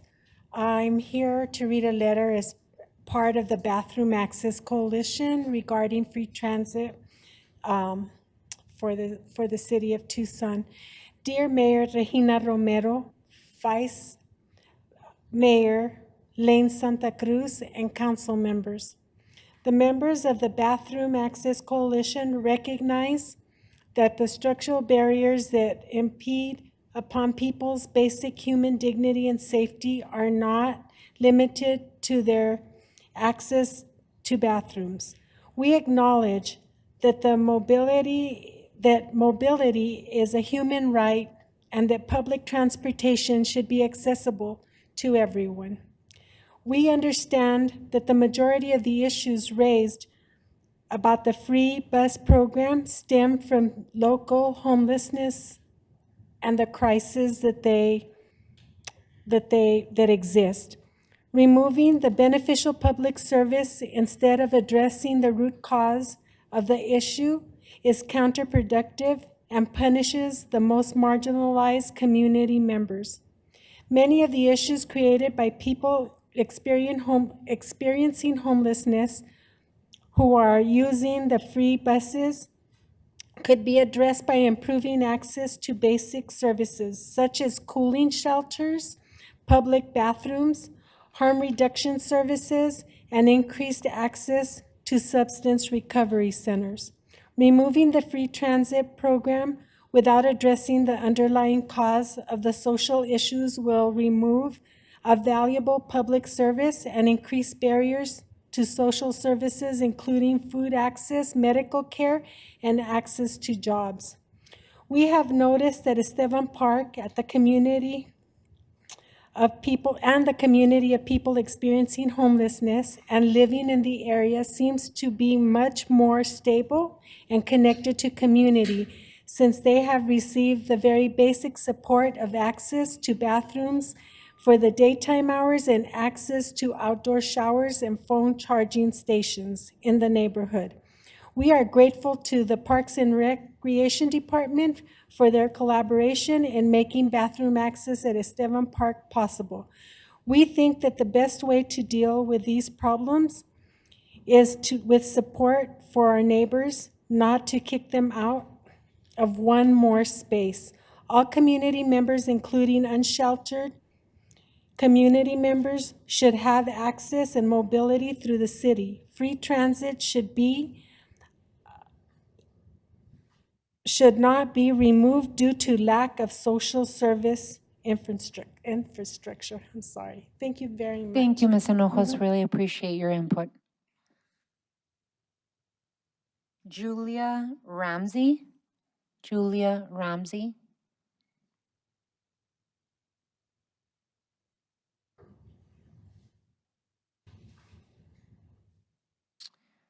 Abriza Zagir.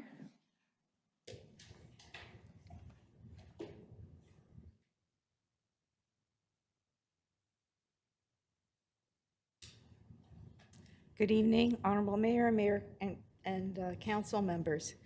My issue, I'm going to bring this up again. Abriza, can you do me a favor? Can you go to the taller mic and then speak into the mic? Thank you. Is that better? Much better. Okay, all right. All right, I'm talking about a proposal for a new Suntran route.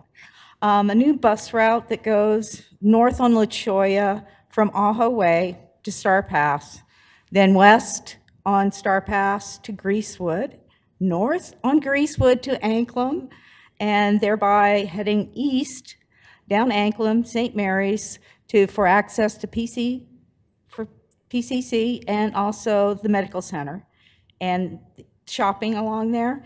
And it's a circular route, continue down to Grande, going south on Grande, Mission Road, access to the El Rio Medical Center, and continuing down Mission Road, all the way to Ajo and making a circular thing and coming back down.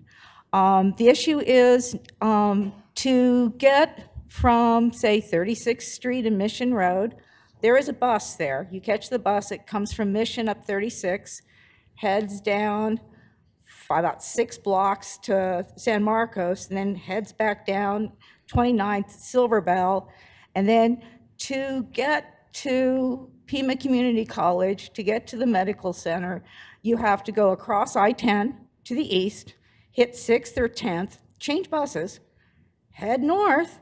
You can get off, change buses at Broadway, or you can change buses again at St. Mary's to head west again, or to get to El Rio. And so I'm just proposing is, better connectivity with the park, Kennedy Park, is people could be easier, we're,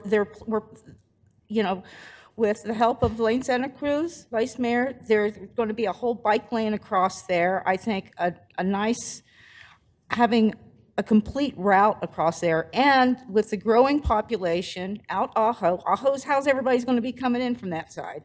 It'd be nice to have a park and ride where they can come down, and if they're not going all the way to the east side, or they can access and get down to the VA hospital on Ajo, they can come up and get to Pima Community College without having to go downtown, without having to make so many changes, just to get to the doctor or El Rio. And so that's it. And also, speaking of Kennedy Park, we really do need a dog park there. We need maintenance desperately. Parking areas grass are now starting to grow up through the grass. We need a massive cleanup. Things blow out into the desert area, which is beautiful around there. There's no grass being watered. So, but stuff gets blown out there, and maybe a community cleanup of the whole park, especially on the west side, is being kind of neglected. And thank you very much. Thank you so much, Ms. Aguirre. We will refer your concern to both the Ward 1 Council Office and the Department of Transportation and Mobility that deals with Suntran. Thank you. Jesus Mendoza.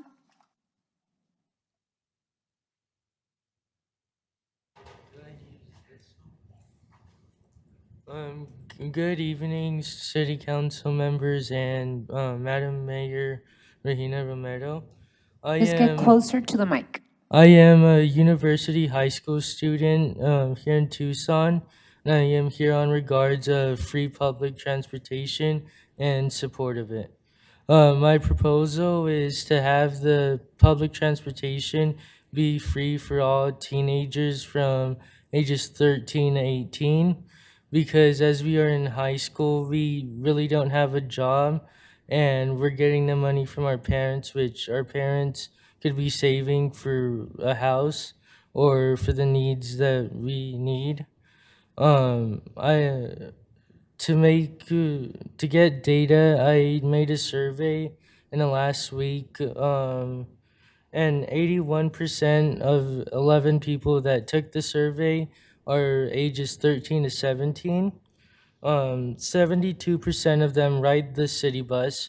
72% used the bus in the past month, and 82% used the bus for school and sports activities. And 90% of them want the bus to continue to be free and are in support of them. And to conclude, my proposal is to keep public transportation free for teenagers in high school. Thank you so much, Mr. Mendoza. We will deeply, deeply consider your request. I think it is Ray Winch.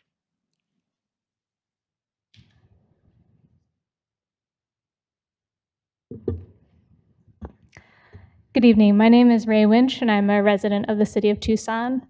I'm here today because I'm concerned about the rising cost of housing and high rates of eviction.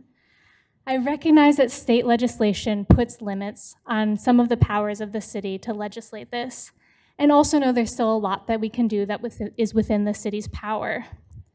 One such policy being implemented in cities across the country is the Tenant Opportunity to Purchase Act, which requires that property owners notify the residents when a property is being sold and that the residents have the first chance to purchase, as well as an opportunity for they call first right of refusal, which is that once someone has been confirmed that would buy the property, the tenants have the opportunity to match that.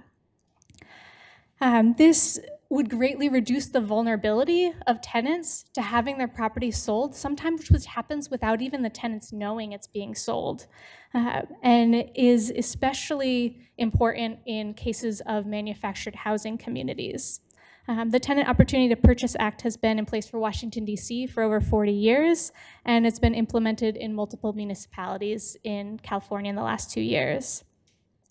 Throughout the country, there are a number of states that have specific manufactured housing tenant opportunity to purchase acts.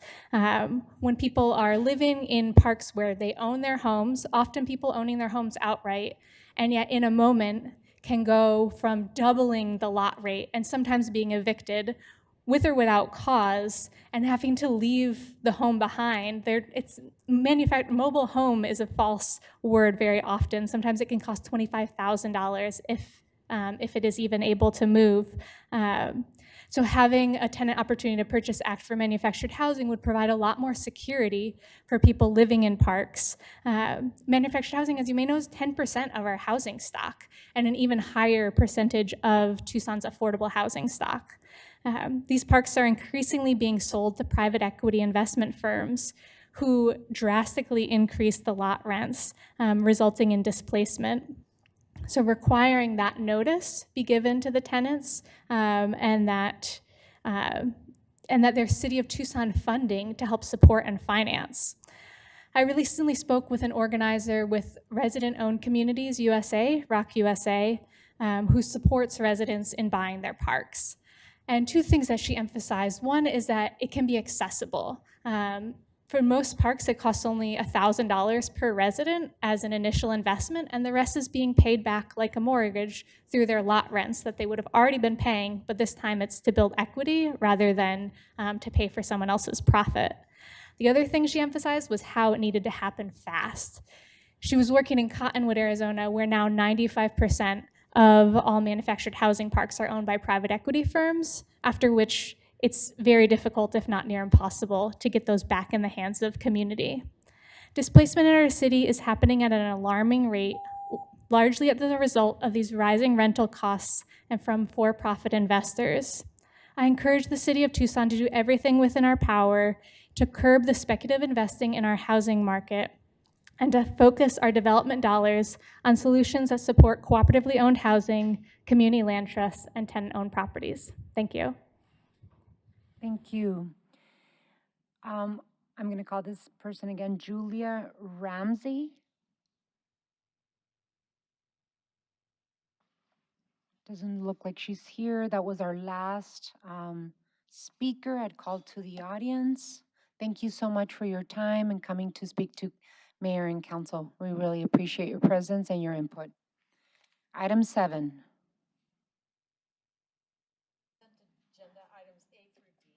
Reports from the city manager on the consent agenda are received into and made part of the record. Ms. Clerk, you are requested to read the consent agenda.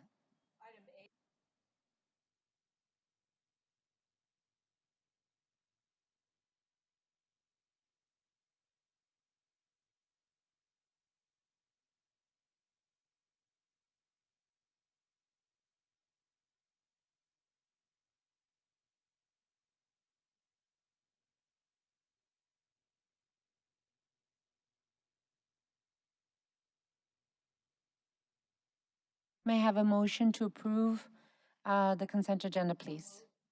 Second. There is a motion and a second. Any further discussion? Hearing none, we need to go to roll call. Aye.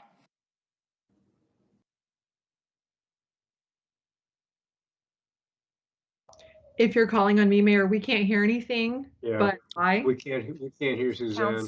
Councilmember Kozachek.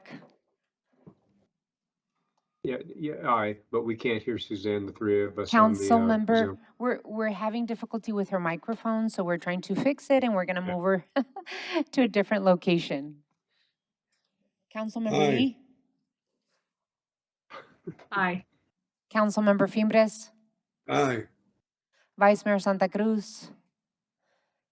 Councilmember Dahl? Mayor Romero? Aye. Thank you. I'm sorry, I had to jump in, Suzanne. Thank you so much. Really appreciate it. The items on the consent agenda are approved by a vote of 7-0. So I'm going to take a point of personal privilege at this moment. I am going to move item 14, which is the renaming public request of the Tucson Police Department Rincon Substation to be the Tucson Police Department Eric D. Hyde East Side Substation. This affects wards 2, 4, and 6. And what I'd like to do at this moment is call both Chief Kasmar up to the microphone, and we have Noemi Height here present, the widow of Mr. Officer Eric D. Height, with us. I just wanted to open up with a couple of remarks, Chief, if I may, and Noemi.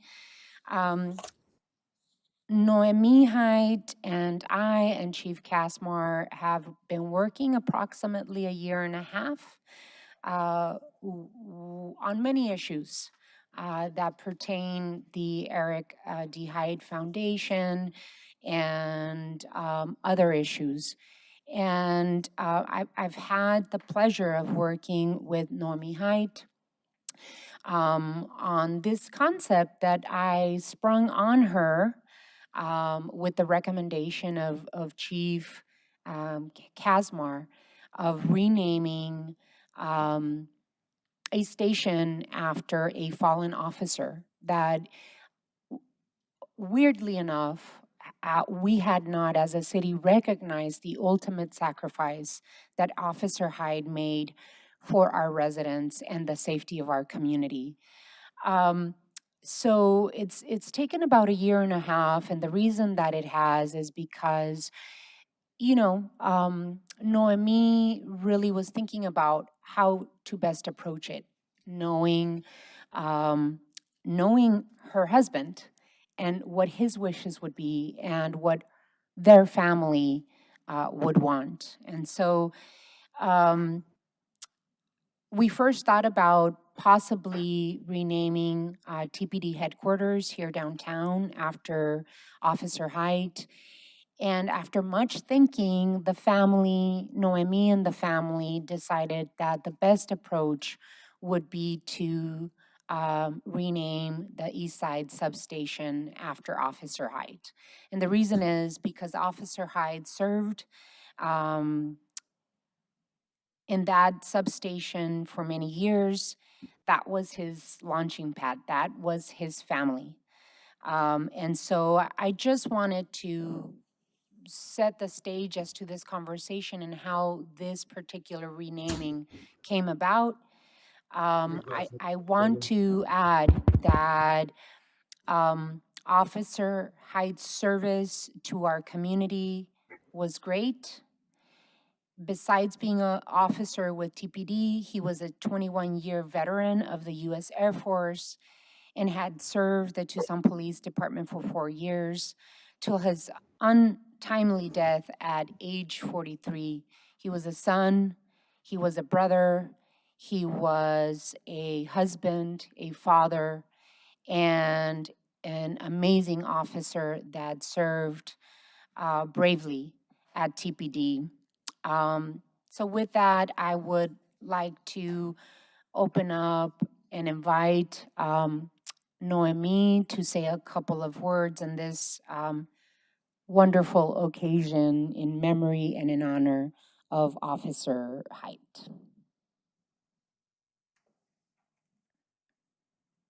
Thank you, Mayor Romero, for inviting me to be here with you guys. Thank you to the council members as well for allowing me to speak.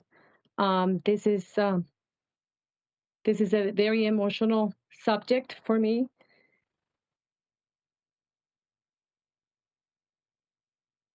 As you can imagine, this is something that I've always wanted for Eric.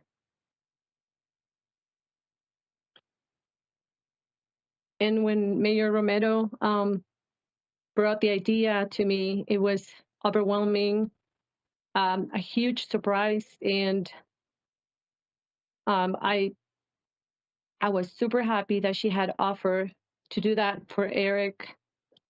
As she mentioned, he was not only a police officer, but he served many years here in Tucson as a first sergeant in the Air Force. And he spent over half of his life just serving not just our country, but our community, his fellow officers. And he will find anything to help others. He had an amazing career with TPD. He had wonderful community members that even after I lost him, will write to the department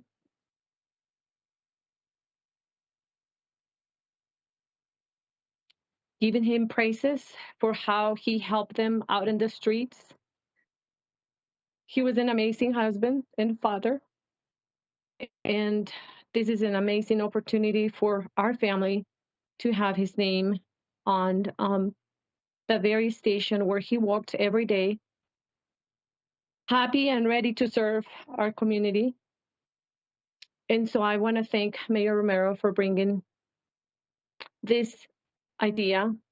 Like I said, I've always wanted this for Eric, and June 2nd is going to be his 14th anniversary of his death. And I have tried to continue his legacy through the Eric Kai Foundation to make sure that we honor his memory, but also that we reflect his life of service.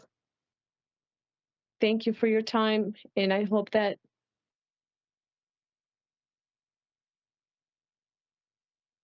this gets granted so that his memory will be forever in our community, and that new officers and new community members that come to Tucson will know his story. Thank you. Thank you, Noemi. Thank you so much for your beautiful words. Chief. Honorable Mayor, members of the council, we absolutely appreciate the space to have this conversation tonight. I think Mayor Romero, you did a beautiful job, as did Noemi, of describing the importance and the significance of not just what this means to the Tucson Police Department or the city of Tucson, but to the family.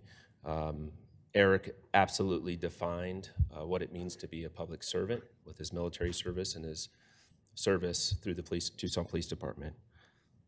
When we lose an officer in the line of duty, it's an absolutely tragic experience for our community and for the agency and for the family. But time moves on, and time provides space for some of us to not remember.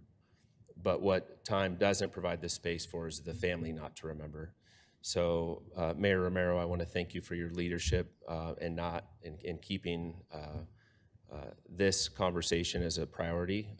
We know you have a very full plate and a lot of competing priorities. But to make this a conversation today, during this month, at this time, and upon Eric's anniversary is a special thing.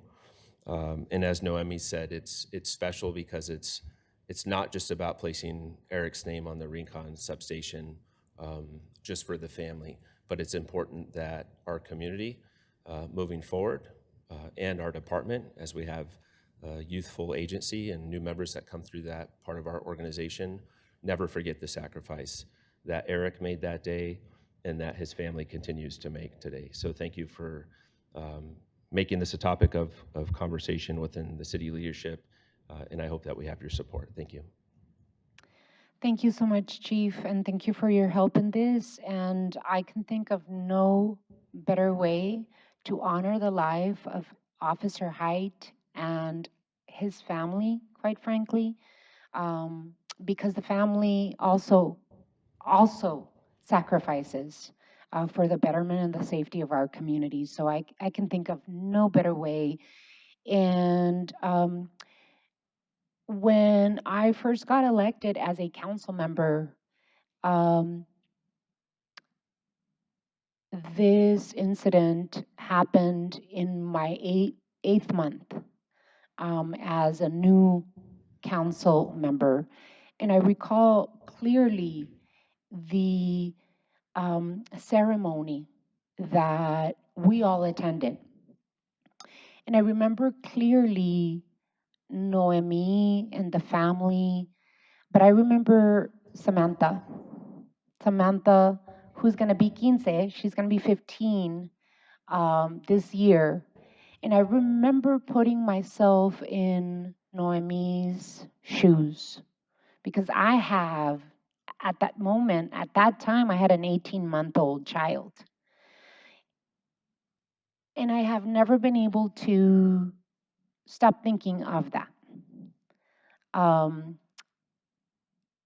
years later, as mayor, all of a sudden I thought, I can actually do that. We can actually finally honor Officer Height. And that's when Noemi and I started talking about other issues about the Eric Height Foundation. And it took me some time to fess up to her and to give her my idea. But it was a highly, highly emotional moment for both of us. So I'm glad that we've gotten to this point, and it's such a key and critical time of the 14th anniversary of his death. And I hope that my colleagues on the council, I know my colleagues on the council will support this. And so I'd like to consider, if we may, one of my colleagues making a motion to accept the city manager's recommendation to adopt the renaming of the Rincon substation in honor of Officer Height. Your Honor, I'd like to make that motion. Second. There's a motion and a second. Go ahead, council member. A couple things as I've gotten to know Noemi over the years. Her commitment to the community is bar none outstanding. And I would tell you that you've lived up to and preserved Eric's legacy and more. So we honor you. I'm honored to do this for you today. But I think as he was also a veteran and a peace officer, and obviously someone I didn't know, but we definitely ran in the same circles. So I'm happy to make this motion. You've got the foundation, the memorial, the park, and now we've got the substation aptly named. And I think this is the best way to honor it. And I make the motion to rename the East Side substation to the Eric Height substation. Thank you, council member. Any others? Madam Mayor. Council member Eric Height Fuentes. He was a great veteran and a great officer for our community. He was a great community advocate also. He's outstanding. I know his family is. I know that Naomi does so many things in our community. She's also outstanding along with her family. So it's a great, more fitting thing that we can do to name it in honor of your fallen officer in our community. Thank you. Thank you. Any others? Alrighty, well, with that, I'd like to call. I'd just like to say that I think we were remiss if we don't speak for a second about the wonderful work that the foundation is doing. And it's a 501c, and they're also out in the community supporting our first responders and their families. They give extended childcare hours. They've got early education, summer camp scholarships. They've got adult life training, skills, and counseling. So this is, as Paul was just saying, this is the work that Noemi and the other workers out at the the foundation are doing to continue the legacy and really support our first responders. So I join Paul in saying this. You're doing God's work in this and keeping His name absolutely front and center in this community. And I know that you've touched a lot of lives of the family members of the first responders in this community through the work that you're really on the tip of the spear on with respect to the foundation. Thank you, Councilmember. So with that, I'd like to go to roll call. Your Honor, I hate to be a stickler, but I don't think anybody seconded my motion. Yes, it was Fimbres. Okay, thanks. Hopefully this works. I would like to read the title of the resolution. Resolution number 23471 relating to the Tucson Police Department authorizing and approving the renaming of the Tucson Police Department Rincon Substation to the Eric D. Height East Side Substation. With that, Mr. Cunningham? Aye. Mrs. Lee? Aye. Mr. Fimbres? Aye. Mr. Kozaczek? Aye. Ms. Santa Cruz? Mr. Dahl? Mayor Romero. Aye. Congratulations. We'll soon be celebrating. So please, Mayor and Council, save the date. Yes. I want to ask my colleagues to please save the date and join me, Noemi, and the Hype family and Chief Casmar on June 2nd at 8 o'clock in the morning so that we can formally dedicate the building, the Officer Eric D. Hyde Substation. Congratulations. Well Muchas done, gracias, everybody. Noemi. Thank you. Thank you, Mayor, Thank members of you. council. Thank you, Thank you. Chief. Gracias. Muchas gracias. Thank you. Thank you.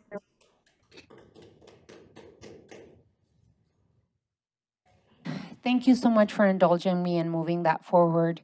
I just wanted to make sure that we didn't take as much of Noemi's time as possible. So thank you all so much. We move on to item 8. Public hearing, truth in taxation hearing for the primary property tax, notice of primary property tax increase. City Manager's Communication Number 141, dated May 19th, is received into and made part of the record. Ladies and gentlemen, this is the time and place legally advertised for the truth in property taxation public hearing. This public hearing is scheduled to last for no more than 1 hour. Speakers are limited to 5-minute presentations. Ms. Clerks, do you have any requests to speak?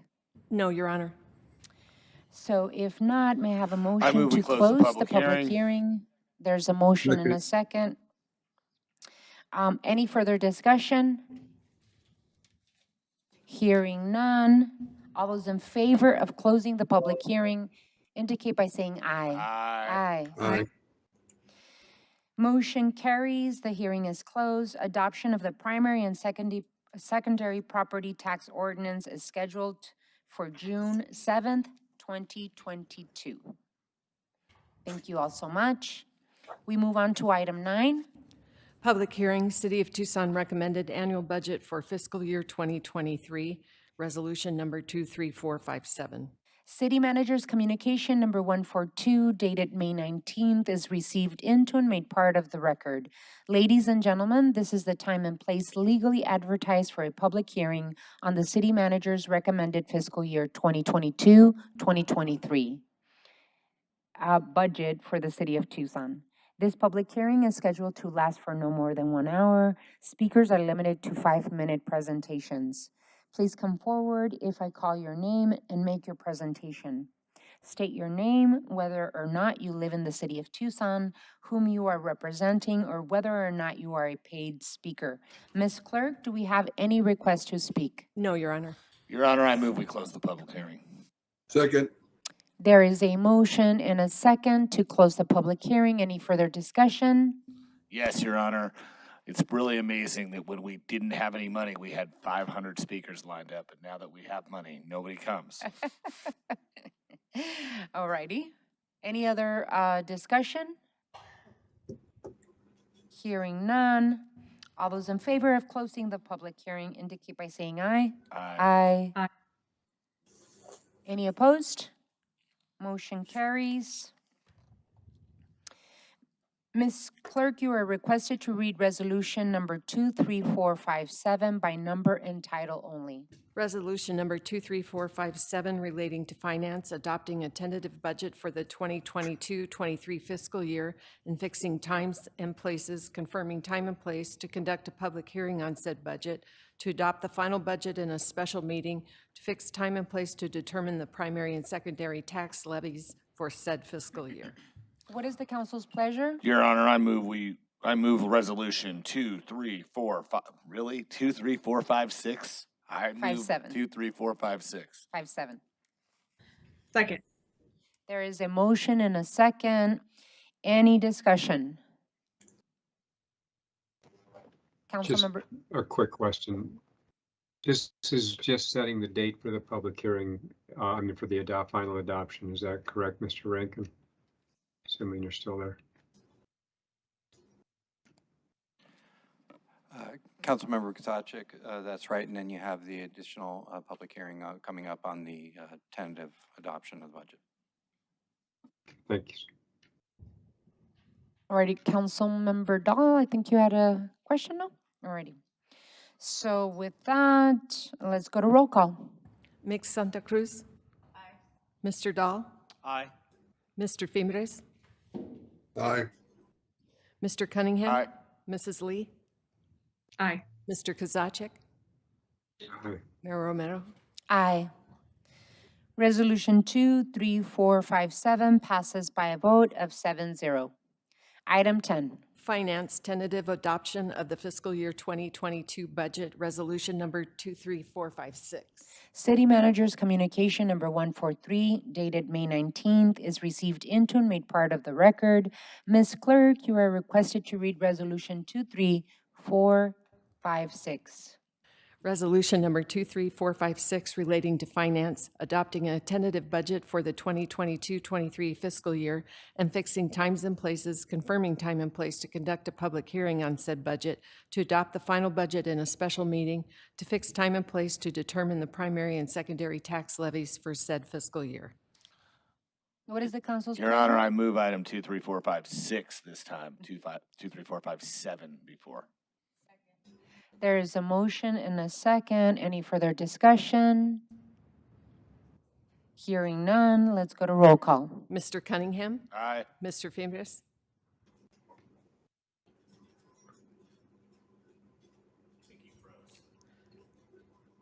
Mr. Dahl.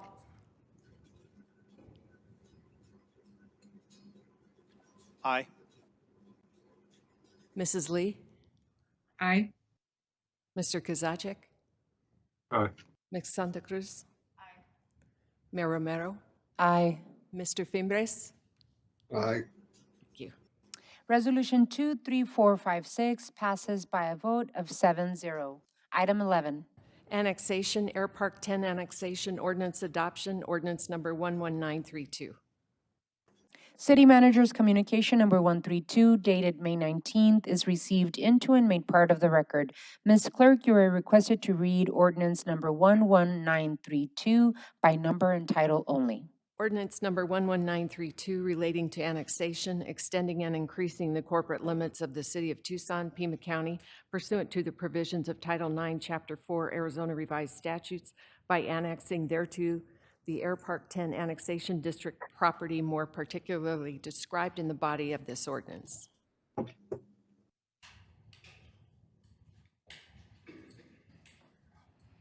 What is the council's pleasure? Madam Mayor, I move to pass and adopt ordinance number 11932. Second. There is a motion and a second. Any discussion? Councilmember Kozaczek. Question for probably the city manager, maybe the city attorney, I don't know.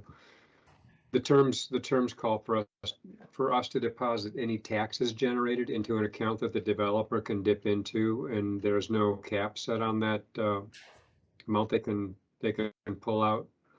So given that, how do we net $5.3 million over 10 years? Did I just miss a cap? Or is it earmarked for specific purposes with a cap or what?